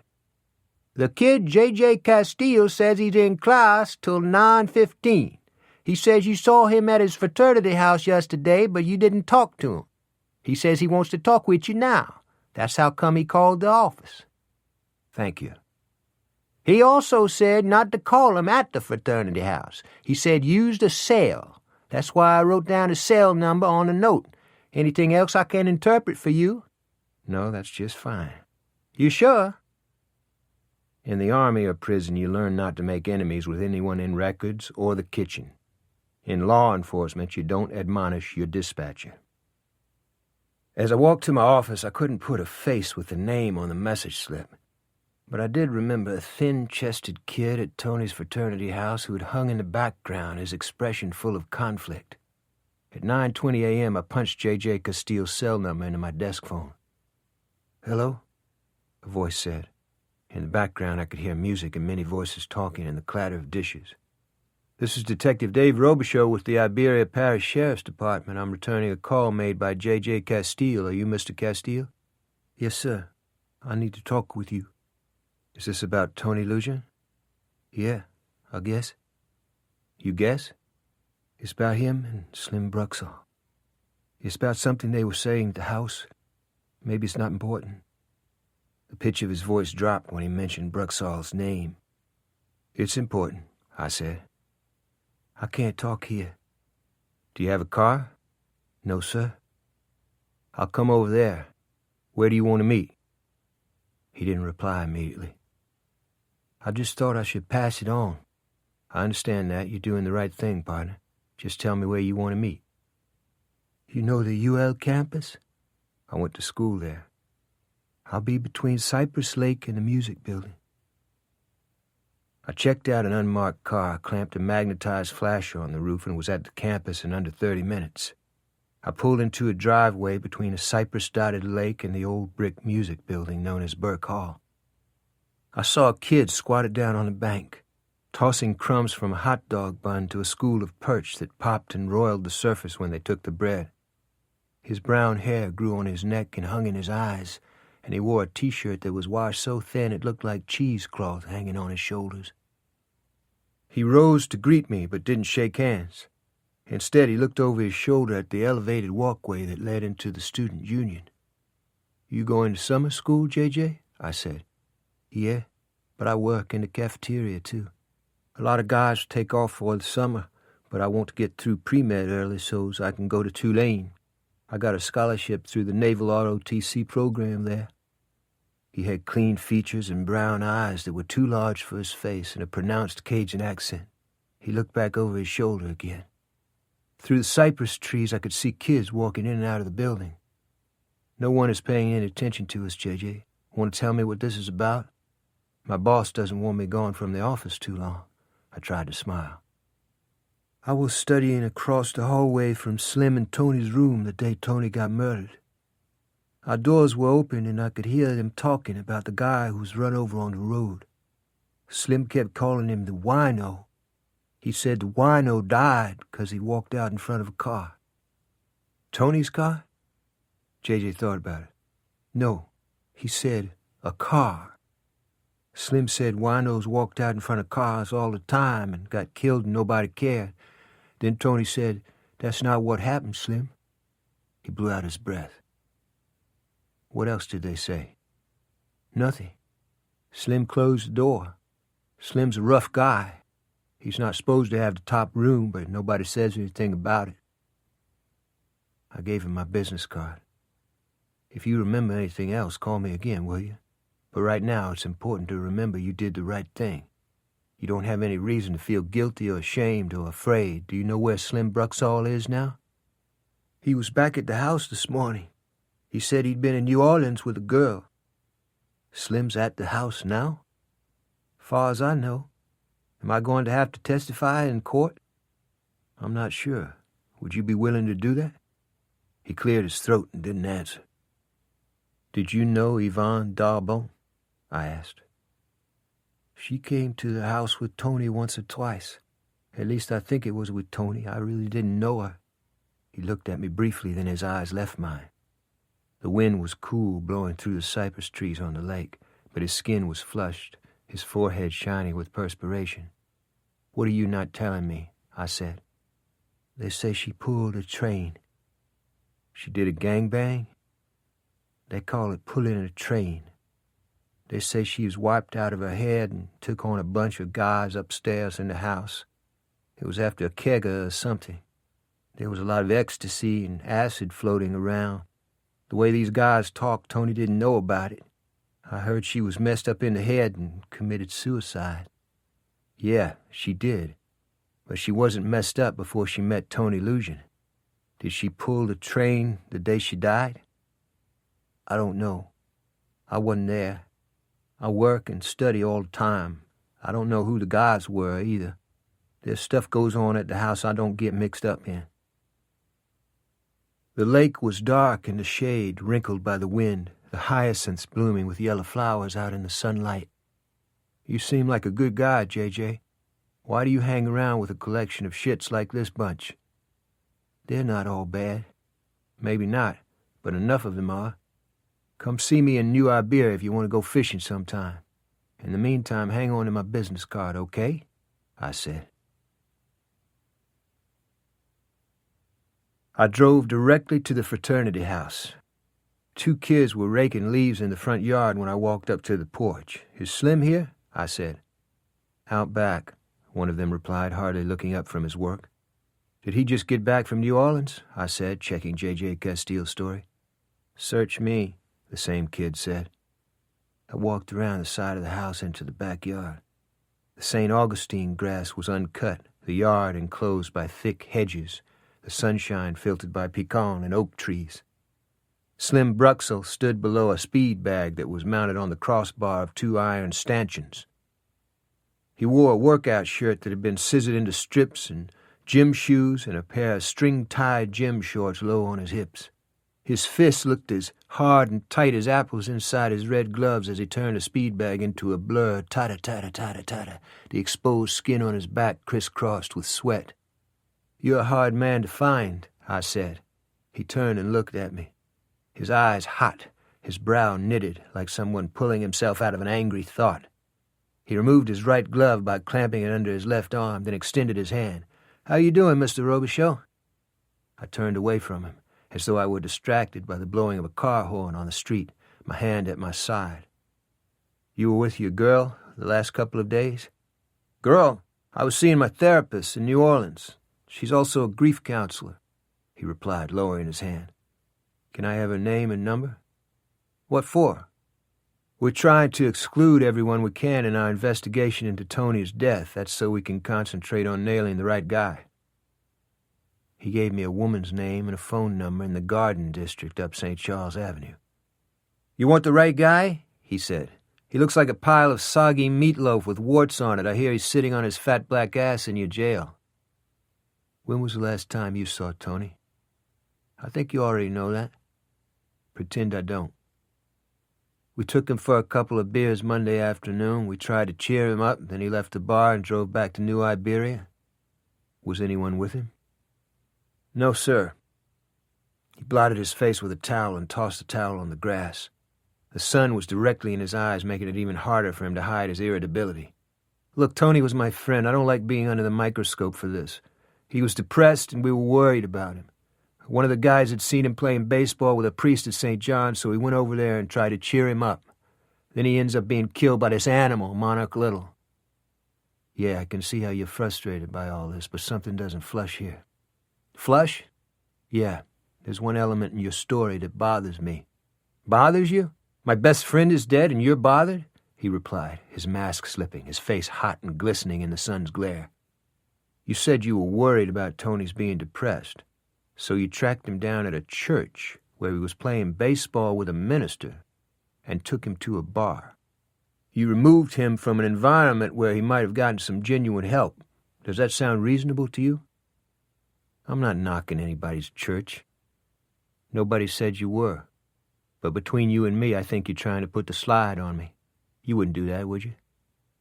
He tried to shine me on, his face suffusing with feigned goodwill and humility. What happened to Yvonne Darbon? Were you one of the dudes who gangbanged her? I said. I don't have to take this, he said. You're right, you don't. Keep up the work on the speed bag, you look good. I know the boxing coach up at Angola, his best middleweight, got shanked in the shower. He'd love to have you on a team. Don't patronize me, Mr. Robichaud. I'm not Tony Lucian. He tilted his chin up when he spoke. As soon as I got back to the office, I received a call from Mac Bertrand at the lab. Monarch Little's prints were on the payphone that was used to call the Lucian house Monday evening, he said. How many other prints were on it? 6 sets that were identifiable, all belonging to people with criminal records. The phone is on the corner where he hangs out? Right, he said. It's another nail in Monarch's coffin, but it's still circumstantial. How'd you make out in your meeting with Lonnie Marceau? I think Lonnie found a horse he can ride all the way to Washington. Have you talked to Helen since you got back from Lafayette?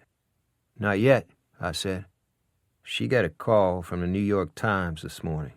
Somebody leaked a story about a possible local investigation into this televangelical character who's mixed up with Whitey Bruxall. But I really wasn't interested in Lonnie's attempts to manipulate the media. Do you still have DNA swabs from the autopsy on Yvonne Darbon? I asked. Yeah. Why? I believe her death was a homicide. I respect what you say, Dave, but this time I'm on Coco Hébert's side. Yvonne Darbon shot herself. Maybe she pulled the trigger, but others helped her do it. Want to drive yourself crazy? You found the perfect way to do it, he said. A few minutes later, I went down to Helen's office and told her about my interviews with J.J. Castile and Slim Bruxall. She listened silently, occasionally making a note on a legal pad, waiting until I finished before she spoke. You think maybe in this instance things aren't that complicated after all? She asked, her eyes on the top of her pencil as she drew a little doodle on the pad. What do you mean? That Monarch did it. He was resentful, needed money, and miserable in his role as a federal snitch. So he figured he'd score a few bucks off a rich white boy and get even at the same time.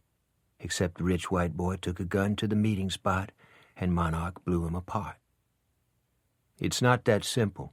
According to J.J. Castile, Slim Bruxall and Tony had specific knowledge about the death of the hit-and-run on Crustacean Man. I think Bruxall is a player in this. Right now, we're talking about Tony Lucian, not Crustacean Man. You don't like fraternity kids, Dave. I don't think you're entirely objective about this case. I'm not objective about this particular group of fraternity kids, so lay off it, Helen. In my view, the kids who gang-banged Yvonne Darbon are one cut above sociopaths. All right, Buana. All right what? You made your point. I was sitting in a chair in front of her desk. I got up and went to the window behind her, an act a subordinate in a sheriff's office would not normally do. But Helen and I had been friends and investigative partners long before she became sheriff. Lonnie leaked the story to the New York Times, I said. Probably, she replied. What did you tell the reporter when he called? That I love their gardening and culinary articles. What did he say to that? It was a she. She sounded cute, too. She looked up and winked. He didn't put the slide on Helen Swallow. Even though Monarch Little might have turned federal informant, he was still considered a high flight risk by the parish court, and his bail on the illegal weapons charge had been set at $75,000. He had also been transferred to the parish prison, an institution that earned itself a degree of national notoriety in the early 1990s for a practice known as detention chair confinement and the gagging of bound prisoners.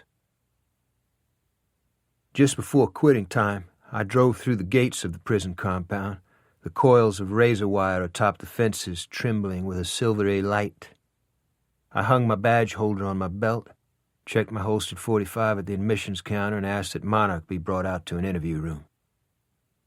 When I began my career in law enforcement, walking a beat in the lower magazine area with Clete Purcell, a career house creep who had pulled time twice in Arkansas, considered years ago to be the worst of the worst among American prison systems, told me he had learned character in jail.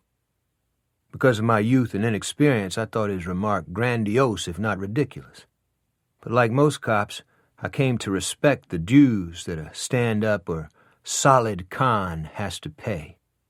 For an individual to survive the system with his integrity and personal identity intact requires enormous amounts of physical courage, humility, wisdom about people, and the ability to eat pain without resenting oneself.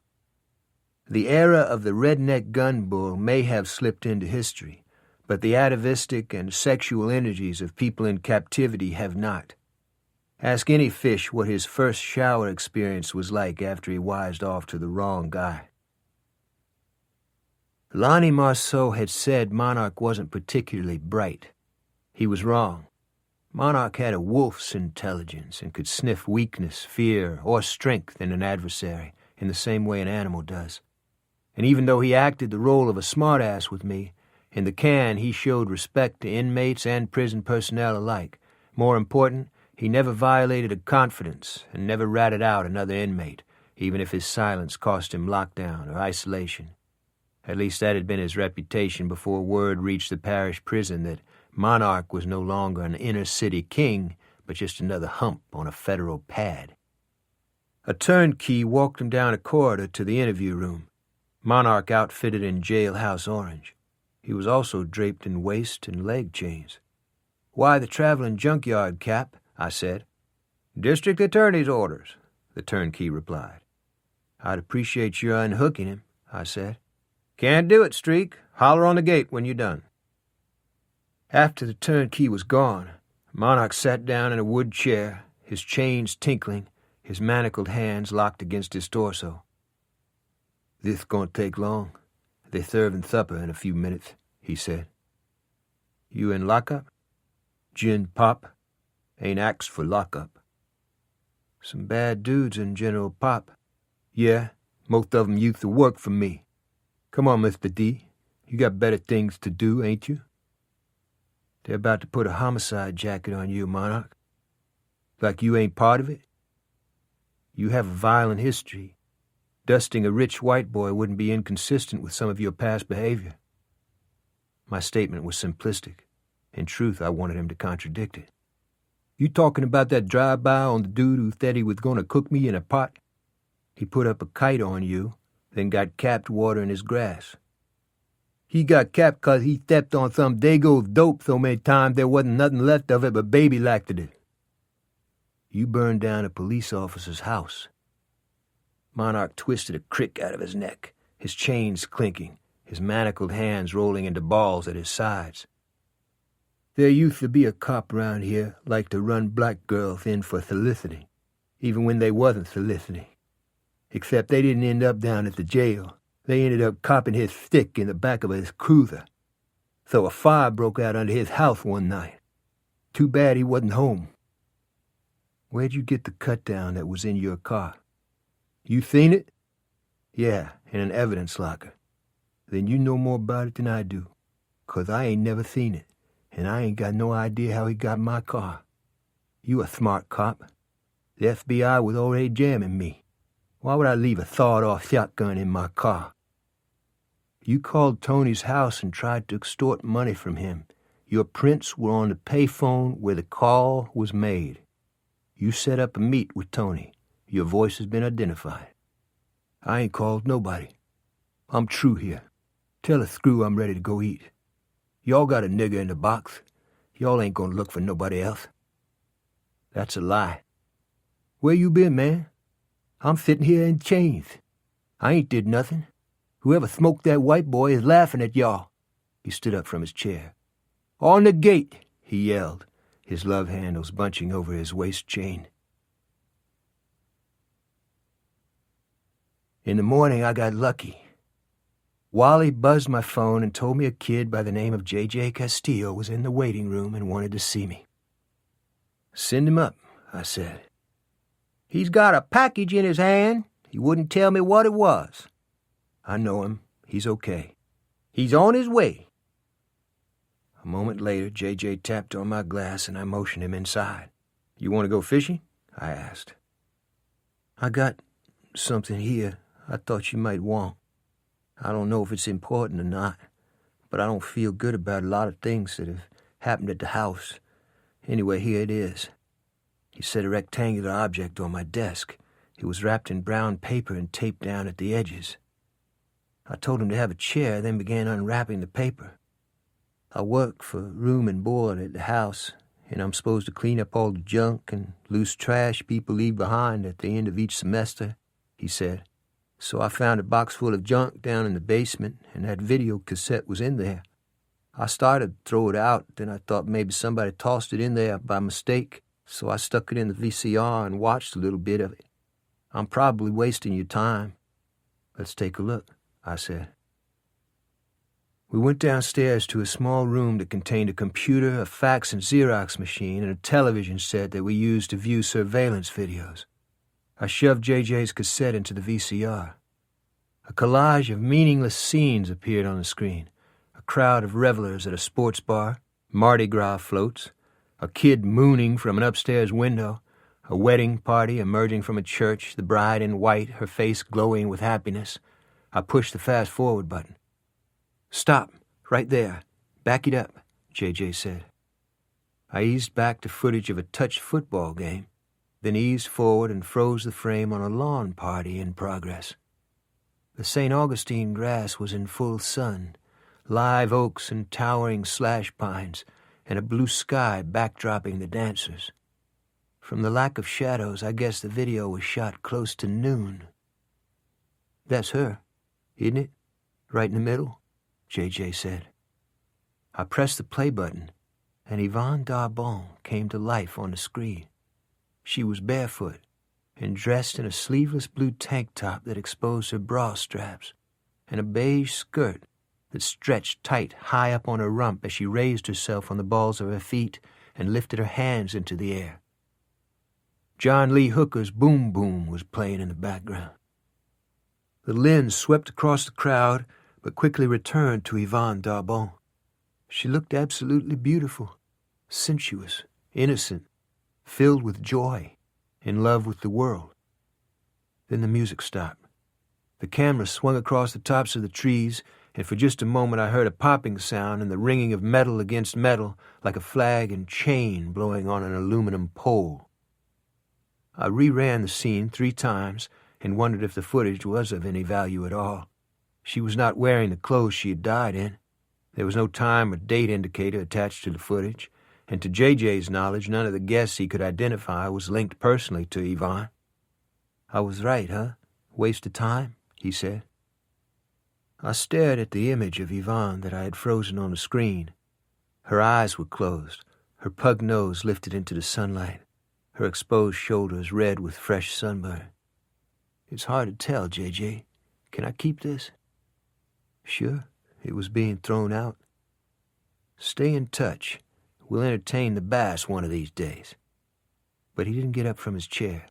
He picked at his nails, his brow furrowed. There's one other thing I didn't tell you. I'm in pre-med just like Tony was. Yeah? Tony had to test for a bunch of my science classes, including the finals for chemistry. I think he got them from Slim. Tony offered to let me use his copy of an anatomy test. He said it wasn't cheating. He said the test was just a study guide. But another guy told me Slim paid him to break into a file drawer in a professor's office. Were Slim and Tony selling the tests? I didn't ask. Okay, partner. Thanks for coming in. But before he went out the door, I had one more question for him. Did you use the help on the anatomy exam? No, sir. I made a D on it, he said, grinning self-effacingly. I gave him the thumbs-up sign. A few minutes later, I called Coco Hébert at his office. Was the Darbonne girl sunburned? I asked. Why you want to know? Because that's my job. No, your job is being a full-time, compulsive, obsessive, neurotic pain in the ass. If you don't like the way I do things, take it up with the sheriff or the DA. I sympathize with your loss of a family member, Coco, but I'm not going to be the target of your anger anymore. The receiver was quiet for a long time. Coco? I said. I heard you. I'm pulling up a file. Yeah, there was a certain degree of erythema on the shoulders and the back of her neck. It probably occurred a few hours before her death. But she was wearing a T-shirt at the time of her death, wasn't she? Right, he said. Would the burn be more consistent with someone wearing a sleeveless tank top? Probably. I didn't mean to be rough around the edges a minute ago, I said. Anything else? He asked. No, that's it. He hung up. Chapter 13. Clete Purcell was not sleeping well these days. His shoulder ached where Lefty Ragusa had driven a steel tool almost to the bone, and worse, he could not think straight about Trish Klein, nor was he any longer sure about his own motivations in getting involved with her. Was he just an aging fool trying to regain his lost youth? Was she playing him? Were the sounds she made in bed manufactured? Why would a woman with her looks, money, and education mess around with a disgraced ex-policeman who skated on the edges of alcoholism and criminality? The question implied an answer he hated to even think about. Was that exactly the kind of man she was looking for? Or rather needed, to perpetrate a vendetta on Whitey Bruxall for her father's murder? Her retinue was made up of pretenders. The horse jockey ate hamburgers like potato chips. The prize fighter had sticks for wrists. The country songstress carried a tune like a piano falling down a stairwell. The Hollywood screenwriter admitted his only experience in the industry had consisted of running a film projector at a neighborhood theater in Skokie, Illinois. As grifters scamming casinos, they weren't bad. But did they actually boost banks? The answer was probably yes. And that's what disturbed Clete most. He had known their kind back in the late 1960s. They came from traditional blue-collar and middle-income homes and became imbued with a political or social cause that allowed them to justify criminal acts normally associated with Willie Sutton or Alvin Karpis. The irony lay in their level of success. Most criminals get nailed in the aftermath of their crimes, largely because of their lifestyles and their associations. But the 60s bunch was not composed of junkies, degenerate gamblers, whoremongers, or porn addicts, nor did they hang out with recidivists or network with professional fencers and money launderers. Instead, they lived in the suburbs, felt no guilt whatsoever about their crimes, jogged 5 miles before breakfast, and considered themselves patriotic and decent. In custody, they didn't attempt to defend their actions any more than they would have attempted to explain the nature of light to a blind man. Clete sat on the side of his bed, his electric coffee pot bubbling on the counter in his small kitchen, the early sun glowing through the closed slats of his blinds. He knew Trish liked him, but that didn't mean she loved him, nor did it mean she wouldn't use him.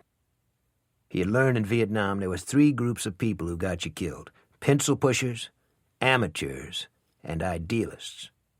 Trish didn't fit into the first category, but she qualified for the other 2. So far, his involvement with her had cost him a visit from the FBI, a stab wound in the shoulder, and possibly a warrant for the fire hose caper and bomb scare at the casino on Canal.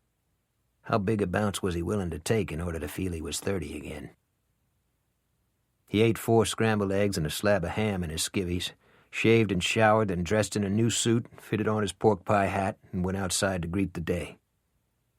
The previous night he had pulled a vinyl cover over his caddy to protect it from bird droppings. But someone had unhooked the elastic loops from the bumpers and folded back the cover in a neat stack on the ground, then had tiger-striped the paint job with acid. There was also a silver indentation the width and flat shape of a screwdriver tip under the gas flap, and Cleet guessed the flap had been prized in order to pour sugar or sand into the tank. He used his cell phone to call AAA for a wrecker, then called me at the office. "I think Lefty Ragusa paid me a visit last night," he said, and described the condition of his car. "You should have pressed assault charges against him when you had the chance, Cleet," I replied. "You know how much business that fire hose situation probably cost the casino? I'll be lucky if I don't have to blow the state." It was pointless to argue with Cleet. Besides, he was right. His history of mayhem and environmental destruction both inside and outside the New Orleans Police Department preempted any chance of his being presumed innocent in a conflict between Cleet and a business enterprise that brought millions of tourist dollars into Orleans Parish. "You'll need an investigative report for your insurance. I'll send somebody out," I said. "Thanks. Ragusa didn't do this on his own. Whitey Bruxall had to give his approval." "You don't know that."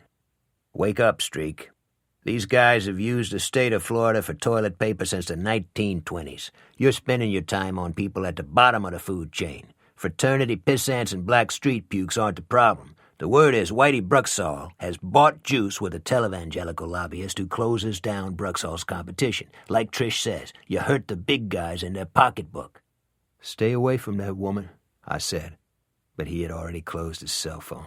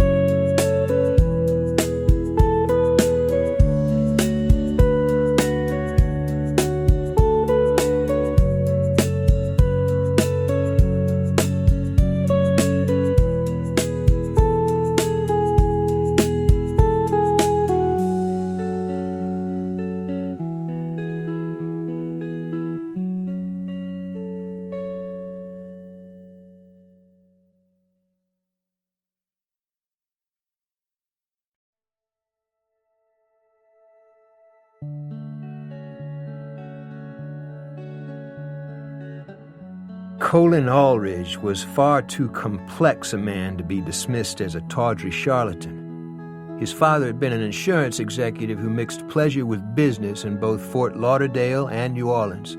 His mother, a survivor of internment by the Japanese in the occupied Philippines. After the father drank up the family money and shot himself, Colin attended a poor boy Bible college in South Carolina, wandered around the Upper South as an encyclopedia salesman, then became a regular on a Sunday morning religious program that was broadcast out of Roanoke, Virginia.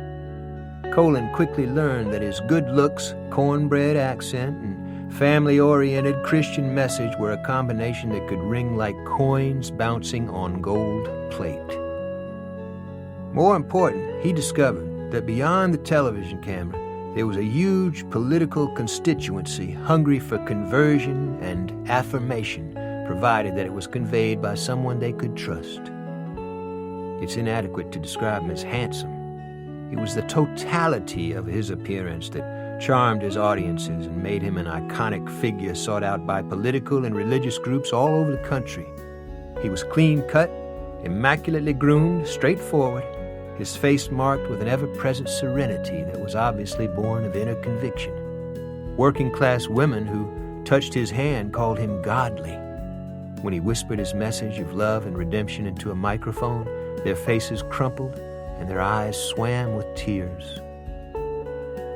He returned to his birthplace and bought a modest home on Camp Street in the Garden District, and often appeared at shelters for battered women and the homeless. But there were stories about a second home outside Bay St. Louis, one with a breathtaking view of the Gulf. The deed was in the name of the incorporated ministry that others administered for him, but the rich and the powerful were often seen dining on the deck with Colin at sunset, the blood-streaked skies and rustle of palms a triumphal backdrop to those who had successfully managed to give unto both God and Caesar. Colin Aldridge had remained free of the type of scandals that had brought down many of his predecessors. If there was a repressed libertine inside him, no one ever saw it. He was devoted to his work, and I suspect sincere when he often mentioned his mother as the source of his political and spiritual convictions. Even I sometimes wondered if the rumors about his ties to casino gambling were manufactured by his political enemies. Why would anyone who had achieved so much risk it all by involving himself with a Miami lowlife like Whitey Bruxall? Cleet Purcell had his caddy towed into the shop, then drove in a rental to Whitey Bruxall's business office on an oak-shaded stretch of Pinhook Road near the Lafayette Oil Center. But Whitey Bruxall was not there, and his receptionist said she had no idea where he was. Cleet looked around at the deep carpet and heavy ornate furniture in the reception area. The office was located next to a motel built of soft South Carolina brick, and through the windows he could see the shadows of the live oaks out on Pinhook Road and the sun winking on the motel swimming pool. "You got a nice location here," he said. When she didn't respond, he added, "Whitey just blows in and out, but he doesn't tell his employees where he is." "Would you like to leave your name and phone number?" the receptionist said. Her hair was platinum, her tan probably chemically induced. She picked a piece of lint off her skin and dropped it in a wastebasket. "Is Lefty Ragusa around?" Cleet asked. "I think Mr. Ragusa is at the track." "Too bad. Tell Whitey Cleet Purcell was by. He doesn't need to call. I'll drop by another time. Or maybe catch him at his house. He goes to his house sometimes, doesn't he, when he's not blowing in and out of the office?" Her eyes drifted up into his, her expression as bored as she could possibly make it. "That's what I thought. Thanks for your time. Give Lefty my best. Tell him I'll be getting together with him soon," he said. "Could I have one of those business cards?" She nodded her head toward a container on her desk, her attention concentrated on her computer screen. Cleet wrote on the back of the business card and handed it to her. "Give this to Whitey, will you?" he said. She took the card with 2 fingers and set it beside her keyboard without looking at it. Then she glanced down at the message written in a tight blue calligraphy across the card. It read, "The guy your people capped in Apalaka had the silver star and 2 purple hearts. Why don't you give me a call, shitbag? I'd like to chat you up on that." The receptionist's face sagged slightly. Then she picked up her purse and walked into the restroom, her eyes focused far out in front of her. Outside, Cleet stood in the shade of an oak wondering what he had just accomplished. The answer was easy. Nothing. In fact, his behavior had been foolish, he told himself. Contrary to his own admonition, he was once again engaging the lowlifes on their own turf, issuing challenges that brought him into conflict with disposable douchebags like Lefty Ragusa. What was it that guys like Whitey Bruxall wanted? Again, the answer was easy. Respectability. The legalization of gambling throughout most of the United States was a wet dream come true for the vestiges of the old syndicate. The money they used to make from the numbers racket, money that they always had trouble laundering, was nothing compared to the income from the casinos, tracks, and lotteries they now operated with the blessing of federal and state licensing agencies. In fact, not only had the government presented them with a gift that was beyond the mob's wildest imaginings, they had been able to attach educational funding to gambling bills all over the country, which turned school teachers into their most loyal supporters. Was this a great country or not? Maybe it was time to piss in the punch bowl, Cleet thought. He looked at his watch, then headed for New Orleans. En route, he called his part-time secretary at the office he still operated on St. Anne Street in the Quarter. She was a former nun by the name of Alice Waringhouse, a stolid pile of a woman whose veneer of Christianity belied a personality that even the previous bishop had feared. In fact, I think Nig Rosewater and Wee Willie Bimstein's bail skips were more afraid of facing Miss Alice than they were Cleet. But she and Cleet had hit it off famously, in part, I suspected, because the pagan in each of them recognized the other. She called Cleet back by the time he crossed the Atchafalaya and gave him the probable schedule for the rest of Colin Aldrich's day. "High tea at the Pontchartrain Hotel," Cleet said. "He entertains elderly ladies there. Actually, he doesn't seem like a bad man," she said. "Don't let this dude snow you, Miss Alice." "Have you gotten yourself into something, Mr. Purcell?" "Everything is copacetic, no problems, believe me." "The police department keeps calling about this episode at the casino. They say a lot of water damage was done to the carpets." "Don't listen to them. It was just a misunderstanding. Thanks for your help. Got to go now." He closed the cell phone before she could ask any more questions, but she called back 30 seconds later. "You take care of yourself, Mr. Purcell," she said. He could do worse than have Miss Alice on his side, he thought. Just before 3 p.m., he drove down St. Charles and parked across from the Pontchartrain. Sure enough, inside the cool, pastel-colored reaches of the hotel, he found Colin Aldrich seated at a long, linen-covered table, speaking to a group of ladies who must have been in their 80s. A tea service was set at each end of the table, and Colin sat in the center, turning his head back and forth, his eyes lingering on each face, his sincerity and goodwill like a candle in the midst of an otherwise empty dining room. It was not the scene Cleet had anticipated when he left Lafayette. He'd envisioned catching Aldrich in a crowded restaurant, perhaps among the moneyed interests that seemed to find their way into Aldrich's inner circle. Maybe even some of the Jacano minions would be there, he had told himself. But what if they had been there? What would he have done? Pull a fire hose out of the wall and create another disaster for himself like the one at the casino? He stopped at the bar and ordered a double jack with a beer back. "How long does Billy Graham Jr. work the crowd?" he asked the bartender. "Sir?" the bartender said. "When does Boy Bone Smoker get finished with the ladies?" The bartender, who wore a white jacket and black pants, leaned forward on his elbow. He had a pencil mustache and black hair that was cut short and parted neatly like a 1930s leading man. "I happen to be gay myself. You don't like it, drink somewhere else." The afternoon was not working out as Cleet had planned.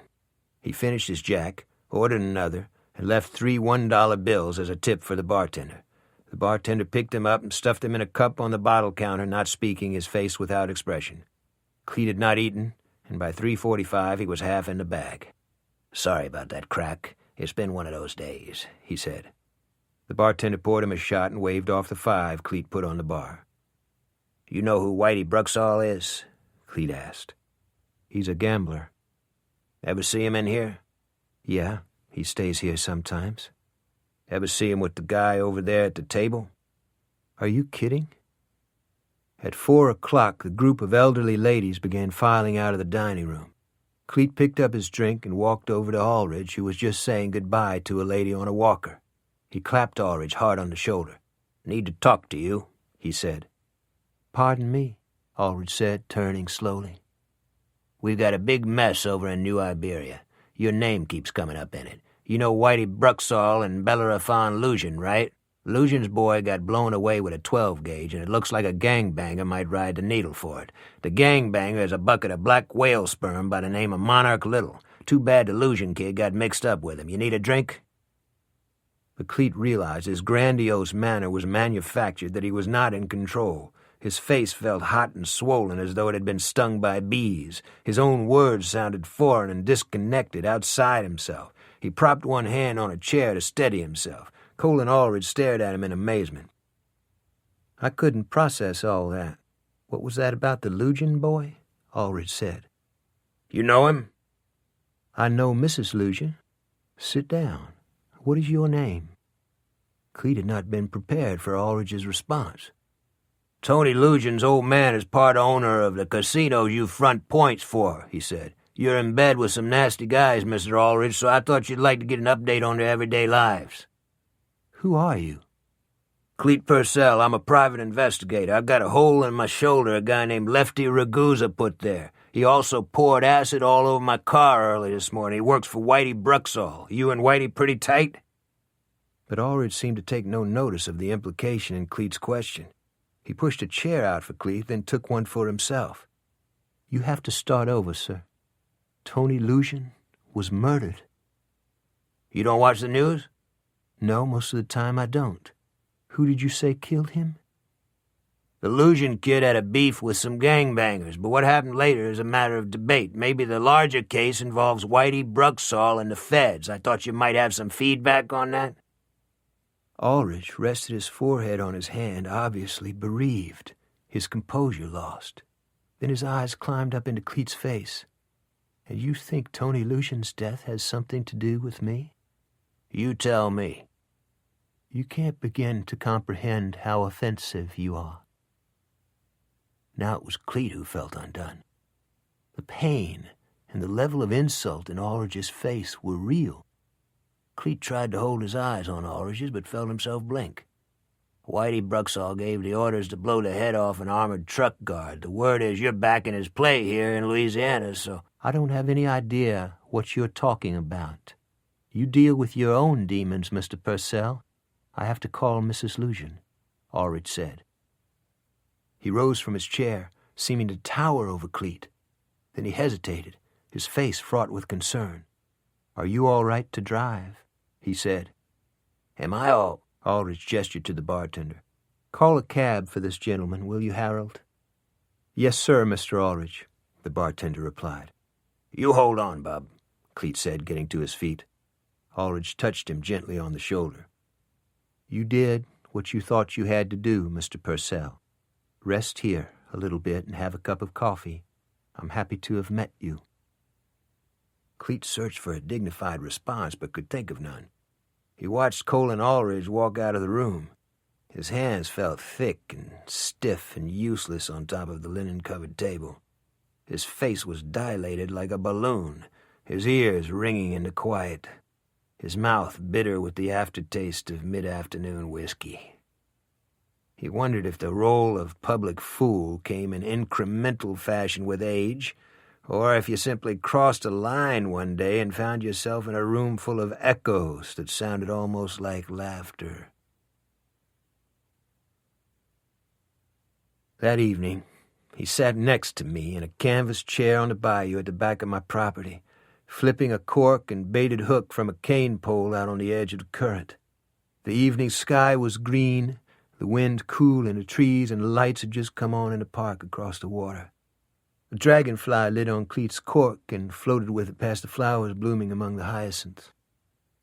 "I felt like 2 cents. Did I read this guy all wrong?" he said. "Who cares? You're a good guy, Cletus. You've always been on the right side of things. You don't have to prove anything," I said. He had eaten and showered after returning from New Orleans, but his face still had an empty look, like that of a man who has just awakened from sleep and isn't sure where he is. Cleet had been on the full-tilt boogie for more than 3 decades now, and I wondered if the bill was starting to come due. "The crazy thing is, I don't even know why I went after this guy," he said. "Because you don't like frauds and guys who use religion to sell wars." He rubbed one eye with his fist. "The guy seemed on the square." "He's not, Cleet. He's a con man, and the guy he's probably conned the most is himself. But let's get off the dime here. Aldrich knows Bello Lusian's wife?" "Yeah, he was upset about the kid getting blown away. I think it really put a nail in his head." "Like maybe he feels guilt about it?" "Something like that. Or maybe he knows why Lusian was killed." "So I'm glad you went after him." "Really?" he said, looking at me directly for the first time since his return from New Orleans. "Really?" I said. One time, while swacked on Cambodian red and a quart of stolen scotch, a sergeant in my platoon who had served in World War II, Korea, and Vietnam told me he was the wisest man he had ever known. "Why is that?" I asked. "Because I've spent a lifetime seeing people in duress," he replied. "So?" I said. "That's when the best and worst in people comes out, when they're in duress. Most of the time the best comes out. Sometimes it don't." "What happens when the worst comes out?" I asked. "You gotta remember who you are, so you don't become like the people around you. Each night you tell yourself over and over you got a special place inside you where you live. It's like a private cathedral nobody can touch. That's the secret to sanity, Lute. But you can't tell anybody about your special place." "Why not?" I asked. "Because once they know you got that private place in your head, they'll strap you down and kill your brain cells with electroshock."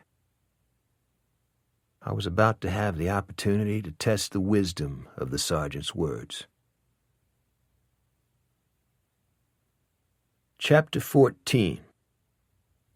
Monarch Little's bail was reduced Monday morning on the firearms violation to $25,000. Through a friendly bondsman who allowed his clients to pay off his 10% fee on the installment plan, Monarch was back on the street in time for lunch at the same McDonald's where he'd gotten into it with Slim Bruxall and Tony Lusian. But the problem with Monarch's release from jail didn't lie with Monarch, at least not directly. Helen called me into her office at 1 p.m. "How much tolerance do you have for Bella Lusian?" she asked. "Considering the fact he broke out a window in a cruiser with his head in order to spit on me, not very much," I replied. "You're probably the only person in the department he'll listen to," she said. I knew where she was headed. "No, Bello is not my responsibility. If you want a nursemaid for this guy, find somebody else," I said. "He respects you." "Bello is an animal. He doesn't respect anybody or anything." Helen drummed her fingers softly on her desk pad, her eyes lowered. "We've come a long way since the civil rights era, Dave. I don't want to see that progress undone." "Then figure out a way to put Bello in a cage. Just leave me out of it. I don't like getting spit on. I don't like getting used either." She snuffed now in her nose. "I can't blame you for your feelings. Don't worry about it. I'll work out something else," she said. She swiveled around in her chair and gazed out the window. "That's it?" I said. "That's it," she said. "When your slider isn't working and your fastball couldn't find the strike zone if it had eyes on it, what's the only pitch to throw?" The answer's always the same. The humble change-up. You hold the ball deep in your palm, then let the batter's overwrought watch spring destroy his timing. Helen had just floated a butte down the pipe. I went back to my office and tried to bury myself in paperwork, but I couldn't get Bellerophon Lusian and the primitive, violent mindset he represented out of my thoughts. He was a creature out of the past, but one that every Southerner of my generation recognizes and instinctively avoids if possible. It's facile to call his kind racist. In fact, race is almost a cosmetic issue when it comes to understanding the Bella Lusians of the world. They're often fond of black people individually, but they resent, if not despise them as a group. Their anger lives like a benign form of clap in their blood. Instead of destroying them, it energizes them, defines who they are, and allows them to use social outrage to intimidate other whites. Their ignorance is a given. In fact, they take pride in it and use it as a weapon. The threat of violence is implicit in all their rhetoric and in the bold stare of their eyes. Their greatest fear, as well as their greatest enemy, is knowledge of themselves. Like Plato's prisoners in the allegory of the cave, they will perpetrate any hateful act, including murder, on the individual who tries to set them free from their chains. South Louisiana's cultural mores have always been French Catholic in origin, and hence the Klan has never had a strong foothold here, at least not since Reconstruction and the short-lived influence of the White League. But that doesn't mean that violence and cruelty and the sexual exploitation of Negroes did not occur here.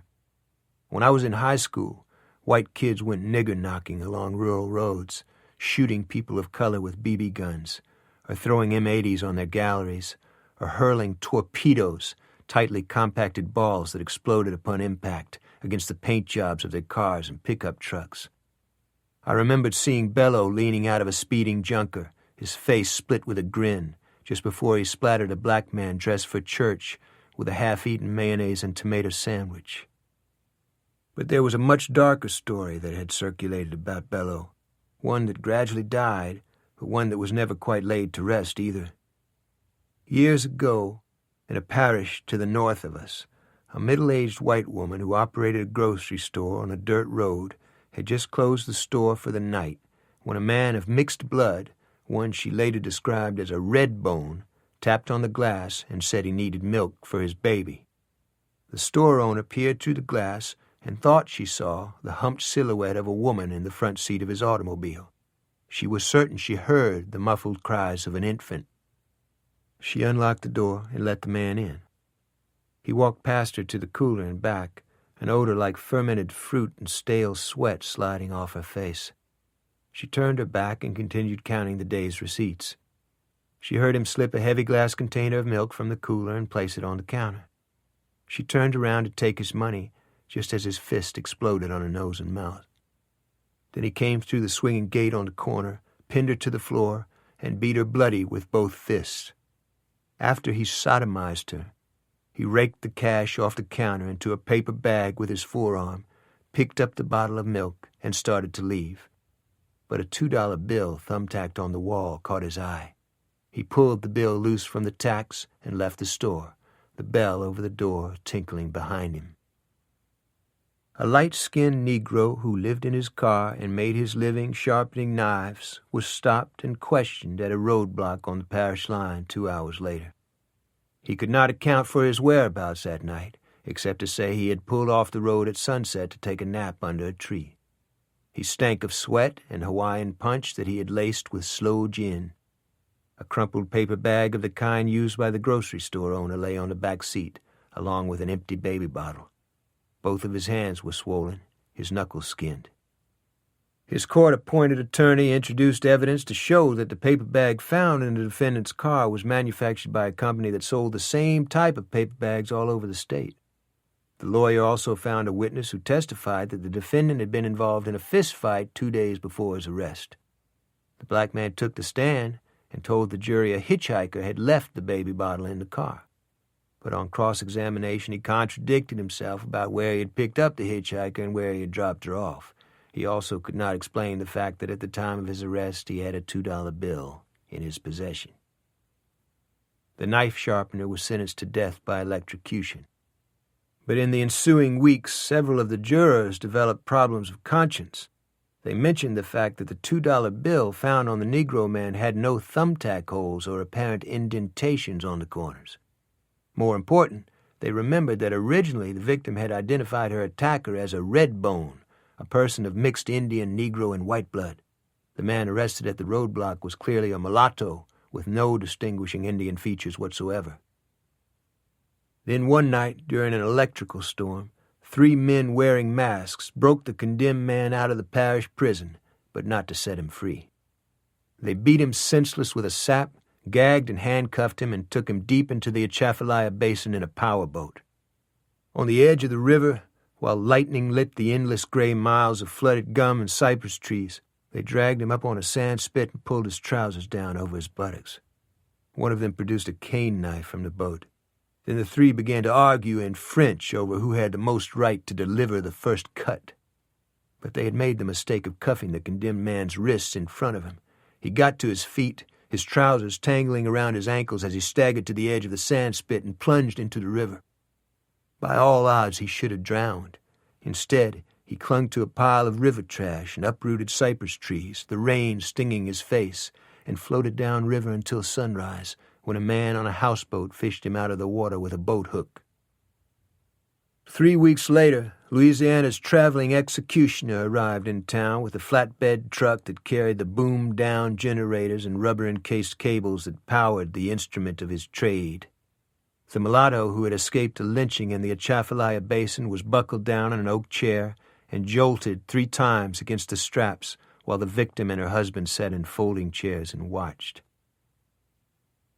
2 months after that, a man and his wife were arrested outside Oklahoma City for the robbery and sadistic murder of a family who operated a roadside fruit stand. They were caught only because they were turned in by a relative upon whom they had dumped their infant child. They denied ever having been in the state of Louisiana, but a receipt from an Opelousas motel, dated the night before the attack on the female grocery store owner, was found under the front seat of their automobile. The man was half Choctaw Indian. In his wallet was a worn $2 bill, each corner pierced by what appeared to be a thumbtack. Bellerophon Lujan's name surfaced again and again whenever the story of the attempted lynching was told. His father had been a close friend of the rape victim's family. His uncle had gone to Angola for killing a Negro farm worker with a hoe. Bello was notorious for bragging on his sexual conquests of black women, and it was obvious to any reasonable person that his anger toward the Negro race seemed to exist in direct proportion to his libidinal fascination with them. Whenever the subject of race came up in a barroom conversation, Bello's eyes became lustrous with secret thoughts and memories he did not share. Shortly after 2 p.m., I checked out a cruiser and drove to Bello's horse farm up the Teche. After I rang the chimes, I waited in the shade of his porch, watching the shadows of clouds sliding across his pasture land. In the side yard, I heard a flapping sound, like fabric lifting in the wind, and a clinking of metal upon metal.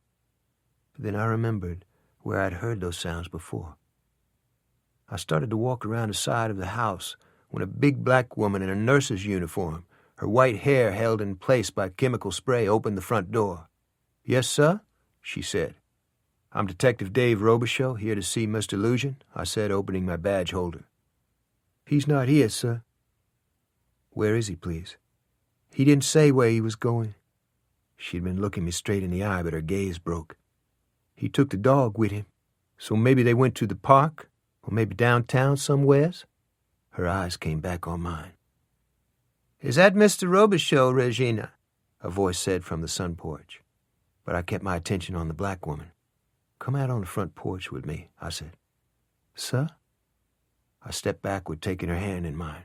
She followed me outside, glancing back once. "What's Mr. Bello up to, Miss Regina?" I asked. "I'm making $10 an hour here. I can't lose this job." "Tell me where he went." "He took the Rottweiler. That dog mean, true and true.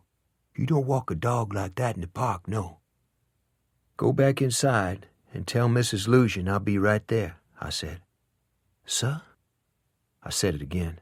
This time I placed my hand reassuringly on her upper arm. "I give you my word no one will know what you just told me," I said. She went back inside the house uncertainly, leaving the door ajar. With my back to the house, I opened my cell phone and punched in the number to Helen's office. "Sheriff Swallow," she said. "I'm at Bello's house now.